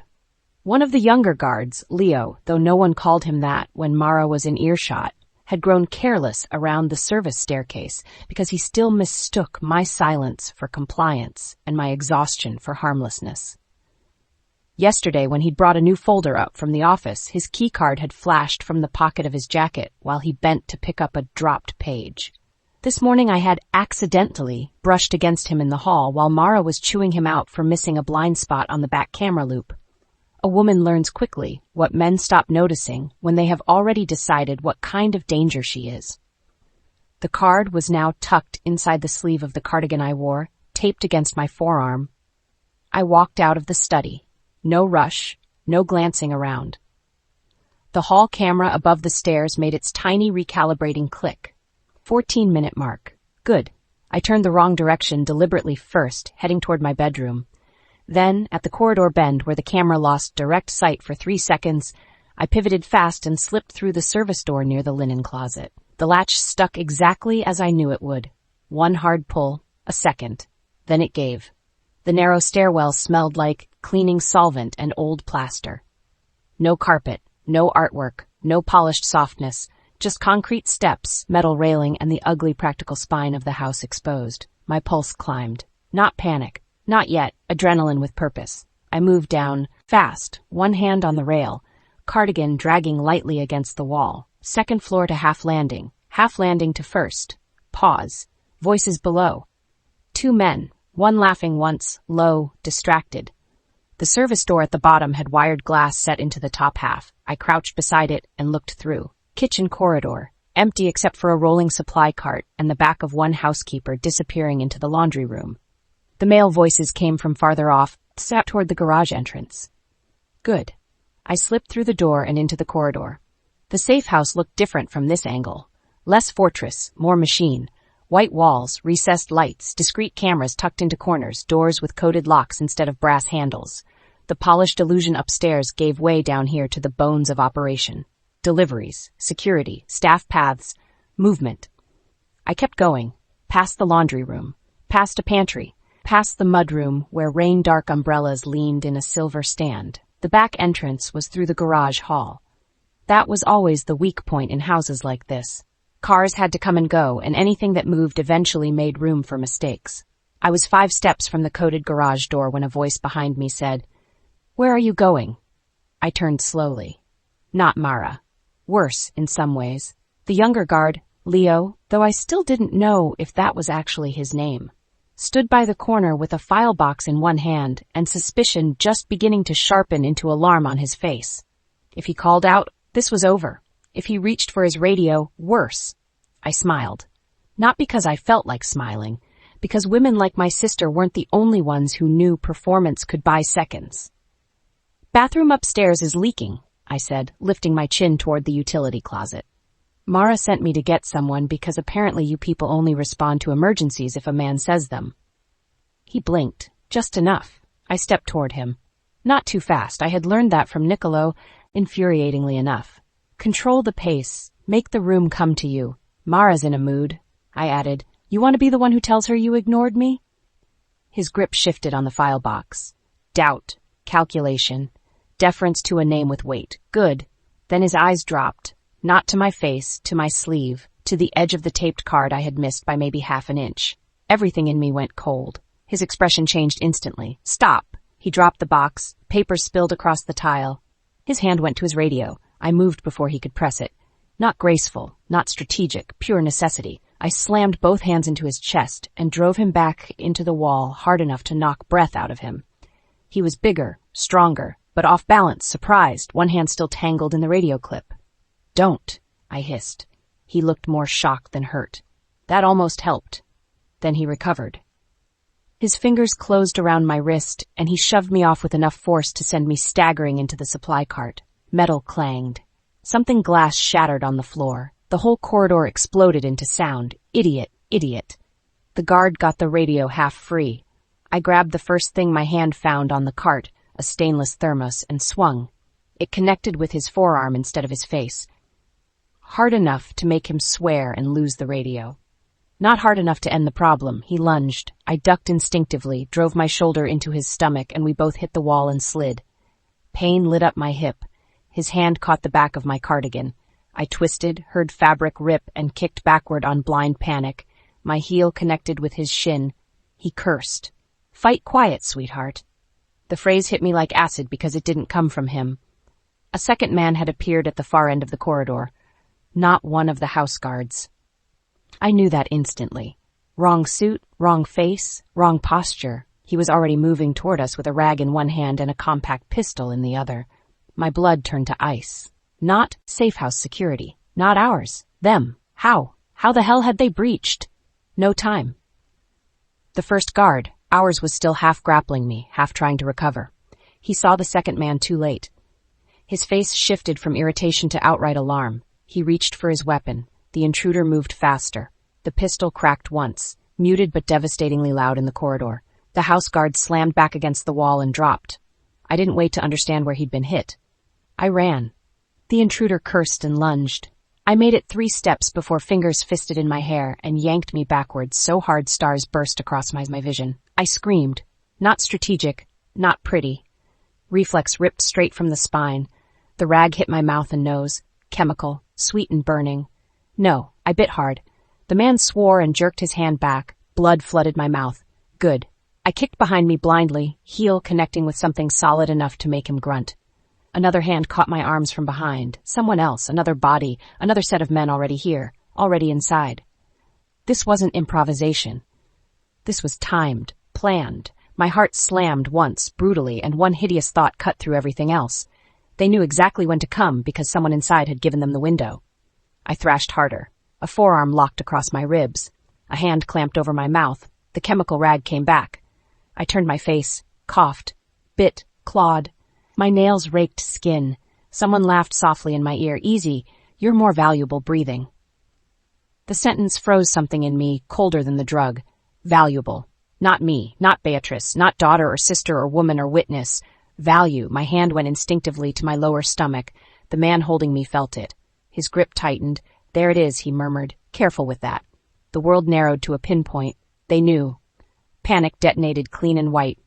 I drove my elbow backward as hard as I could, connected with a throat, maybe a jaw. Not enough. Never enough.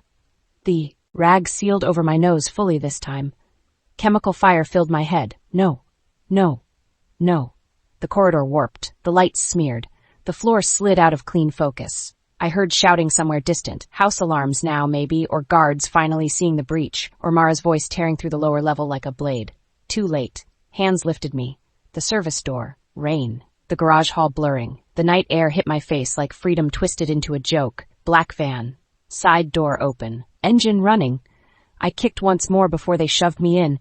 My shoulder slammed hard against metal flooring. Pain flashed. The door started closing. And in that shrinking slice of rain-silvered driveway, I saw Mara. Gun out. Face blank in the way it only ever went when she was 1 second from murder. A trail of blood on her sleeve that might have been hers or someone else's. She fired. The van door slammed shut on the sound. Dark.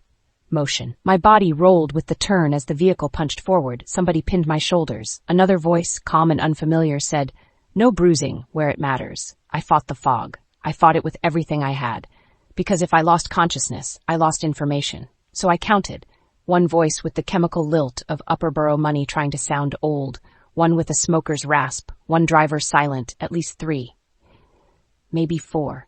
I tasted blood in my mouth. My own. From biting. Good. Anchor. The van stank of rubber mats, rain, gun oil, and the sweet chemical rot of the rag still crushed in someone's fist. "You stupid bastards," I said, and my voice sounded slurred already. "He'll tear the city apart." A hand caught my chin and forced my face up. Elegant cuff, pale fingers, a signet ring. Not Luca. Different. Older. His smile was all blade, no heat. "Good," he said softly. "That's how we know he understands the price." The fog thickened. I forced my eyes open wider. "What do you want?" The man's gaze dipped briefly, deliberately, to my stomach, then back to my face. "Not want," he corrected. "Require." The ritual politeness in his tone made ice pour through me. Doctrine, control, ceremony built over violence. My skin crawled. "You can be safe," he said, "and useful." Vessels don't get opinions, some future voice whispered in the back of my mind with sick inevitability, but not yet. Not yet, that line. Just the shape of it, already there in him. I swallowed hard against the chemical burn. "Amato will kill you." The man's smile did not change. "Nicolo Amato is a man," he said. "We are a system." The words landed like a prophecy written by a sociopath. Then he nodded once to someone out of frame. A phone appeared. A photo was taken. Me on the van floor, hair disordered, wrists half-pinned, rainwater on my clothes, terror they could probably smell through the lens. A message was typed. I couldn't see all of it through the blur, but I caught enough when the screen tilted. "Bring the girl. The baby comes with her." My blood turned to ice. The baby. Not a possibility anymore.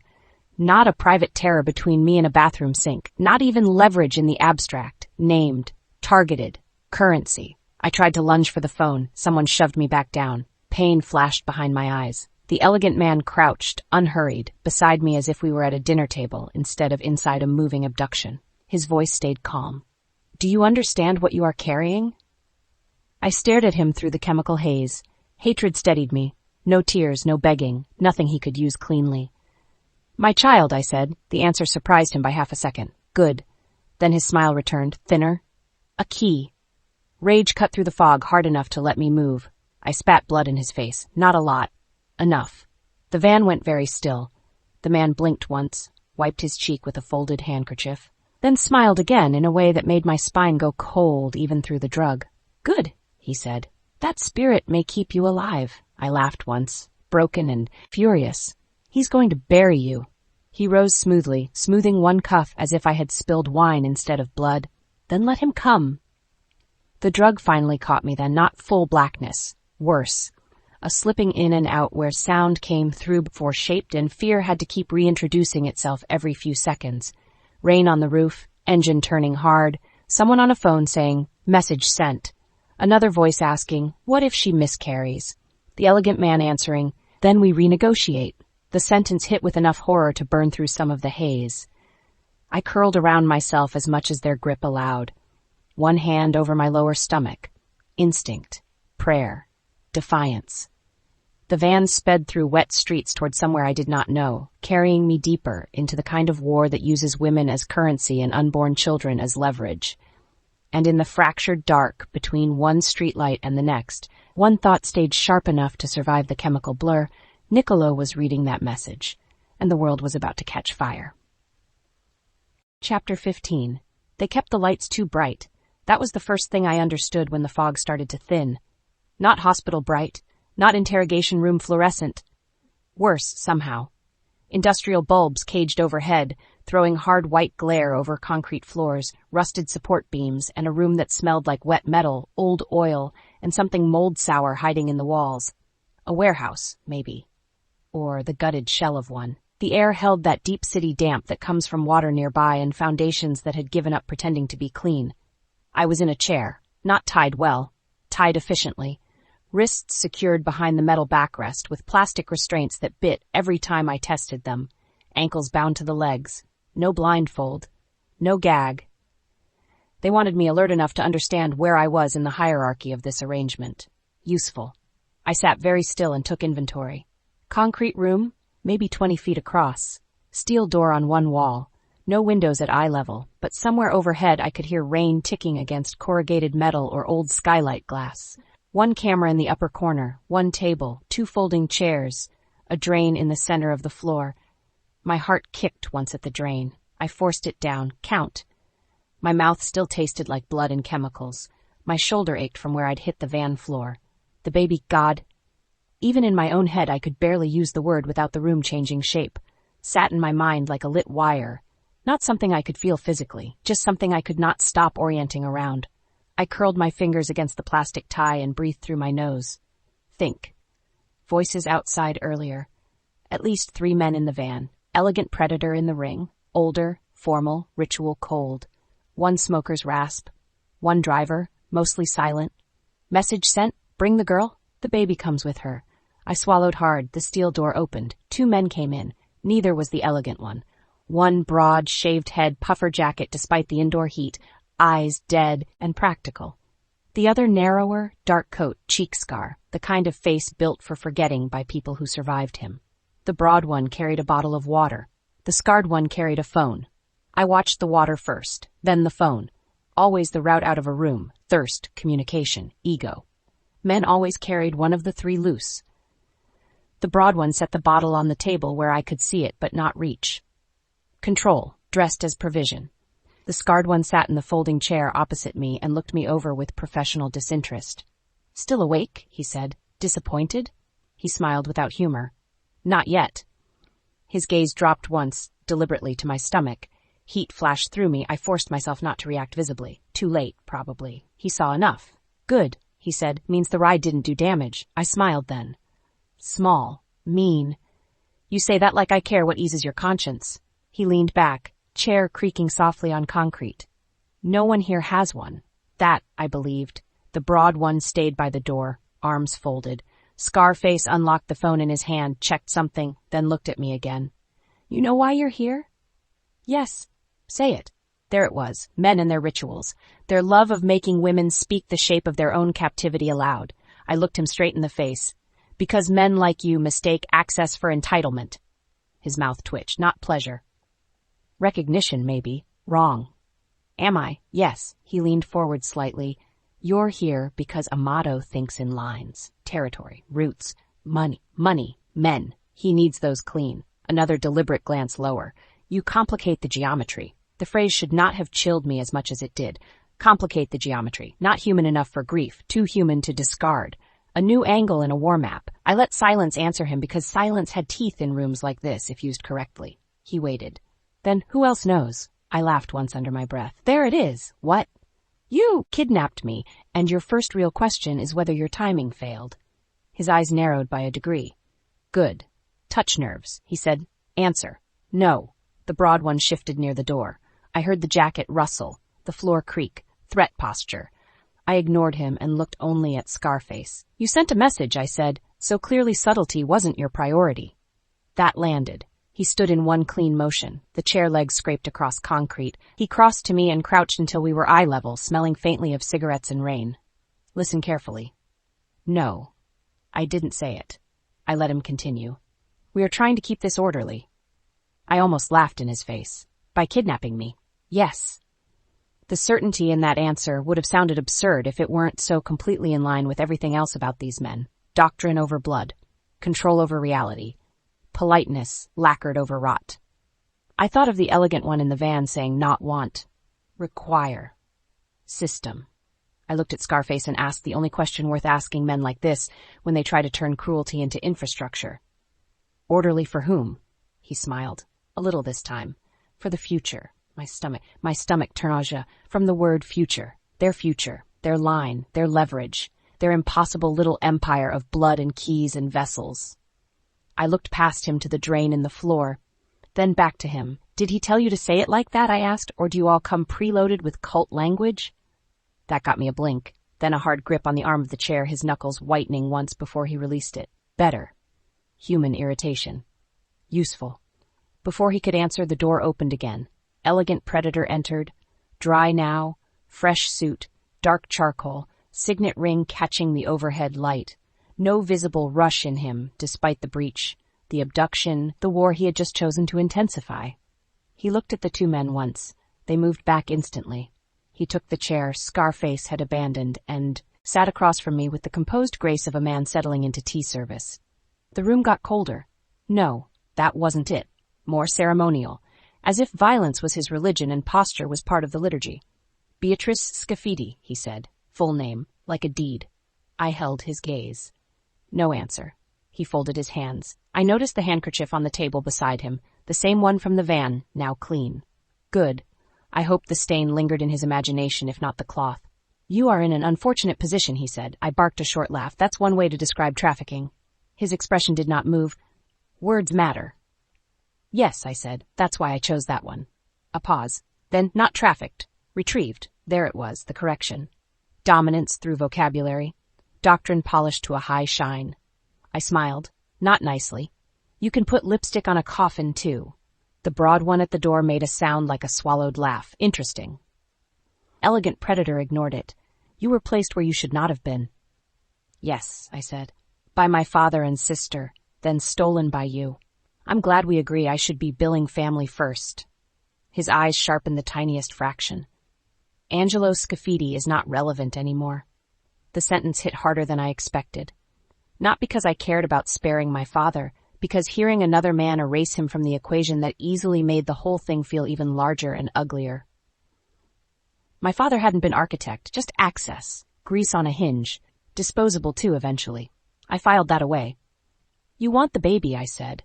No preamble, no performance. His face did not change, but the room did. The broad guard looked away. Scarface went still. Even the hum of the overhead lights seemed to sharpen. Finally, elegant predator said, I want continuity. I stared. God, they were all allergic to direct language unless it cut someone weaker. No, I said. You want leverage wearing a heartbeat, a beat. Then very softly, bloodlines are borders. The sentence slid through the room like a knife under silk. There it was, the ideology under the logistics, the ritual rot. I swallowed hard and kept my voice level. This is not a border.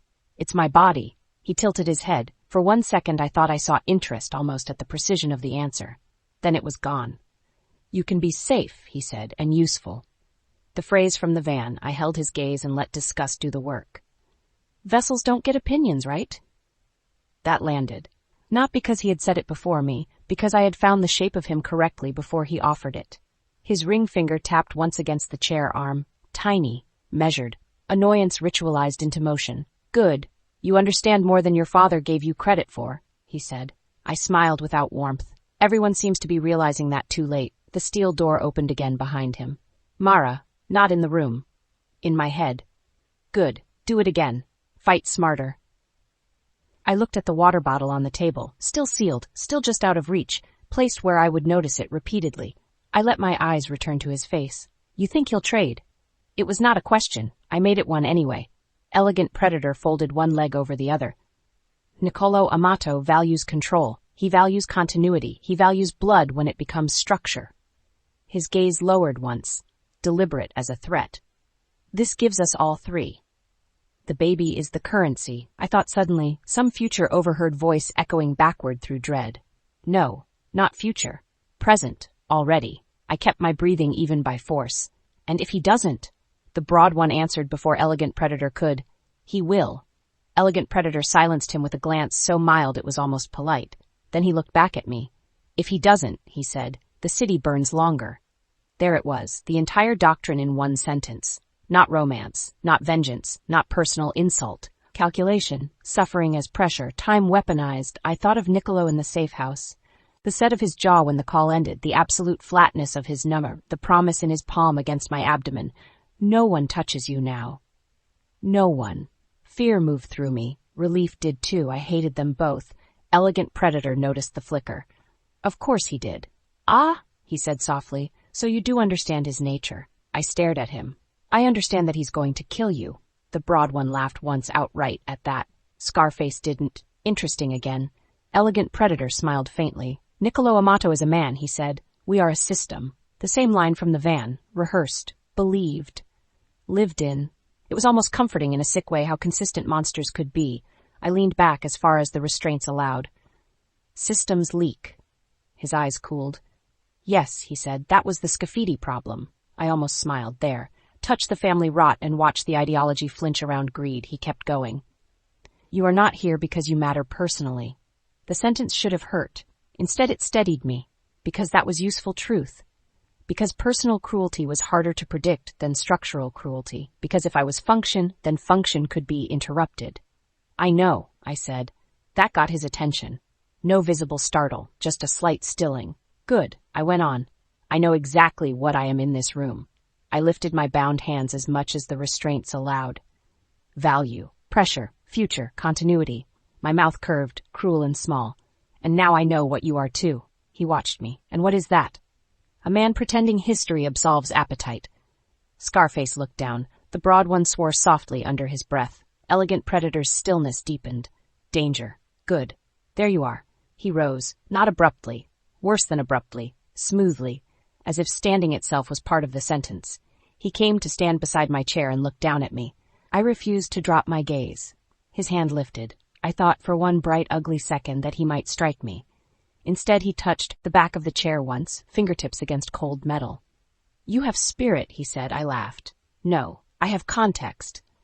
The steel door banged open hard enough to make everyone in the room move. Not a guard's knock, not a careful entry. A man stumbled in, bleeding from the mouth, one arm hanging wrong. Not ours, not theirs. Well, theirs now, but not part of this room. One of the perimeter men. He hit the inside wall and gasped, "Garage team is down." Everything changed. Elegant Predator turned with terrifying calm. Scarface reached for his weapon. The broad one already had. The bleeding man swallowed hard enough to choke on it. He found us. No name, none needed. The room went razor still. Then all movement happened at once. Elegant Predator stepped back. Scarface moved for the door. The broad one grabbed the water bottle, maybe on instinct, maybe to clear the table. and in that stupid, reflexive motion, he brought it close enough to my bound hands to matter. I snatched. Fast. Blind. Hard. My fingers closed around the bottleneck just as he realized his mistake. Too late. I drove the sealed bottle edge first into the side of his knee with every ounce of force panic and fury could lend me. The man roared and buckled, his gun hand dipped. I kicked the chair sideways into Scarface's path. Metal legs screamed across concrete. Scarface stumbled, swore. The room exploded. Elegant Predator moved like the world around him was already slower than he was. He reached for me, not to save, to control. I threw the bottle at his face. It clipped his shoulder instead of his head and crashed into the wall, water spraying across concrete. The bleeding perimeter man was shouting now. More boots in the hall, gunfire somewhere close enough to vibrate through the floor. My chair tipped fully and hit hard. Pain shot through my bound wrists and shoulder. I rolled with it, twisting, fighting the restraints, scraping skin off both hands against plastic and metal.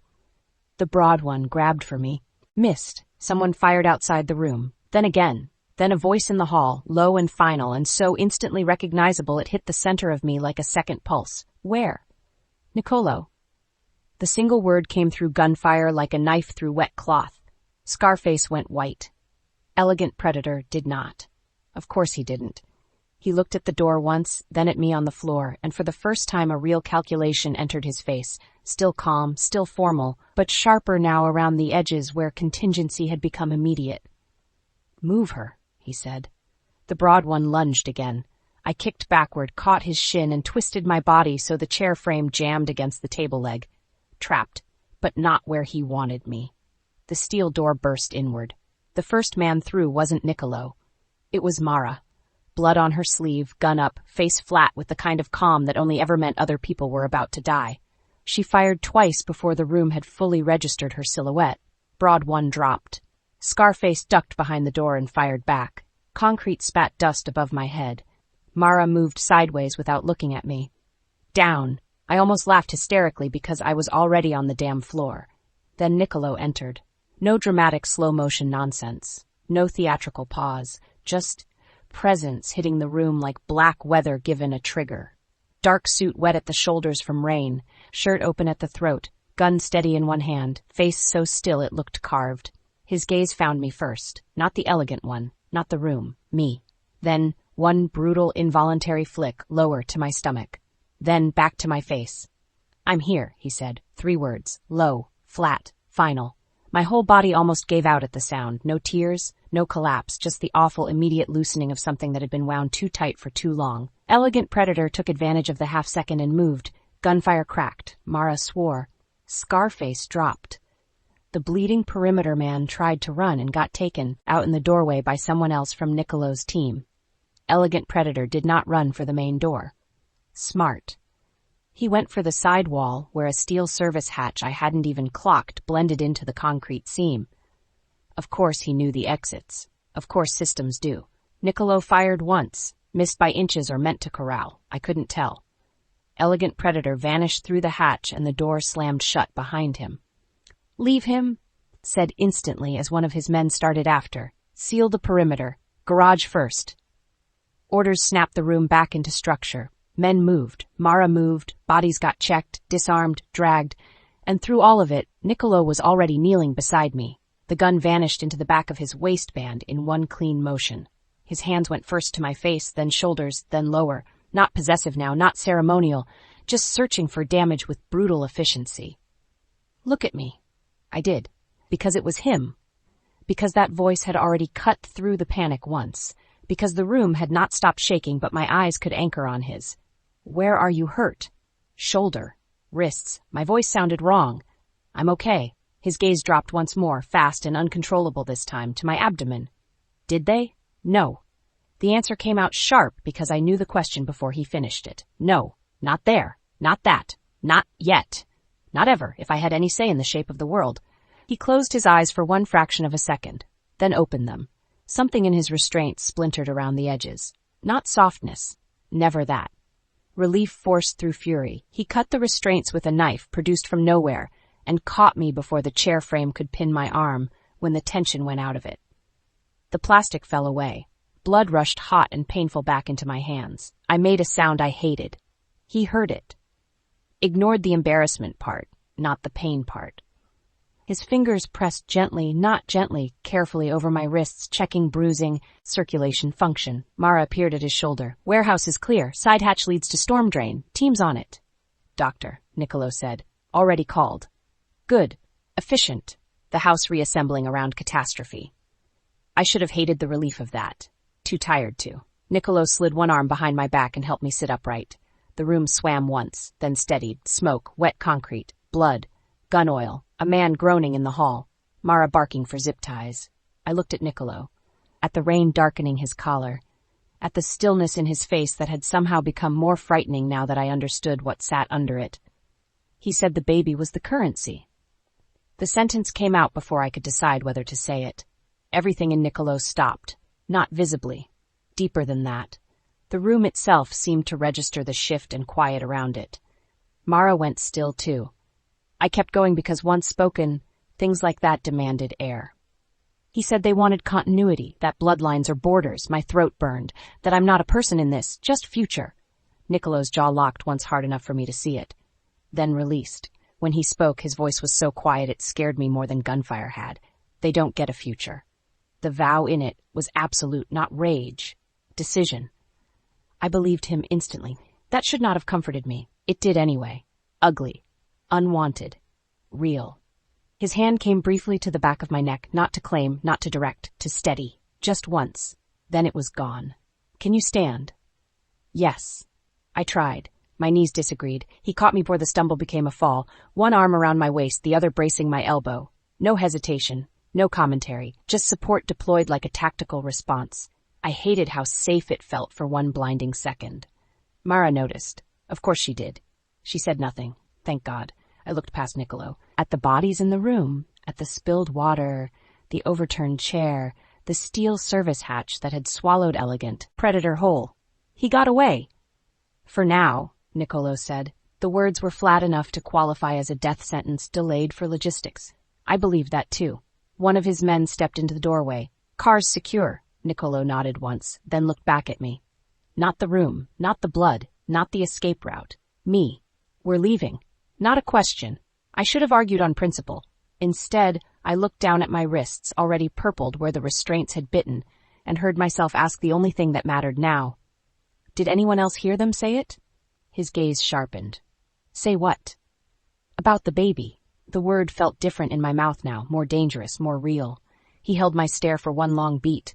Then, no one who matters stays breathing. The sentence should have horrified me. Maybe it did. But underneath the horror was something else. The same terrible steadiness I had felt the first night in the suite when he said, if I let you walk out tonight, you die. Not safe. Effective. Mara moved closer, checking my shoulder with quick eyes. You can walk? Yes. It was a lie. It was mostly a lie. But I would crawl before I let these men carry me like freight again. Nicolo must have heard that in my voice, because his gaze dropped once to my legs, then back up. No heroics. I almost laughed. From the man who just tore through a warehouse. Yes. God, I hated him. I loved that answer a little. I hated that more. We moved. Nicolo kept one hand at my back, not forcing, just there, a perimeter made of bone and heat and terrifying resolve. Mara led. 2 men behind us. The corridor outside the room was worse than I remembered. Blood on the wall, shell casings, one body half in the doorway, rain smell pushing in through an open loading bay farther down. As we passed it, cold air hit my face. Freedom, almost. Then another thought struck. Not fear, information. It's hard enough to make Nicolo tighten his hold. What? The condo. His eyes narrowed. Livia's lead. He waited. I forced the memory into order through the adrenaline and chemical residue still clinging to the edges of my brain. Not the warehouse. They moved me after the van. I heard water before we stopped. Big water, not traffic, metal echo under the room. I swallowed. And the elegant one. He had mud on the hem of his trouser cuff in the van. Gray grit, not city sidewalk dirt. Nicolo went still in that listening way he had that made every word feel like ammunition if you placed it right. I kept going. There was a florist smell on one of the men when they loaded me in. Not cologne. Crushed stems, wet leaves. It hit when the door opened. Mara turned halfway back from the front. Queen's led. Nicolo nodded once. Waterfront, near the florist. There. Useful. Fight smarter. Something cold and approving flickered behind Mara's eyes. Good. Do it again, I heard in memory. Nicolo's hand pressed once briefly at the center of my back, a grounding touch, an acknowledgement. Gone fast. Then we kept moving. The loading bay opened ahead. Black SUVs. Rain. Men spreading out in a widening ring of security. The whole city beyond the warehouse was wet steel and reflected red brake lights, innocent-looking in the obscene way cities always are while people are bleeding inside them. Nicolo guided me toward the nearest vehicle. Before we reached it, I caught his sleeve. Not hard. Enough. He looked down at my hand, then at me. I heard my own voice before I decided to let it out. They called it retrieval. His face changed by less than an inch. Enough. I kept my grip on his sleeve because letting go felt suddenly impossible. They said I wasn't kidnapped. Retrieved. Rain hissed on concrete around us. His gaze held mine, and when he answered, his voice was low, controlled, and carrying the full weight of the war he had just stepped into with both hands. You were taken. The words landed deep, a correction, a reclamation, truth restored to language. My throat tightened. I let go of his sleeve before that could become visible on my face. He opened the SUV door, waited until I got in, then followed, one hand already reaching for his phone, his attention splitting between me and the storm he was about to unleash. As the door shut and the car pulled away from the warehouse, I looked down at my wrists, then at the rain sliding down the black glass, and understood with cold, perfect clarity, it wasn't rescue anymore. It was war. If this story wrecked you the way it was supposed to, then you already know this is not the end. Part 1 was the betrayal, the wrong room, the pregnancy reveal, the kidnapping, and the moment Nicolo realized the baby was no longer just a secret, it was leverage. But the war is only beginning. So tell me in the comments, are you ready for Part 2? And what do you think comes next? Nicolo's revenge, Beatrice's reckoning with her family, or the bloodline war exploding wide open? If you love dark mafia romance with obsession, betrayal, dangerous protection, pregnancy tropes, and cliffhangers that leave you desperate for more, make sure you like, comment, and subscribe so you don't miss Part 2. Thank you for being here, for listening, and for supporting my stories. Your likes, comments, and watch time help this channel grow, help these stories reach the right readers, and tell YouTube exactly who needs more dark, scandalous romance in their life. This story belongs to Beatrice Scafidi. Please do not repost, re-upload, copy, translate, or reuse this audiobook, title packaging, or story concept in part or in full without permission. Welcome to the dark side, my loves. See you in the next book. Don't forget to stay ruined. Beatrice Scafidi.